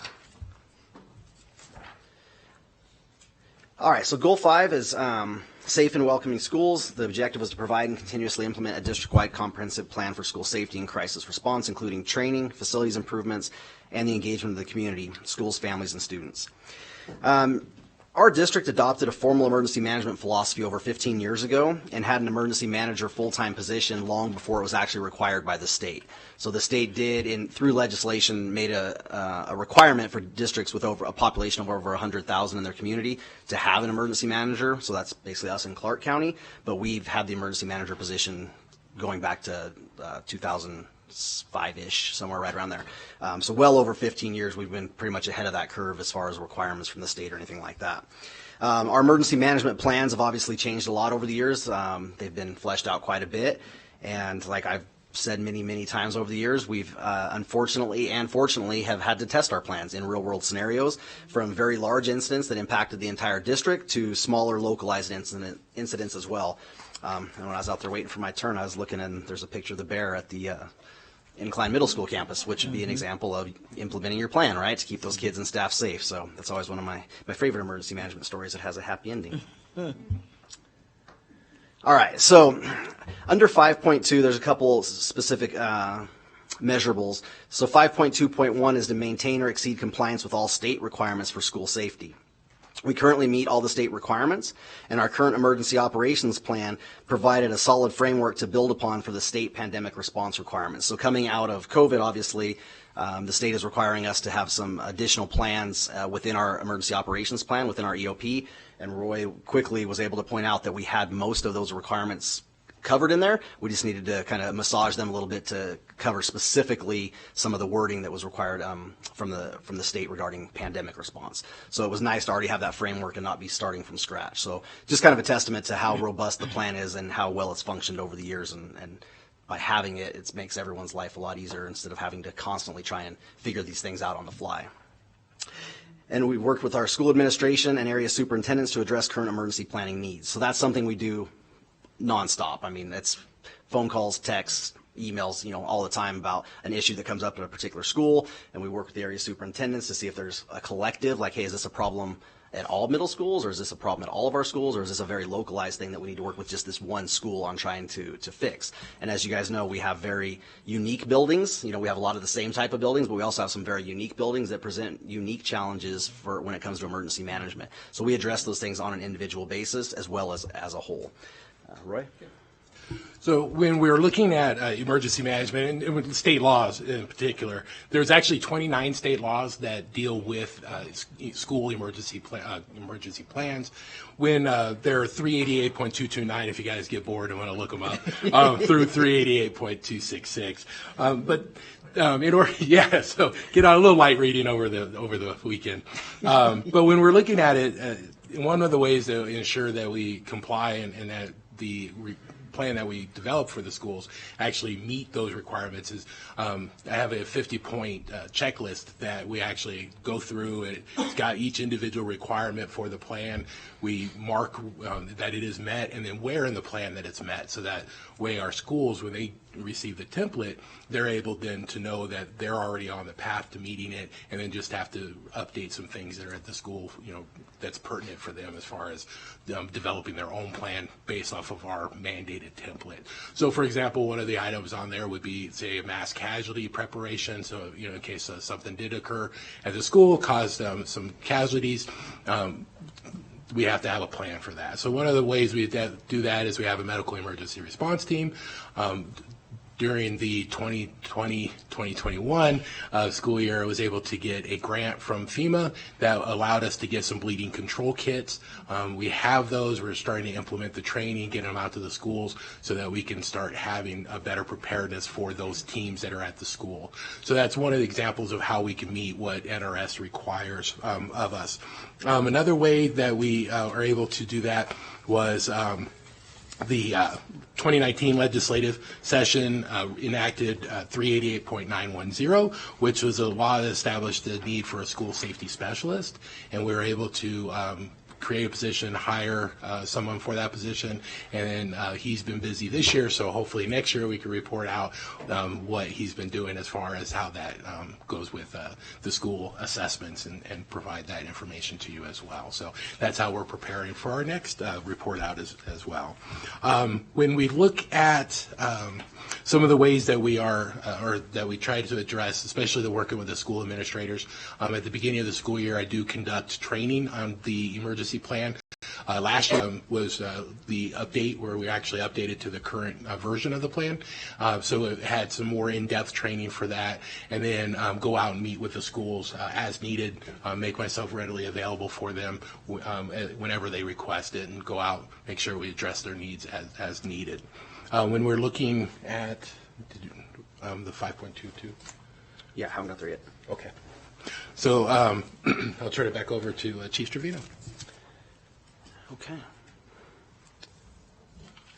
All right, 5.22 is to implement 100% of the comprehensive emergency operations plan annually, and that's where kind of dovetails it exactly into what Roy was just talking about. Just got a little bit ahead of us, so I'll just give it back to Roy to finish that up.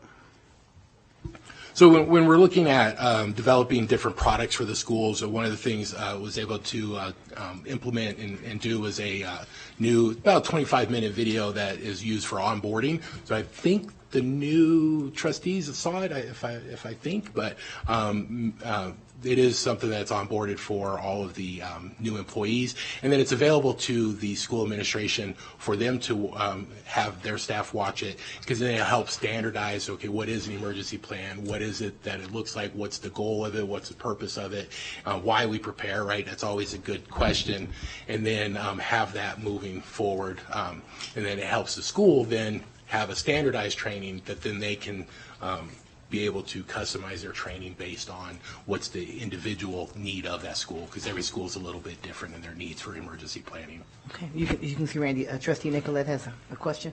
I want to make sure that let me see, I'm prepared. Mm-hmm. So is that training you referenced part of the Vector training series? It is not. So how would we watch that? Well, I apologize if I jumped out too soon, but I can make sure I get it to staff and we'll get that to you. Okay, great. Thank you, please. Go ahead, Randy. Well, that almost concludes. Basically, the other thing we try to do is get out to drills as best we can. Fortunately, obviously during the COVID year, it was not as well as what I'd liked to have, but that is something that's available as well as to help during a drill. And with that, obviously, we try to have Roy there or Perry, our school safety specialist. And in addition, we try and get either the patrol officer for that area or the sergeant over that area to respond and assist the staff as well for their drills. Mm-hmm. Great. Thank you so much. I mean, pretty straightforward report. And in terms of the objectives, it's really to continue to meet the requirements that we have from a state standpoint, and continue to have a plan, a comprehensive plan that for the district. And I love how you put it, Randy, just because every school is a little bit different, right? And some of them are laid out in kind of a unique, I love that, unique way. But yeah, I mean, I don't see how we have different. I mean, you guys do a great job, and Randy, I just don't see you enough. That's why I dang it. Roy, I'm sorry, Roy, I just don't see you enough. I know it's Roy. No. Actually, I'm pretty good at names, pretty good at names. But thank you. I mean, the work that you do in this area is amazing. It gives me a sense of safety. We know there are plans that are in place, not because things won't happen, because things do happen sometimes. But at least we aren't scrambling, right? There's some things that are already there, and I know the schools appreciate the individual approach that they have. So thank you so much for that, Roy. I know we have all three over here. I don't know who was first, so we'll just start on the end and work our way in. Thank you, President Taylor. Thank you so much for this presentation, and thank you very much for the examples. We have a phenomenal police force and safety team. The district has dozens of people dedicated solely to the safety of our staff and our students, and I really enjoyed hearing just a few of the examples that your team is doing to ensure that we are as ready as possible for anything from bears, hopefully not lions or any of the other things that could come. But I appreciate the example. Tarantulas, yes, absolutely. Tarantulas, yes. I appreciate the examples, and I think it's important for our community to know all of the things that we are always thinking of, that our staff is focused on, that our police force is doing to keep all of our schools and buildings safe. And so thank you so much for shedding a little bit of light on that, and thank you for all that you do. Absolutely, thank you. I appreciate that. And we're pretty quiet over in our shop. We try and stay under the radar. Like when I walk into the superintendent's office, wherever I go, it's always like, oh my gosh, is everything okay? So we try and keep a low profile. But I do like to give Roy some credit, and this goes back to even prior to Roy. Superintendent will know, like back when Tracy Moore was our emergency manager, Chris Smith. Like our plans here in Washoe County have been utilized at the state level as a template going back to the early 2000s, as well as private schools, charter schools. They've all drawn from the plans that we've developed to use as best practices, so to speak. I know that just this year, NDE was asking Roy if they could utilize some of our stuff for their requirements that they have under NRS to model and adapt. So our stuff, we're pretty proud of the work that we've put in for it, in with it. And then, like I said, it's paid off well for us in these real world events. So we appreciate it. Thank you. Thank you so much. And I know you are used to working in the background, but even you just sharing that right now is news to me. And that's part of the good news and the best in class performance that your team does. And so I do think, as much as I appreciate that you like to be in the background, I do believe that our safety team and our police force is something that, should be spotlit for the important work that you do. And I totally understand you like to stay in the background, but I do believe that the team is really phenomenal and that our community should feel safer because of you. Thank you. Appreciate it. Thank you very much, Trustee Smith. Trustee Rodriguez? I do want to give a shout out to our school police officers and our sergeants. I mean, on my full-time job, I know I served with them during the civil unrest in Reno, seeing them out there all hours of the night. I mean, we stood side by side, and our officers are phenomenal. On fires as well, seeing them out there doing evacuations or doing ICS, I think it's incredible. And I almost kind of want to be like, no, shame on you, in a friendly way, because your officers are doing a phenomenal job, and I think advocating for them, I get, you want to sit in the background, but your officers are phenomenal, and I encourage you to really advocate, and not advocate, but really just push that out there. You don't have to sell them. They're already doing a phenomenal job. Kind of going a little bit more, so I do see that we meet the state requirements. I think that's great that we meet the state requirements, but can you kind of go a little bit more on how are you guys being progressive? What are you guys planning for next, without giving away too much information? Yeah, you can go to it. Sure. So, excuse me. So, always innovating, trying to be forefront. Just so you know, background, and I came from Clark County, so I did this about 12 years down there. So, we've got good connections all throughout the state. Luckily, one of the chiefs pointed out, we are kind of at the forefront of things that we're doing. Constantly meeting with professionals from around the state. The State Division of Emergency Management Director himself, we've been working quite a bit. We're actually a voting member on the Nevada Resilience Task Force. Or actually they just changed to Resilience Commission, but we're a voting member of that, us in Clark County. So there's a lot of things that the schools are doing as far as emergency management is concerned. We are looking at hopefully trying to do things of doing some better drills, reducing maybe the numbers of drills that we're doing, and just things like that. But those are, pie in the sky, down the road kind of things. But we are very progressive in looking at ways we can always be better. And the plans, the way the NRS is written is we actually do have to look at the plan coming up. There's going to be an opportunity for one of you to be on our review committee. The emails should be going out the next week or so, just to start prepping for that. And with that, we're always looking at what's best practices from nationwide. An example of how we're able to do that is with our vaccination clinics that we ran. It was straight out. I mean, we just had to tweak a couple things here and there, but it was straight out from our points of distribution plan or pod plans that we already had in place. So, and with the mix of our reunification plan. So if something happens at a school and we have to reunify students, we basically just merge the two together and develop that plan. That plan was used by the state of how, what it looks like. The other thing we did too is our drill, how we did drills during COVID was developed a drill how-to guide. Again, that was shared with the state Department of Ed and shared with the rest of the schools in the state. So those are the kind of things that we're always looking at doing. All right. Well, thank you guys. I appreciate you guys. Thank you, Trustee Rodriguez. Clerk Manetto? Thank you, Madam President. Having been a teacher in the early 2000s, I remember when this rolled out, and I remember the code red drills, and it was terrifying because we weren't told it was a drill, and it was terrifying. Oh my! But oh no, yeah. And you've got 30 little kindergartners looking at you, and you're like, okay, just. And you can't be, Anyway, I just appreciate so much what you've done and put in place that now, as years went by, I got a little better at it because I sure found out the things I did wrong. But you know what? That's why we do it. So that if heaven forbid, if something really were to happen, we'd have things in place. And I sure appreciate it. Thank you. Protecting our kids. Thank you. Awesome. Thank you. Yeah, really. Yeah, to the community. Exactly. Thank you, Clerk Minetto. I'll just keep working my way this way. Dr. Nicolette, and then Trustee Mayberry. I want to give a little in the weeds kind of information because I've served on Safe and Healthy Schools Commission way back when, and it was always a pleasure, and the evolution of making our schools safer and working together with the committee and the safety team and the police and emergency management. It was just a wonderful process, a lot of fine minds working together to envision the future and making things happen.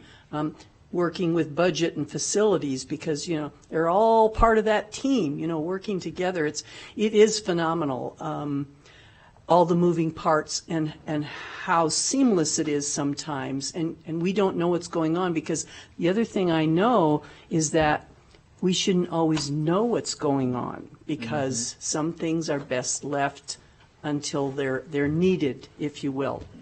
And the other thing is I've done several police rides and have always had such a wonderful time, and what's talked about in that car stays in the car.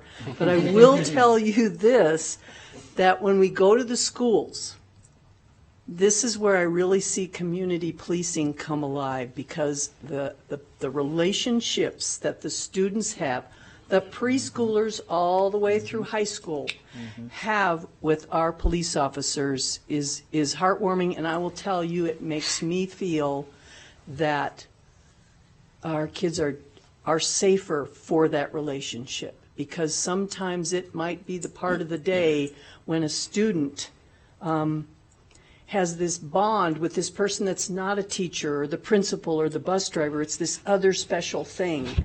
And it's really a wonderful thing to watch the high fives and them telling each other secrets that they won't let me hear. And so it's wonderful. And it's a gift. And if you haven't done a ride, please do it because Ride along. Ride along and go into the schools and it's fun. Yeah, you don't get to drive. You don't get to drive. Oh, you shouldn't?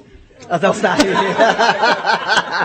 Just kidding. I never drove. And they did do the siren, though, just for fun. So thank you for what you do because it is a hard job, and it really is a back-of-the-house kind of job.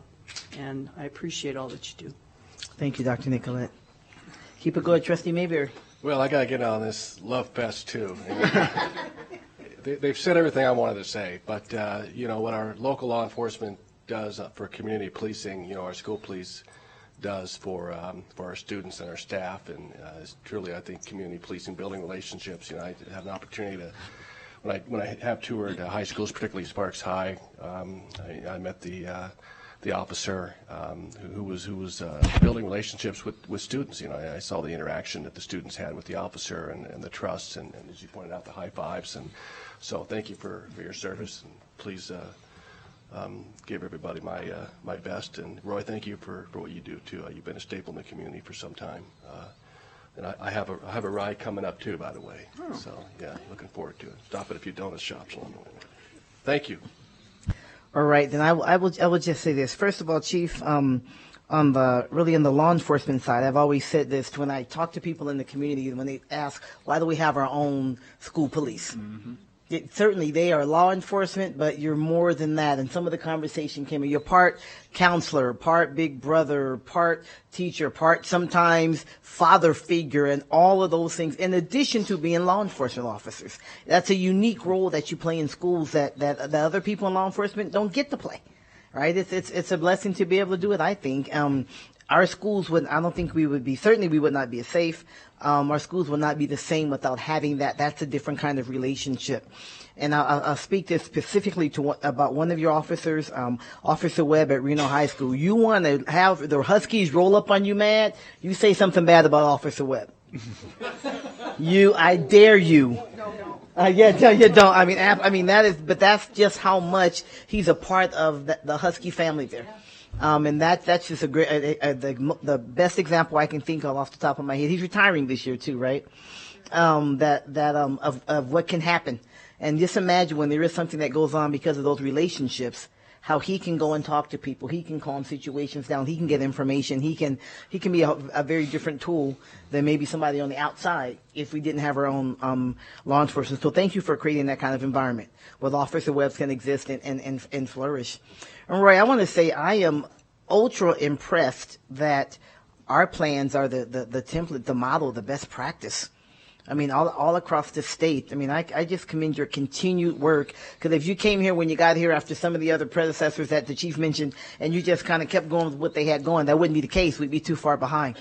But the fact that you're able to set the pace, to set the tone for that, and people continue to look to us because of the work that you do, just amazing. So it's just an honor to have you both, doing what you do with the teams that you have. It just makes us all better. Makes us all better. So certainly had to get on. And I know Trustee Rodriguez wants to make the motion. So well, I have one last question for Mr. Roy. Okay. I remember his name. Oh, hey. Hey, I don't see him enough. As I said, I don't see him. Not to get into the weeds too much, but I know we did this with state. So every state building, at least owner operated, has bleed control kits, and it's kind of designed. You guys know what we're designed for. Do we have any of those in our schools, or do our officers are outfitted with them, or? So for the officers, we have command kits that are in the vehicles, and also I think most of the officers carry tourniquets and things like that. For the schools, I do have some to put out into the schools, but we haven't done the training for them yet. COVID played a big part of that, obviously, because it's a hands-on training. But we are in the process of our school safety specialist working with our wonderful team over at Student Health Services to develop our own bleeding control curriculum. And we're going to do a train-the-trainer program, so we could train somebody in the building to then train the building staff, and then we'll be able to get them out a lot quicker doing it that way. So that is in the works. Just not that school year. Okay, so we do have them then? We do have them. I was fortunate enough to get a grant from Homeland Security to get their what they call public access kits. So it's a bag. Basically, it looks like a lunch bag, and then there's 5 individual bleeding control kits in there. They're vacuum sealed. They're nothing in there that expires. So they're really good kits to have in our schools, and be one of those items that's good to have them and not need them. Right. And so is that something that we could look at implementing before the next school year? The training, you mean? Yes. Like I said, the curriculum is being developed. The goal is to try to get it to where we can start training at the beginning of the new school year. But unfortunately, because of the nature of the training, we're fortunate that we're partnering with a person from RIMSA and St. Mary's to be kind of our guiding doctor review of it. Unfortunately, I think it's just going to be a little bit not as fast as we would like, because we have to do some certain steps. I do know some people at DEM that might be able to help, just saying. Yes, but the way we're looking at doing it is we with it being a train-the-trainer model, we have to develop the curriculum, get it approved, and then do some filming, some hands-on how-to kind of stuff. And then that way, when we do train the trainers, that we can move forward into the schools and do it properly. Right. I'm glad to see that you guys are progressive and looking at that, so I do appreciate that. Awesome. Thank you. Yeah. Awesome. Very good. That being said, we just got a report on Goal 5.2, and it certainly is an action. It's an action item. So, I'm sorry, public comment. Thank you. No public comment. Thank you. Thank you. Okay, so looking for a motion, if that's the pleasure of the board.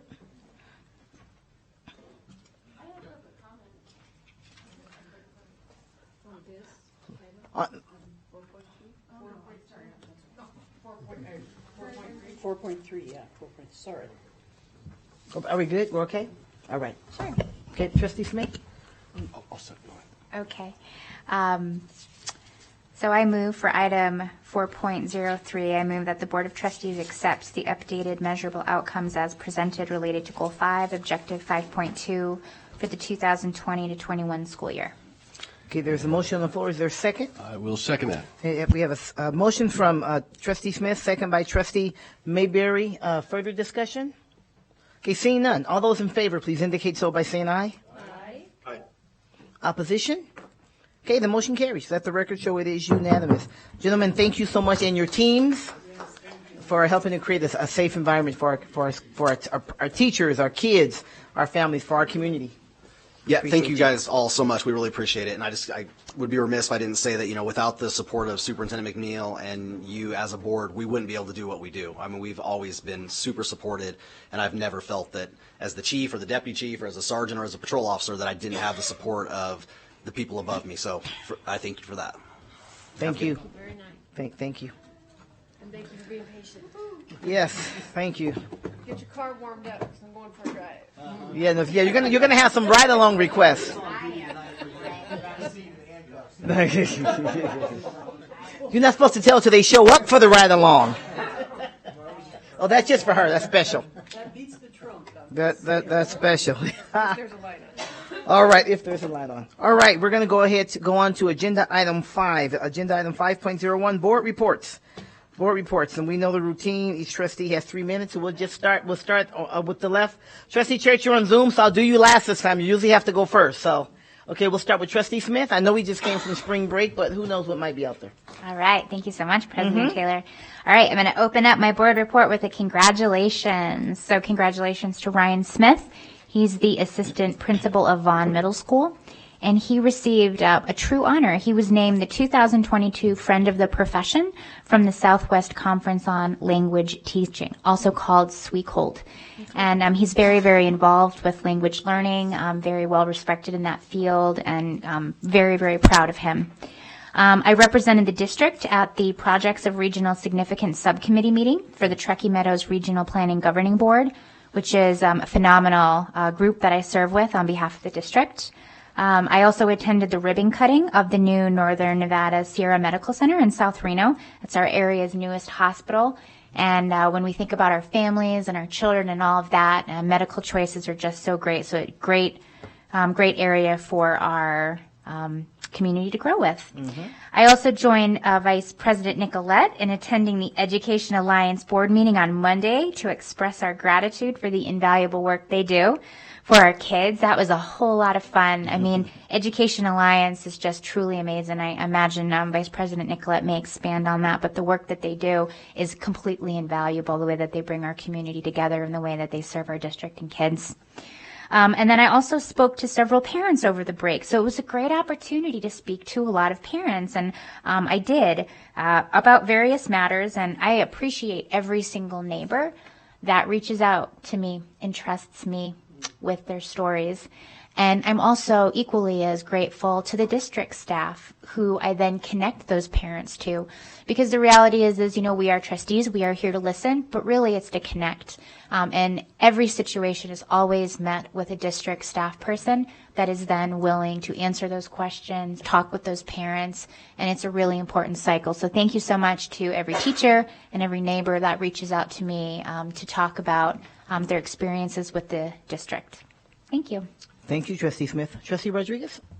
I thank you. It was a very short spring break. I just kind of go back to a few weeks ago. I know Trustee Smith brought up the union trades that we met, learning about their curriculum, their program, getting paid as you learn. Just phenomenal group of people, and I know Trustee Smith and I will probably continue to advocate for them as well.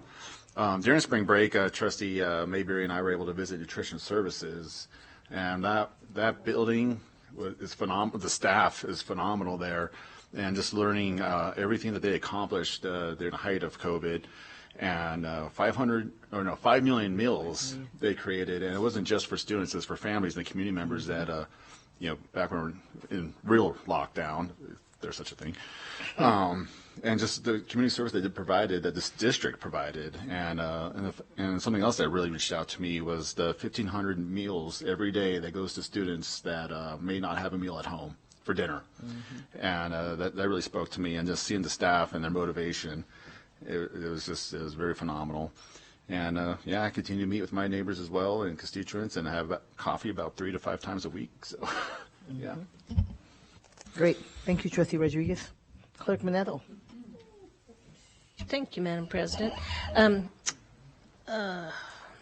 Now I'm blank. This is kind of informational for trustees. We had one of the board of directors for NASB, and our president is one of the executives. And we had a couple emergency meetings. The first one was to tell us that Deb Oliver has resigned. She, as of April 31st, and then we at that time discussed how we were going to find a new person and decide to do a search, which we're doing here. And so then it was turned over to the executives to figure out who they were going to choose, but then we have to okay it too. So there's just a lot going on. So then we had another emergency meeting, must have been last night, and we decided on the people to do the search are people who we've used before. Mackenzie, I believe, was the name, and right now we're going to use the interim of Tom. Szynski. Thank you, Szynski. I just could remember Tom. That's what I said. And incidentally in there, we voted that we would accept the dues costing the same as before, so that was all good. So that's where we are with NASB. Thank you. Thank you for that update, and thank you for being on. I had an event, so I couldn't be on the call last night, but thank you. No, thank you. You're there. You represent it. That's why it's great to have two people. Fantastic, fantastic. Trustee Mayberry. Thank you, Madam President. I'll be brief. I had an opportunity to attend the Nevada Association of School Boards. They had a new school board member orientation. So I'm a new school board member. I had orientation. Thank you. That's good. I also participated in the observed the accreditation of the Sparks High School ROTC program. It was very inspiring, very moving. It was just an amazing group of young men and women cadets that had some projects that they had to talk about and kind of analyze. So I think many of us are going to be attending a lot of those in the days to come. I appreciate Trustee Rodriguez's comments about our trip to the nutritional services. Also had an opportunity to tour the Jan Evans Juvenile Justice Center. So it was a really enlightening opportunity for me to see the work that they're doing, the partnership that they have with our district, and a lot of the work that they do to rehabilitate some of our youth here in Washoe County. Thank you. All right. Thank you, Trustee Mayberry. Dr. Nicolette? Thank you. Let's see here. I had an opportunity to visit with David Kitchen. He's the principal for North Star and Truckee Meadows Community College, and we had a wonderful conversation about the challenges and opportunities. If you remember, we increased the enrollment for North Star in preparation for seeing the future, that there were going to be more families and students that would want to do online. And I will say that we as a district and David and his team have learned so much about how a shift from a couple hundred to almost 1,000, it really changes the paradigm, and they've been very responsive and very innovative, and look forward to continuing the work.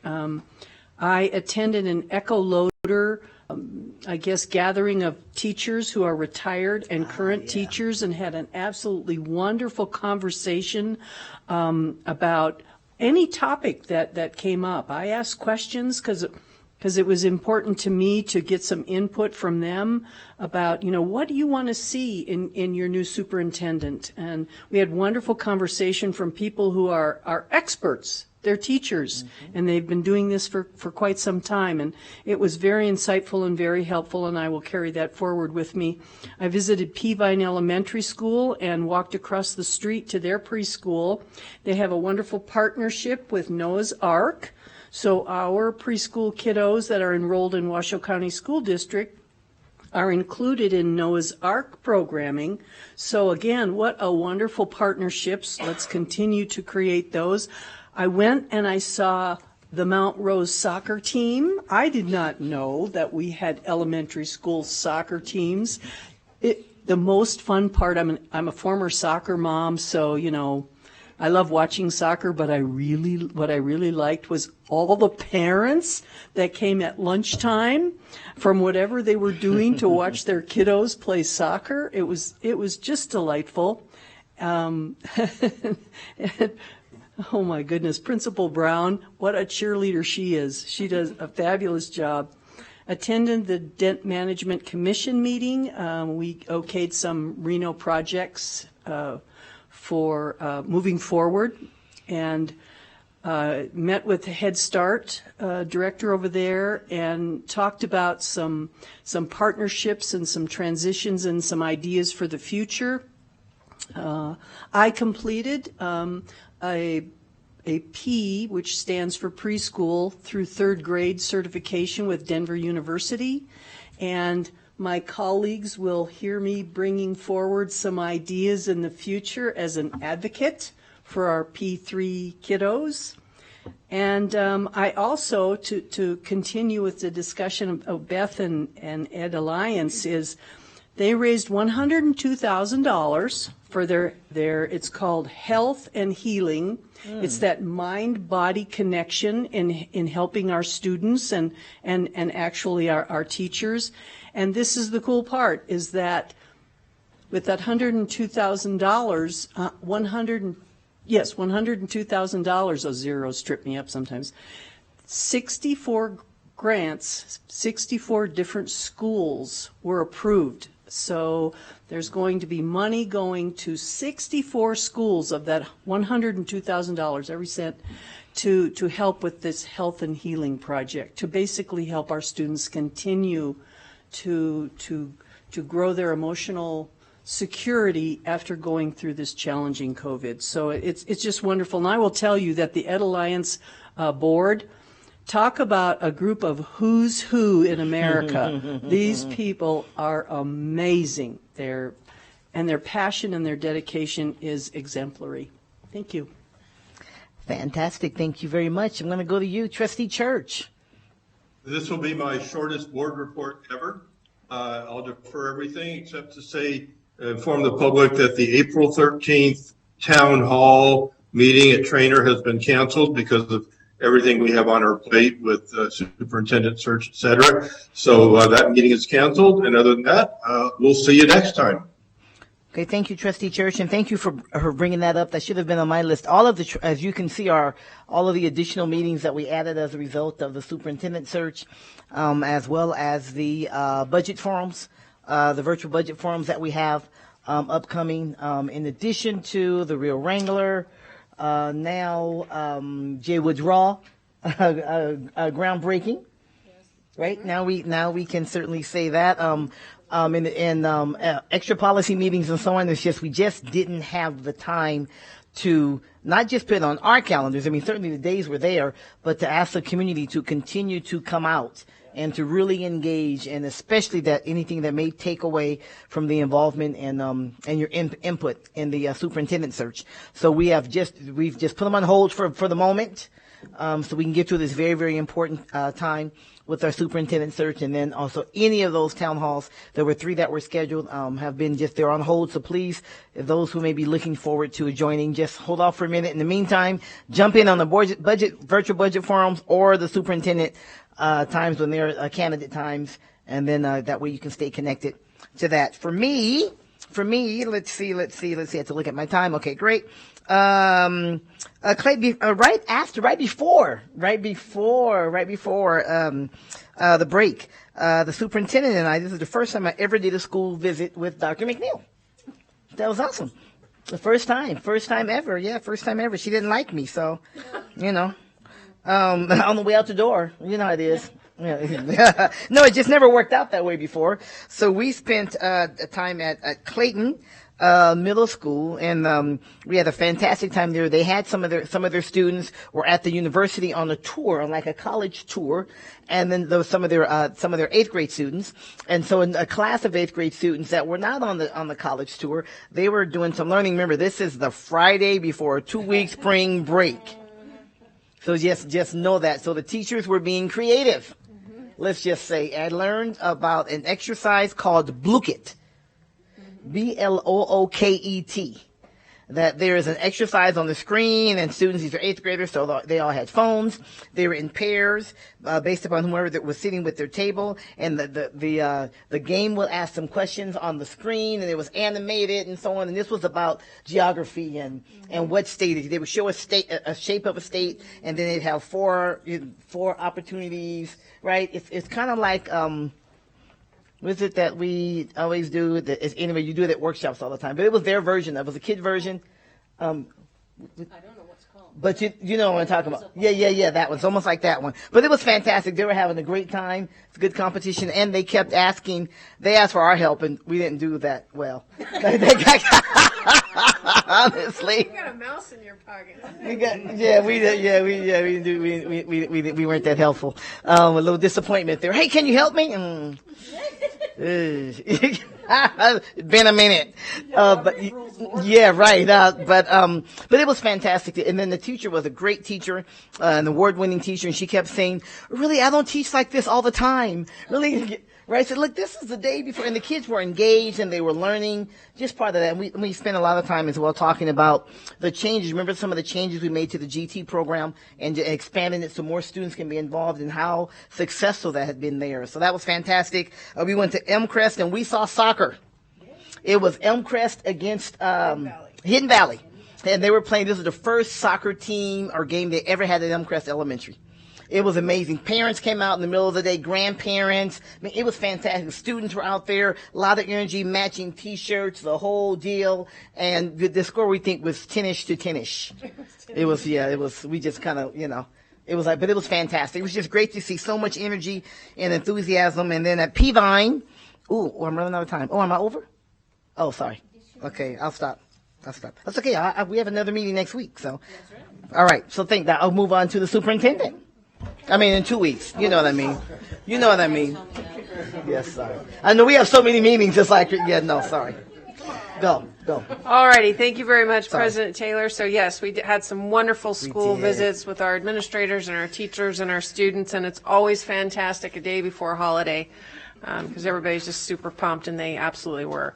I was able to present on behalf of NAS to the Joint Interim Legislative Committee, and we discussed COVID as well as our transportation issues. But it wasn't just relegated to Washoe County School District. We presented with several other superintendents to that. I attended the EDON board meeting. And then Trustee Church and I, we attended the John Bohatch inaugural John Bohatch Day, which was an amazing day. We had police support, police agencies from all over, first responders, and just a huge shout out to the John C. Bohatch staff for putting that all together. We also conducted a tour of our New Hog High School with our association leadership. We felt that it was important to bring our association leadership over there and show them that beautiful site that's going to be opening up here in just a few months. And thank you to Tammy Zimmerman, Tony McMillan, and Sam Fredrickson for putting those tours together. And then, as you all know, I love to wear my high school sweatshirts, and so today we are celebrating Galena High School, who worked with Michelle Hammond and Jarrett Johnson of our Student Voice Department, and they are doing daily meetings where students engage in activities, developing a design team to conceptualize a dream school. And they would like to bring that presentation to the board at some future date. So wonderful for Galena High School. And then Sparks High School, who I have on now, Go Railroaders. They are hosting the Nevada Association Student Council State Leadership Conference this week. And so Deputy Beiderdorf and I will be over there this Friday, I believe, to visit Mr. Carroll and his staff for hosting that. Fantastic. And that is my report. Yeah. Thank you. Fantastic. I used to go to that conference, that State Student Leadership Conference. Fantastic. All right, so that's it for our board reports. Our student representative was a student trustee. Ivy is from Incline, so she left a little bit ago, so she can make sure and get home safely. So we will now go to our closing public comments. Do we have any? I think we do. Someone mentioned they had some comments. Oh, no, it's okay. No problem. We want to get your comment. You've waited. You're here. Absolutely. She'll call our names. Whomever is here that has a comment. Janine Luciani. I wonder who that is. Oh. Thank you for being here. Thank you for waiting. Thank you. Mm-hmm. Did you say wait? Okay. My name is Janine Luciani. I am a parent and retired teacher. Teachers have been making public comment at these board meetings for at least 3 years now to urge you to join us in the efforts to demand that the state fund education appropriately. We believed that if given enough money from the state, you would lower class sizes and increase teacher and staff wages. I am losing faith. Recently, it was reported that the district was given $77 million in COVID relief to, in part, implement accelerated learning.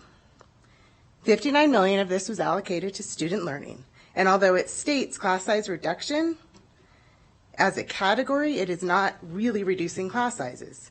In fact, the majority of classes will have 30 or more students, with 34 students in 4th and 5th grades. This is appalling. Teachers will tell you that the single most important element to student success is the number of students in their class. With smaller class sizes, students are provided more individualized instruction. With smaller class sizes, there are fewer behavioral issues that disrupt student learning. With smaller class sizes, more students are involved in classroom discussions. With smaller class sizes, teachers can build relationships with every child, which helps their social and emotional health. With smaller class sizes, teachers feel less like babysitters and more like educators. I am proposing class sizes of no more than 16 students in 1st and 2nd grades, 20 in kindergarten and 3rd grade, and 24 in 4th through 12th grade. I did the math. To achieve this, the district would need to hire approximately 400 new teachers, and at an exaggerated $100,000 per teacher, it would cost $40 million. That is about half of the $77 million that was given to the district. I recognize this is a one-time payment, and I believe the profits in student learning will be overwhelming, which may even entice you to urge the state to properly fund education. If not, even just 1 year of small class size will be the fastest way to accelerate learning to help fill the gap the pandemic left. I can hear the argument, there are no teachers to hire. Sadly, that is probably true, and that makes this situation even more dire. How many certified teachers are currently in positions that are not in the classroom? Fill all the classroom positions first. Move certified teachers who are currently sitting behind desks and put them in front of students. Nevada has the highest class sizes in the nation, and our teachers are leaving the profession in droves for 3 major reasons: large class sizes, low wages, and increased responsibilities that take away from their teaching. How are we going to attract and retain teachers with these massive class sizes? Are there really no teachers to hire? Or are there no teachers willing to work under these conditions? We need to stop supporting teachers by giving them this program or that person. We need to start supporting students by placing them in classrooms with fewer peers so their teachers can give them the individualized attention they deserve. You have a huge opportunity to show teachers and students in this community they are valued. Use this money to lower class sizes. Thank you. Thank you, Ms. Luciano. Valerie Fianacca.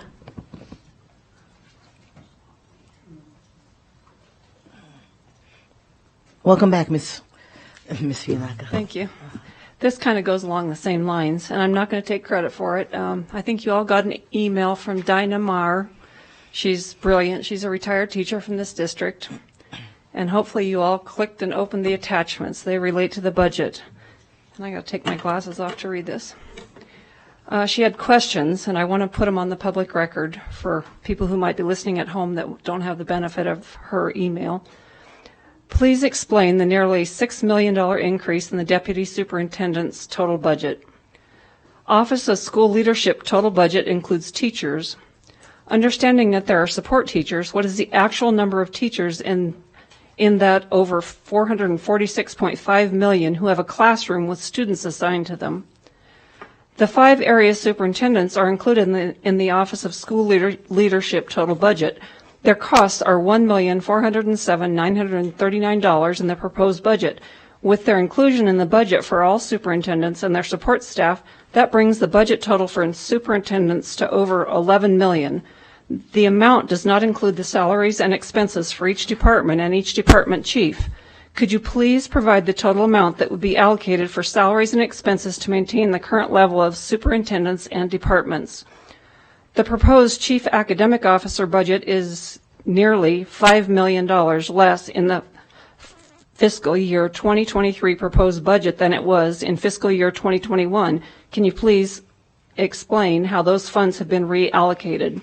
The proposed budget for chief strategies officer is nearly $11 million more than last year and nearly $15 million more than the previous year. Can you please detail the structural changes that have occurred to warrant such a dramatic shift in budget allocations?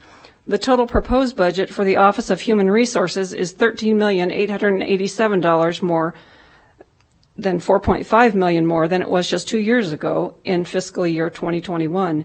In that period of time, less than 2 years, the number of employees in the Office of Human Resources has increased by 11.75 positions.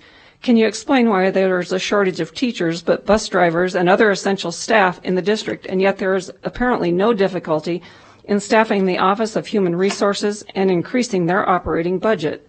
Given the significant change in budgeting for the Office of Chief Information Officer, could you please explain where the restructuring has occurred? Can you explain the nearly 100% difference in the undistributed totals between fiscal year 2021 and fiscal year 2023? These questions were derived from a cursory glance of the proposed budget for 2023, and no way implies that these are the only questions which should be asked. The synopsis is sourced from the attachment C in the meeting materials for this exact meeting. So I urge you, please, to look at Dinah's detailed attachments. Thank you, Ms. Fianacca. Mike Krogan.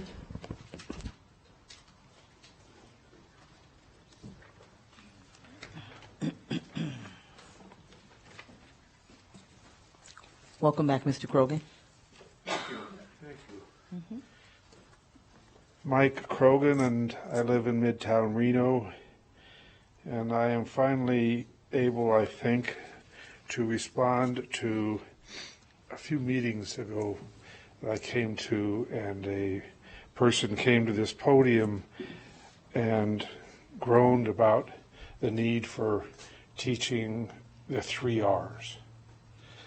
If I had received a nickel every time I heard that argument while I was a classroom teacher, I would have retired at 33 years old. It's a tired argument, it's a cliche, and it stays with me when I hear it in a place like this, in a forum like this.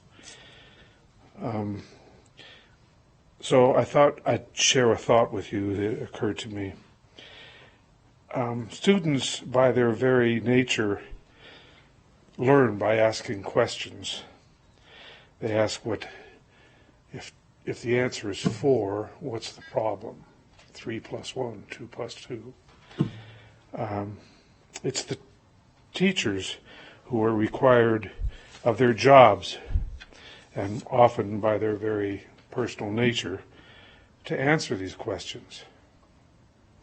Young people, by their nature, learn by asking questions such as, why doesn't she talk right? Who was Dr. King? Why is my auntie's wife also my auntie? And why is my other auntie's husband my uncle? Teachers, by requirements of their being grown-ups, answer these questions in addition to questions about the 3 R's. And they do so, hopefully, with great thought. A couple of weeks ago, we celebrated a terrible anniversary. It was the first anniversary of the attacks, the hate attacks made on Asians. And as part of the news report, they showed the video again of some very large man slugging an 80-plus-year-old Asian woman in a doorway. And the thought occurred to me, I wonder if we have teachers in schools who can teach kids not to become that man in that doorway. It doesn't take much. It just takes some decency and some thought and some humanity. Teachers nowadays can prevent a doorway scene like that from happening 15 years from now. I thank you for encouraging our teachers to do this. Thank you, Mr. Krogan. The board received an email from Caitlin Brodigam. Okay, that's it for our public comment. Thank you for all who stayed or came back to make public comment. We do appreciate it. Our next meeting, our next Board of Trustees meeting, we have a lot of meetings, is April 12th, 2020, and now the meeting is adjourned.